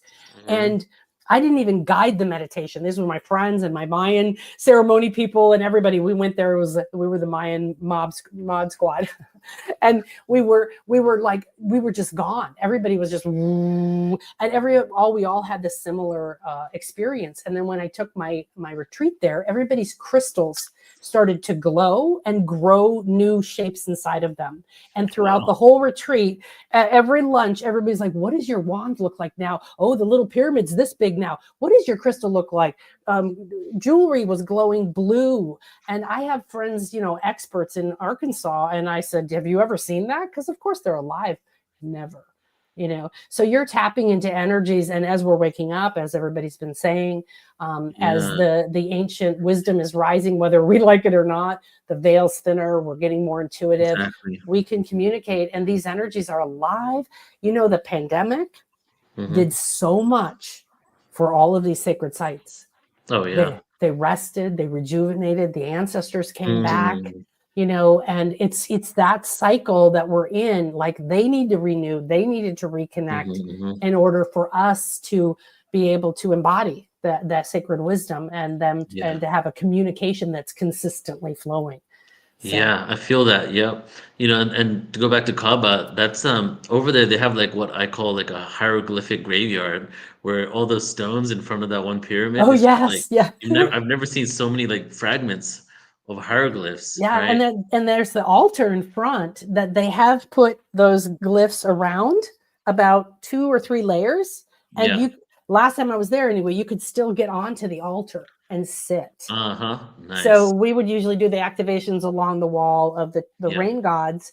However, I would have everybody come get on the altar, and then we would go around and look at the different glyphs and see which ones are lighting up for them, because they wrote in glyphs that were just, when you start to study these, it's mind-boggling the amount of information, detail, distinction that they could put into a little glyph. Like, there's one for the jaguar, but there's also one for a different kind of jaguar, right? And there's the one, it's like depending on this or that. So they're living in that stone again. Yeah, I It's love it. emitting from the stone. And it was also at Kaaba. So, after you go up to the rain god mask, and then you have to kind of walk along it to go around to get to the back, right? Yeah, yeah. So right along that rough wall, we just finished our activation. Everybody's crystals were glowing. We're all like, woo, tuned up to the glyphs. We're walking along the wall, and someone goes, oh my God, hanging out of the rough stone wall was a snake skin. Huh. You Wow. just can't make this stuff up, right? Yeah, yeah. We almost always see a snake sometime. I know we postponed it a couple times, but we will do it eventually when we do our Mayan tour together. I would love to do through Uxmal to maybe we'll start in Merida and then we go down to Uxmal through Kaaba because they're the lesser known, they're not as touristy. And then we drive down towards the Quintana Roo through the small Mayan pueblos because all those towns there are like 90%, if not 100% Mayan descendants, Yeah, and to connect with those absolutely. people. And they're so beautiful because some of them specialize in making hats. You can go get a hat made, or you can see how they make it. They go inside of the caves to soften the to weave it, and how they color it with the natural stuff and stuff. Yeah, I do love that. And you could probably do 2 weeks of a pyramid a day, going down and around. And another one is the Campeche. A lot of people haven't been really deep into the biosphere, and if you stay in the biosphere, you can walk into some pyramids. What's a biosphere? There's an enormous biosphere in Campeche. It's a huge What is that? state. What is that though? What is a biosphere? That means it's a jungle. It's a protected nature space. Mm-hmm. And there's one pyramid that's not too far from Campeche. You can do it in a day, pretty easy. But what you really want to do is go further south. It takes a lot of time deep into that biosphere, and there are enormous pyramids that, as far as I know, have no limitations yet. You can climb them, and they're all around in that area. And there's a little place you can stay and literally walk into the jungle, more like you're one of the discoverers, back in that time. Cool. Yeah. That would be really fun. Yeah. Because I went to Campeche and they have like all the colonial architecture and then the fortress. The town. Yes, the town is adorable. I had no idea that there was pirates. A whole Mayan. It was all about pirates. They literally were attacked by pirates nonstop. They finally built a wall. I love that history. But the Spanish built the wall, right? The king did. They were like, please protect us. The pirates are attacking all the time. And they finally went, fine, we'll build a wall. And there was literally not a single pirate attack since then. And so they have those forts. That's so funny. Hey, but the pirates are just another misunderstood part of creation. Absolutely. They're the Templars. Okay. They're the Templars. They're running around. Check this out. I know we're going all over the place now, but I'd like to, because we did a stream on the Templars. If anybody wants to check it out, go to YouTube, Port Ascension, type in Templars. And you know that Christopher Columbus's flag was the Knights Templar flag? Yes. And I just found some new information that Christopher Columbus, the whole story about him coming here could actually be a lie on what he did, and that wasn't him, that he was actually a Knights Templar coming to reclaim relics from the Christian relics, because you know how the Knights Templar after 1300 they were prosecuted by the French. They left all over the world and they went and buried relics in the U.S. Yeah, they did. That's the new Atlantis, they called it. Their intention was formed to find all of the technology of Atlantis and take it away from the church. Yeah. And give it to the people. And so, and that is very true. When you really understand Christopher Columbus, I don't think he ever landed in the U.S. at all. The USA, right? Yeah. But a lot of these people were doing a dual role. They looked like they were doing one thing, but not the other. But of course, we have only the history that doesn't tell a lot of the horror. And yet also then twists it and retells it too, so you have to take it with a grain of salt. But one of the things that one of my Mayan elder teachers told me that I thought was so beautiful to think about, because when I first moved here and started reading the history of the Maya, I was traumatized for a long time. And then I was like, okay, we've got to turn this around, because I'm here to awaken the light, to let go of that pain, and to go to these sites to talk to the masters of light. And so when you realize that their culture was conquered, Native Americans had the same prophecies. They knew. They had prophecies. They knew that the Spanish were going to come and it was the end of their culture as they knew it. So if they knew that in advance, the same way the Native Americans did, they put in preparations to preserve their culture that nobody knew. They took some underground. They took certain things. They took certain actions similar to the Templars, who absolutely knew they were going to be attacked. Okay. Yeah. And they knew. So they said, who's going to stay and get attacked and be tortured for 13 years or whatever? And who's going to go do this? And who's going to start that? And who's going to do this? And so you make it appear as if you've been conquered so they don't keep chasing you. And you have certain people in certain parts of your culture that go within in whatever way that might be to preserve this alchemy that we all need right now. So, yeah. Wow.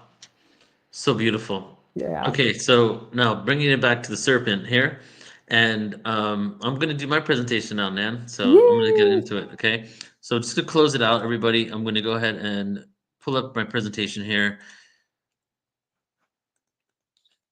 And I actually made this during the conference today, so I used my octopus skills and did a bit of everything here because I wanted to kind of, as I was going along, see things and see how to bring everything all together. So you should see my presentation. If not, Nan, you can text me. So I wanted to just talk about like the history, because this wouldn't be a Portal to Ascension event without us going into the history of all of this. And I'm curious always on like, how do things manifest and come out to be? So first of all, how did the Chinese zodiac begin? Well, it was developed based on the 12-year lunar cycle, like we spoke in sometimes today, where each year corresponds to one of the 12 animals. It is believed to have been established formally during the Han Dynasty, 206 BCE to around 220 CE. Though the origins there are some traces of its origin being a little earlier during the Warring States period, around a few hundred years before that, 475 to 221 BCE, or even the Shang Dynasty, right? So formally during the Han Dynasty, we start seeing its utilization, but we have some evidence and traces of it being included, spoke about 1600 BCE. Now, this needs to be said with the fact that there was a long time where information was passed down orally and there wasn't written language. We see written language come around to the planet 4,000, 5,000, 6,000 BCE. I'm giving you a 2,000-year range because it escapes me in this moment. And we see that in ancient Sumer, right? Written language. Even though we did have Egyptian texts and hieroglyphs that predate that. However, we're told that that's actually after Sumer, which if you've heard any of my other presentations, I speak about how Sumer being the cradle of civilization is a misdirect from Egypt deliberately because they don't want us to realize how old Egypt is and how advanced we were from Egypt. So this information, like a lot of times, is passed down orally for quite some time until it's put on to written papyrus paper or whatever, or stone. And it was it's also interesting that it seems that when we had oral information being passed down orally, it seemed to have held more truth and stayed more consistent than when we started writing it down, right? And you would think that when it's written down, at least it's there, we have the evidence now that it's hard to change it. But when they were speaking it orally to each other, a lot of times it was done in the form of poetry, in the form of music, and it was just passed down and it kept its consistency. But not only maybe because it was in the form of music, but also we're at a higher state of consciousness, the level of consciousness that we're now moving into again, in which people have more integrity and they were sticking more to the truth, right? And then as it got written down, we start seeing people rewriting the scriptures. So who created the Chinese zodiac? Well, no single known creator, but scholars believe that it gradually developed by ancient Chinese astronomers, Taoist scholars, and astrologers over the centuries after that. The system was deeply influenced by Taoist cosmology, Confucian ethics, and traditional Chinese medicine. It became widely used in the Han Dynasty, as I was sharing. But why was it created? Why did like ancient China even decide to start utilizing this and implementing it in their daily lives and in the political sphere. This is some of the reasons why that they started implementing it. Well, they were looking for a way to time keep and have a calendar system. The zodiac helped track years, months, days, and even hours based on the 12 earthly branches. They also wanted to have a connection to their own destiny and how astrology was connected to their destiny. So it became a tool for fortune telling, personality analysis, and compatibility readings. Kind of similar. That's exactly really what Donna was doing today. So Donna is like literally continuing a lineage of thousands of years. Cultural and spiritual significance. Each animal was thought to influence people born in its year, guiding their characteristics and fate. Agricultural planning. Farmers used the zodiac to determine seasonal cycles for planting and harvesting, and social and naming conventions.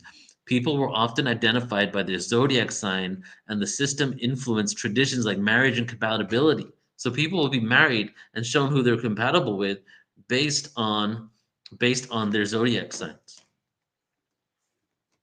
Several theories exist about its origins, though. So we'll just talk about a few here. And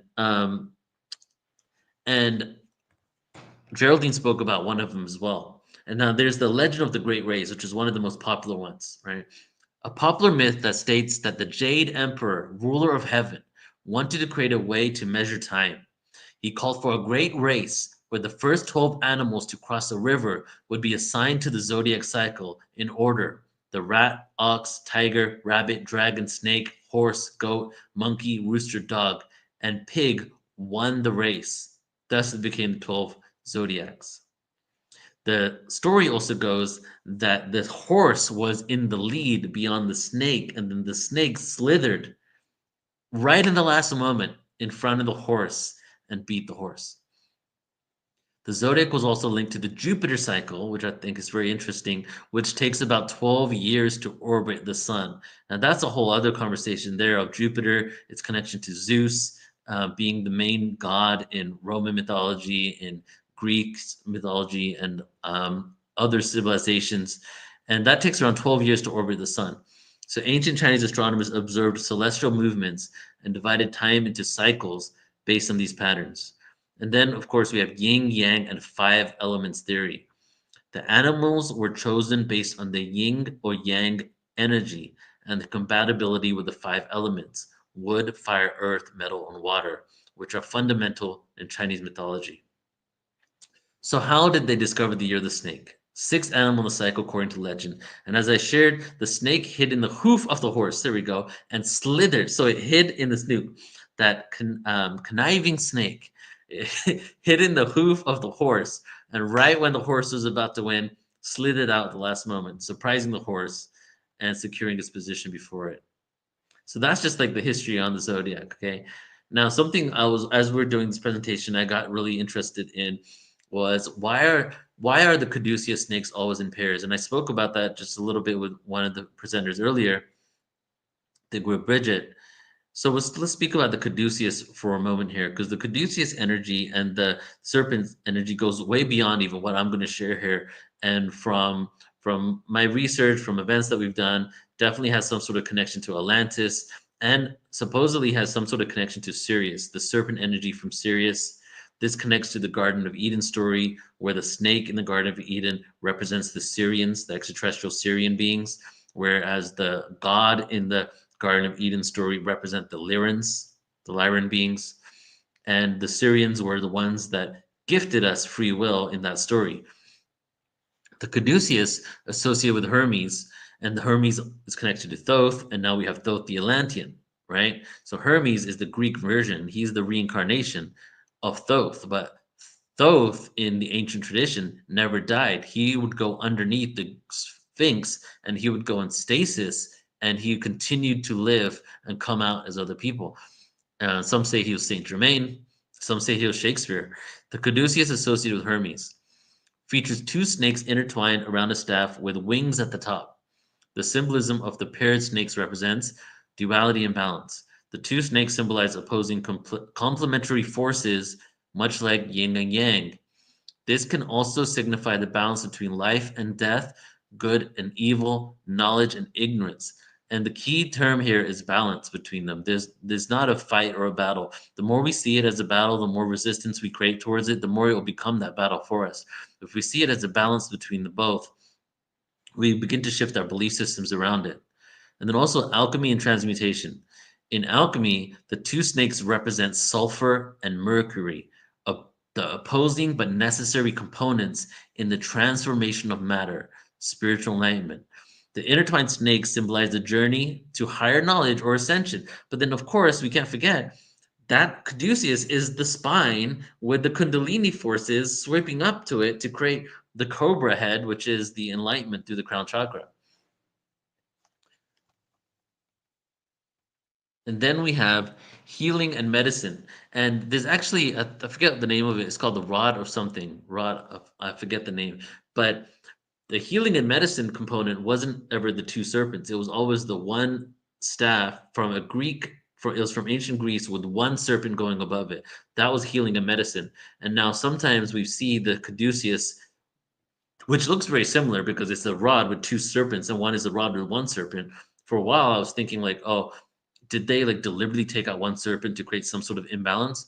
But for my research, they're two different origins, where the caduceus has this origin, duality and balance, alchemy and transmutation, and healing and medicine is because this same symbol looks so similar to the other one from Greek history that it ended up becoming used in Greece for medical uses as well. But if you see like ambulances and things like that, most of them only have one staff with a serpent going around it.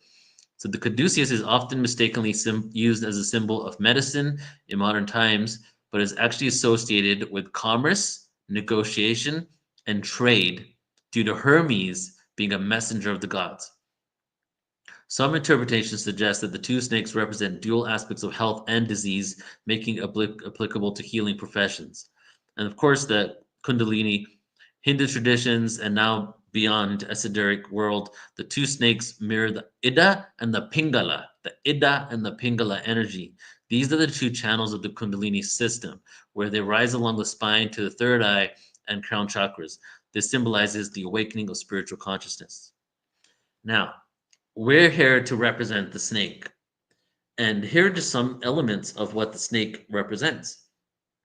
When I first woke up to a lot of this information back in 2001, I first got into the Sumerian scriptures, like within a few months. The Sumerian scriptures, because I was looking for the root of all religion, the origin of everything. I was seeing all these symbols of snakes everywhere.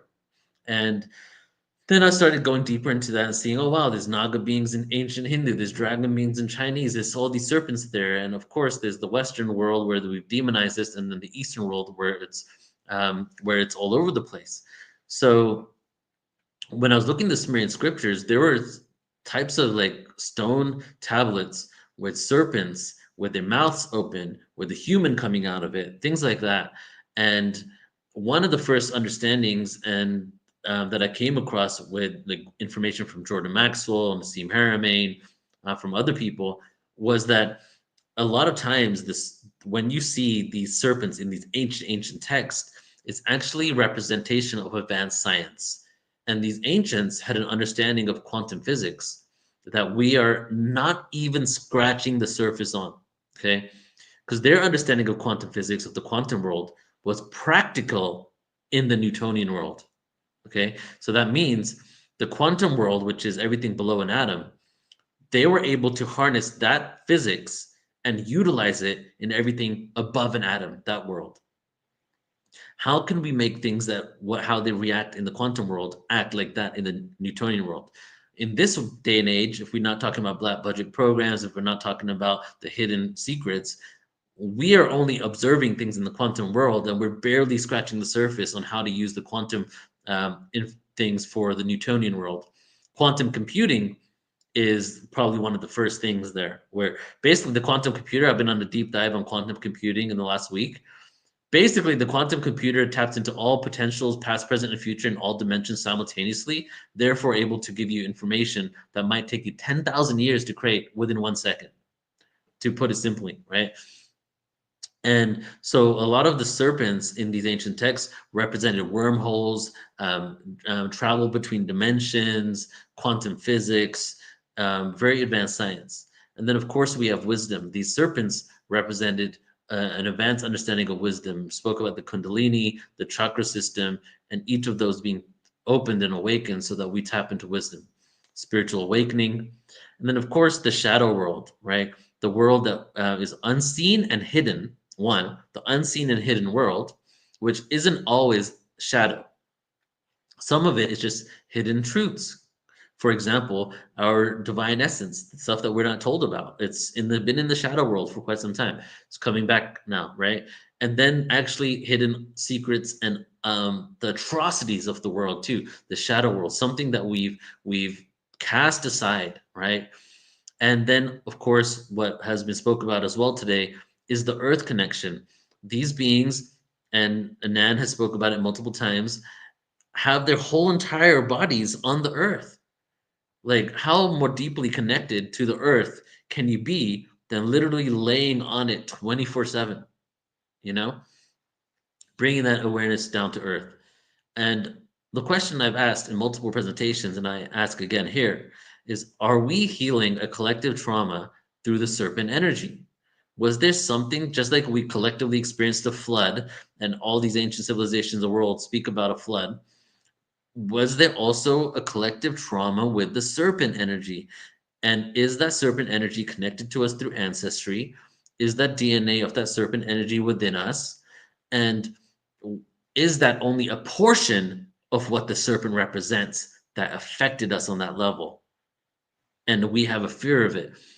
Most people, most people in the world, they're probably scared of two types of animals the most, or two types of beings the most: a snake and a spider. Probably a snake more than a spider. But then that gets into some galactic connection information, because before the human template came to our galaxy was all serpent beings, and insect beings, spider beings, right? So isn't that really interesting how we have this like fear, an innate fear between the serpent and the spider? But we're talking about the serpent here. That even I love like the idea of snakes, but I guarantee you, if there was a snake that came in this room right now, I would probably run to the other side of the room, or I'd leave the room and call someone. So it's like, what is that? What is that fear? Why is it that being that does that to us, right? And before we get into the next slide, I just want to share, and I'll share in the end as well, is that I'm doing I've had a lot of shifts in the last year. What Geraldine shared in the beginning, if you guys were a part of it, heard what she shared, it's just every one of those things is just a checkbox. And stepping into my authenticity, looking at where we stand in the world, reflecting on what we've been doing and shifts we want to make, um, filling our own cups. What does it mean to do what is right for you? How can you be more supportive to others by supporting yourself first? What does it mean to do shadow work, real shadow work, and not just exist in the light, but realizing that by going through the shadow, we're able to have a better understanding of what light is. And the analogy that I like to use is that there's always light at the end of the tunnel. But on this earth, in this world of amnesia, many of us need to go through the tunnel to get there. And the tunnel has darkness within it. And the darkness is that shadow. And at the end of that tunnel is the light. So I'm going to be doing, this is the soft launch. I haven't told anybody yet or launched it. In July of this year, I'm going to be doing a shadow workers course where I have 5 of the most amazing people that I'm working with.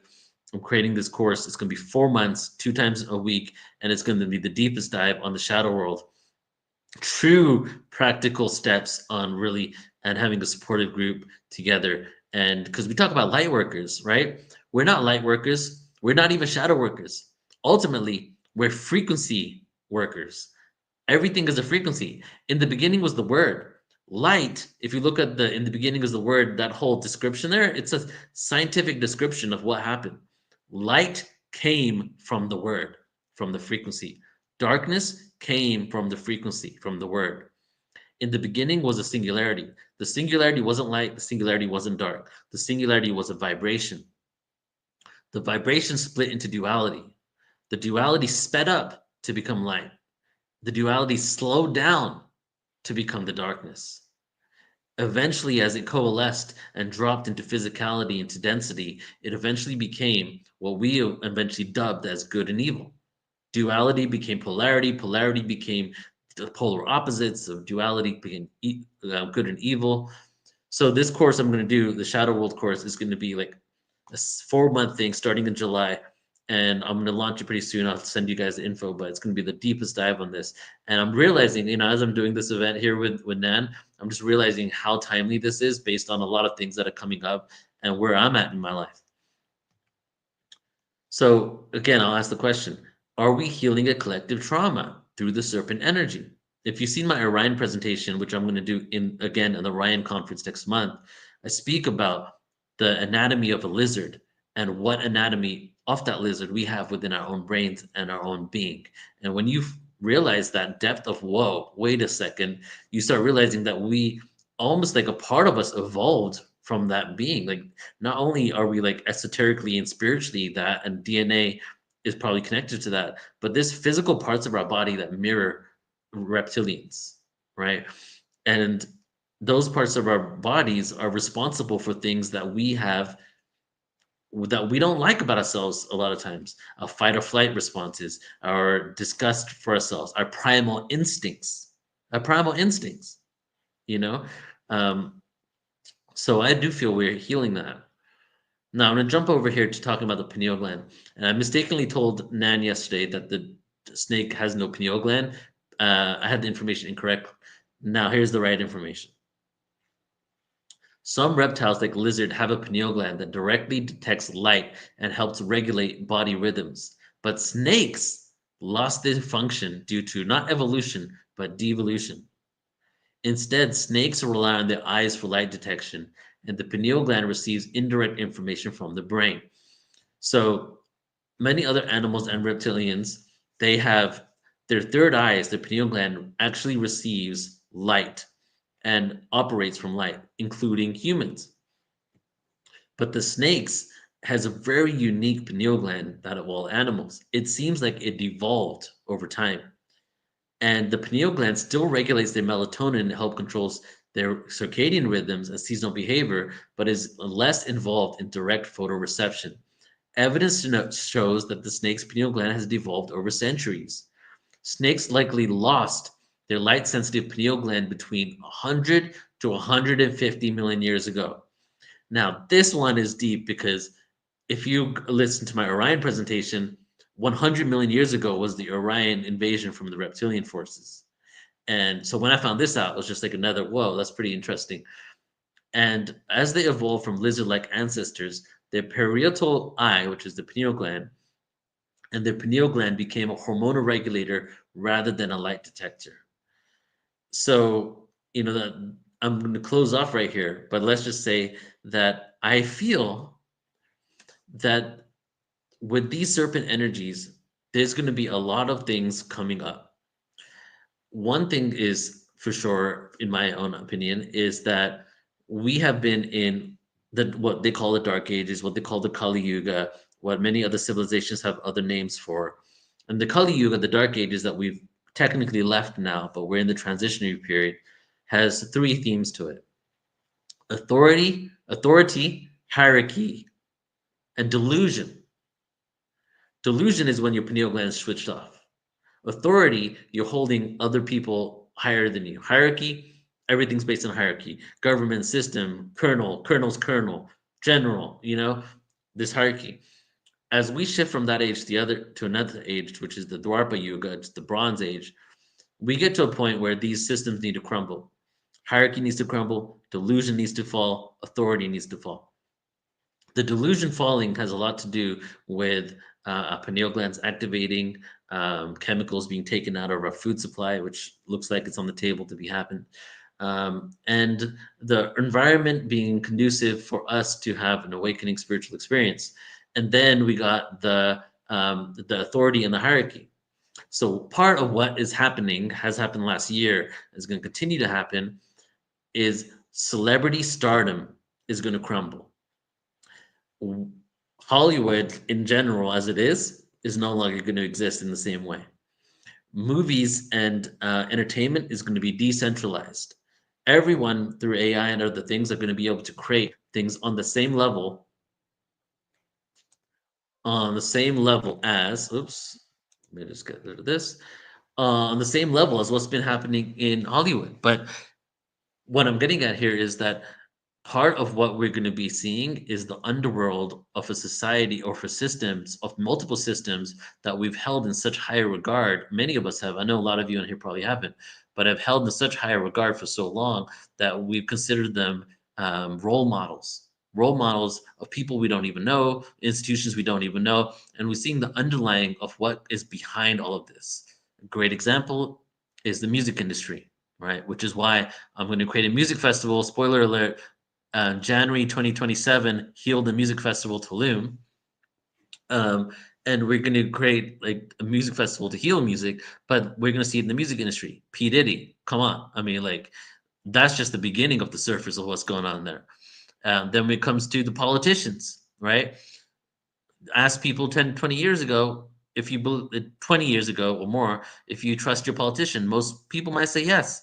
Now, almost everyone says no. I've even seen the polls. It's like 1 out of every 10 people say no. 1 out of every 20 people say they still have faith and trust the politicians, right? And it's like, and even the people that vote for people that they're for already know that for the most part they're corrupt, but they got to choose the lesser of two evils.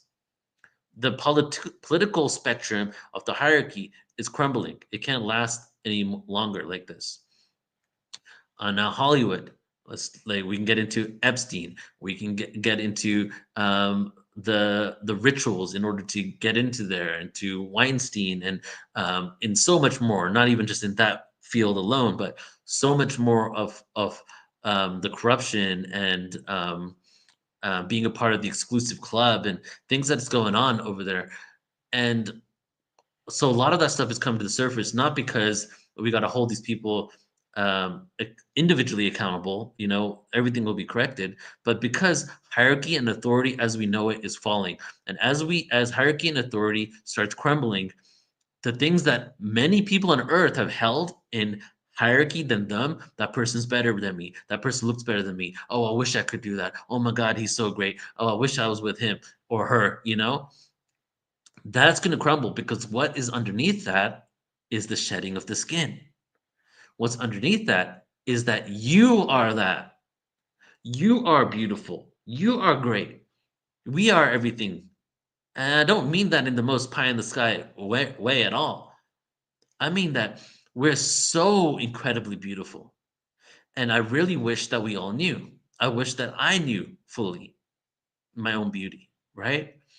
And we've been indoctrinated, we've been in systems, institutions for so long, and it's served its purpose.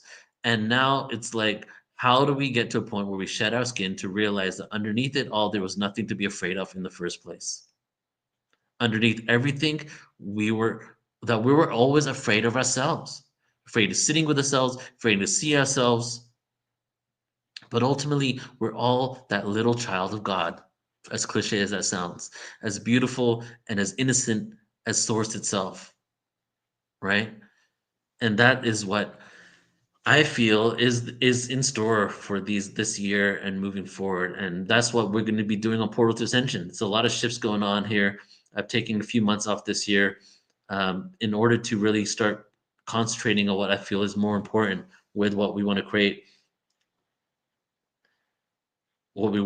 Yeah. And so I'm going to close out on a couple of serpent type of things that I wanted to speak on here. So it's very interesting that we did this event, and that we just so happen to be having the Orion Star System Conference next month on exactly a month from today, March 2nd and March 3rd, 2-day conference on Orion Star System. And the slogan of this is heal the drama, karma, and trauma of the galaxy. Okay, so this is deeply connected to serpent energy. Reptilians is like 70, serpents and snakes are like 75% of this event. And not all like, oh my God, they suck. It's going to be, none of it's going to be like that. It's going to be very beautiful, very healing.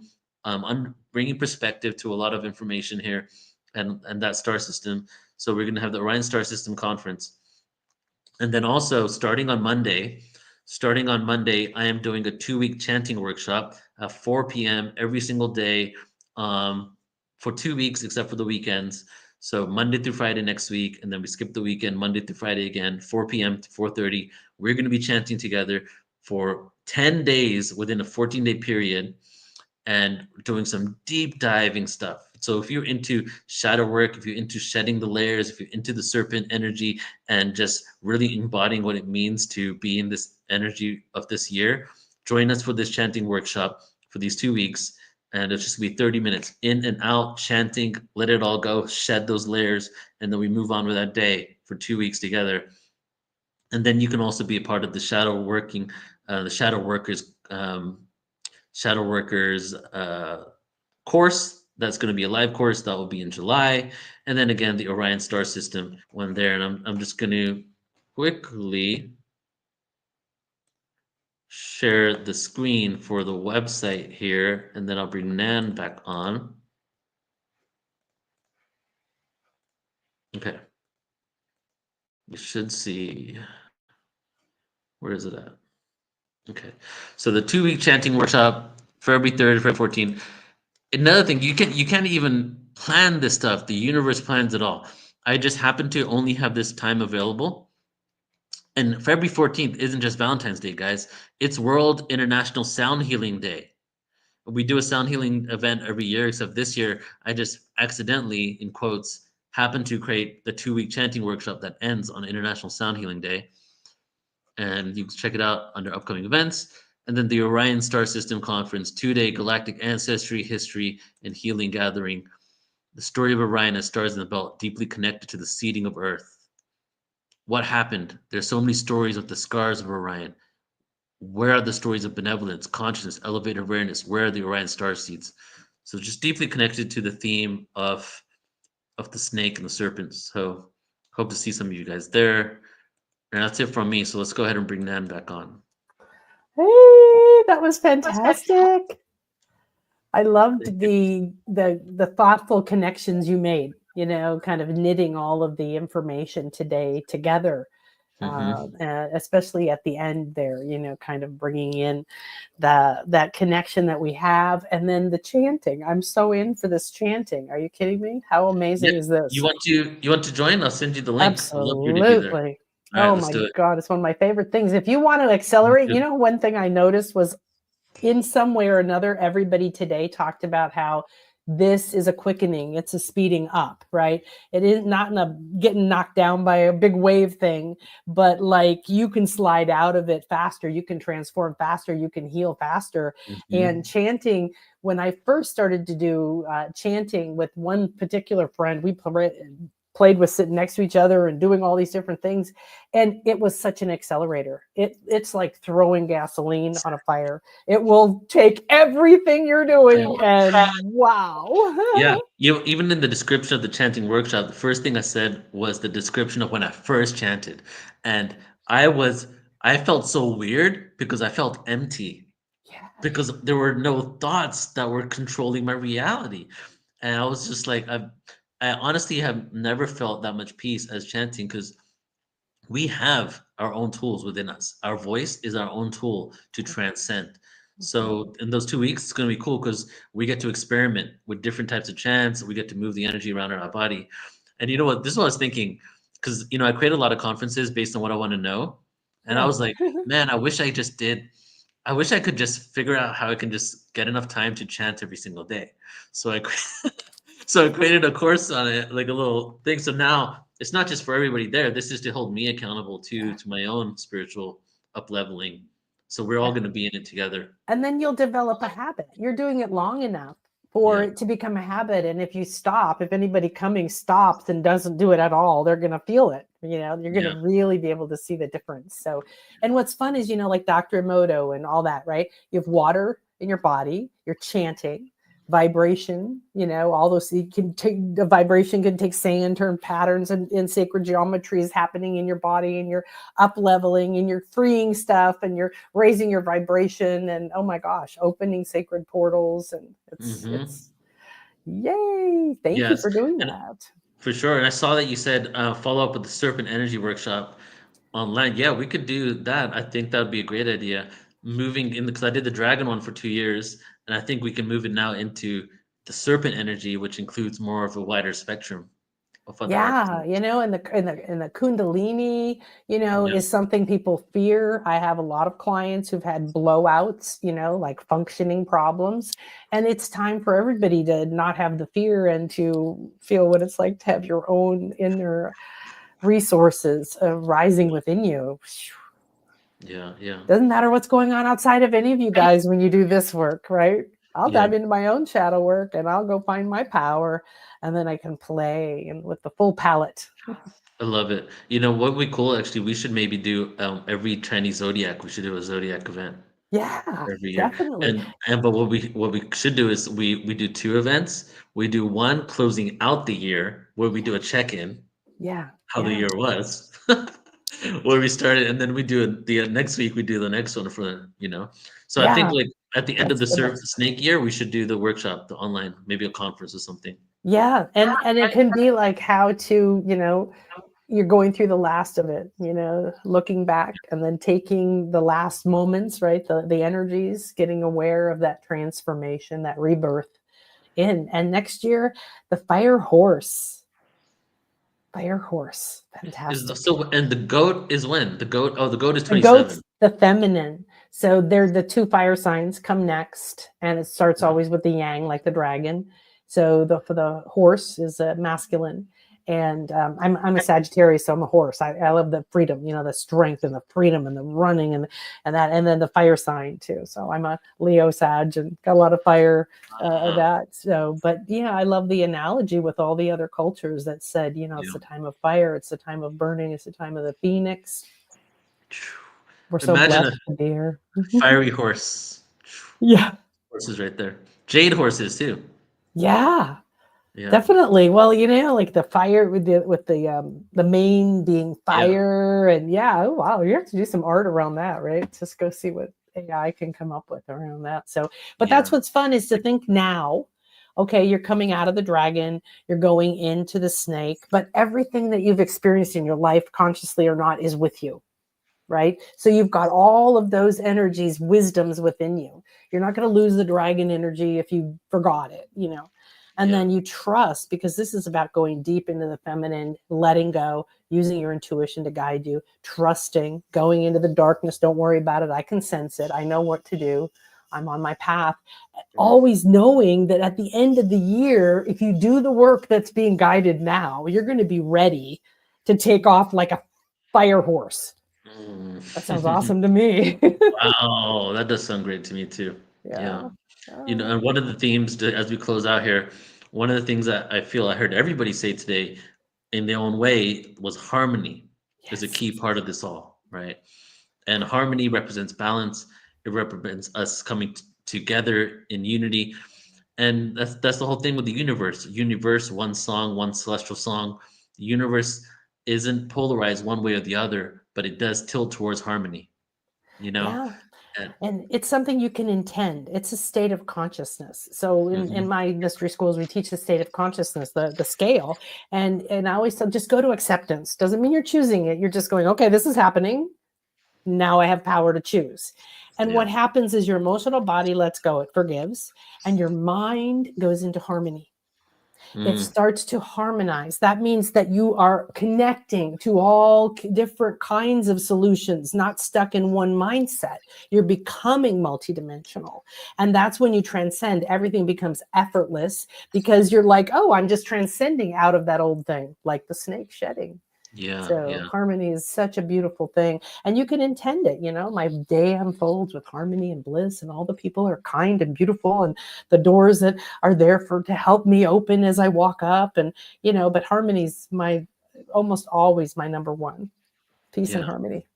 Yeah, beautiful. That's a great way to end it, everybody. Nan, any final closing words before we Close out for the day. Surrender to the fear and surrender to the ride, because the fear is your friend. It's not what you thought it was. If you get ready to get on stage for your 200th time, you're going to have what you think is fear, but it's not. It's getting ready. It's coming present. It's feeling more of your life force, more of your power within you. You're more present than you ever have. Your body is coming alive. Your mind-body unit is going to start to be able to sense things in other dimensions, and you're going to have a whole new perception of life. So know that you're being guided and loved, and everything you need is already within you. As you slide through this, no matter what happens outside of you, you can always come back to the wisdom within. Wow, beautiful. All right, and let's just all take 3 breaths in together, breathing in harmony. Deep breath in, breathing in harmony. Breathing out unity and balance. Deep breath in harmony. Breathe out unity and balance and tranquility. Breathe out harmony. Breathe in harmony. Breathe out inspiration, shedding the layers, full empowerment, authenticity, the new world. And so it is. So it is. Love you, Nan. It's good doing this with you. Love you guys. Thank you so much, everybody. Thank you, Neil. Thank you. Have a beautiful rest of your day, everybody. And we will catch you next time. Hope to see some of you guys tomorrow for the chanting workshop. So take care, everybody. See you later.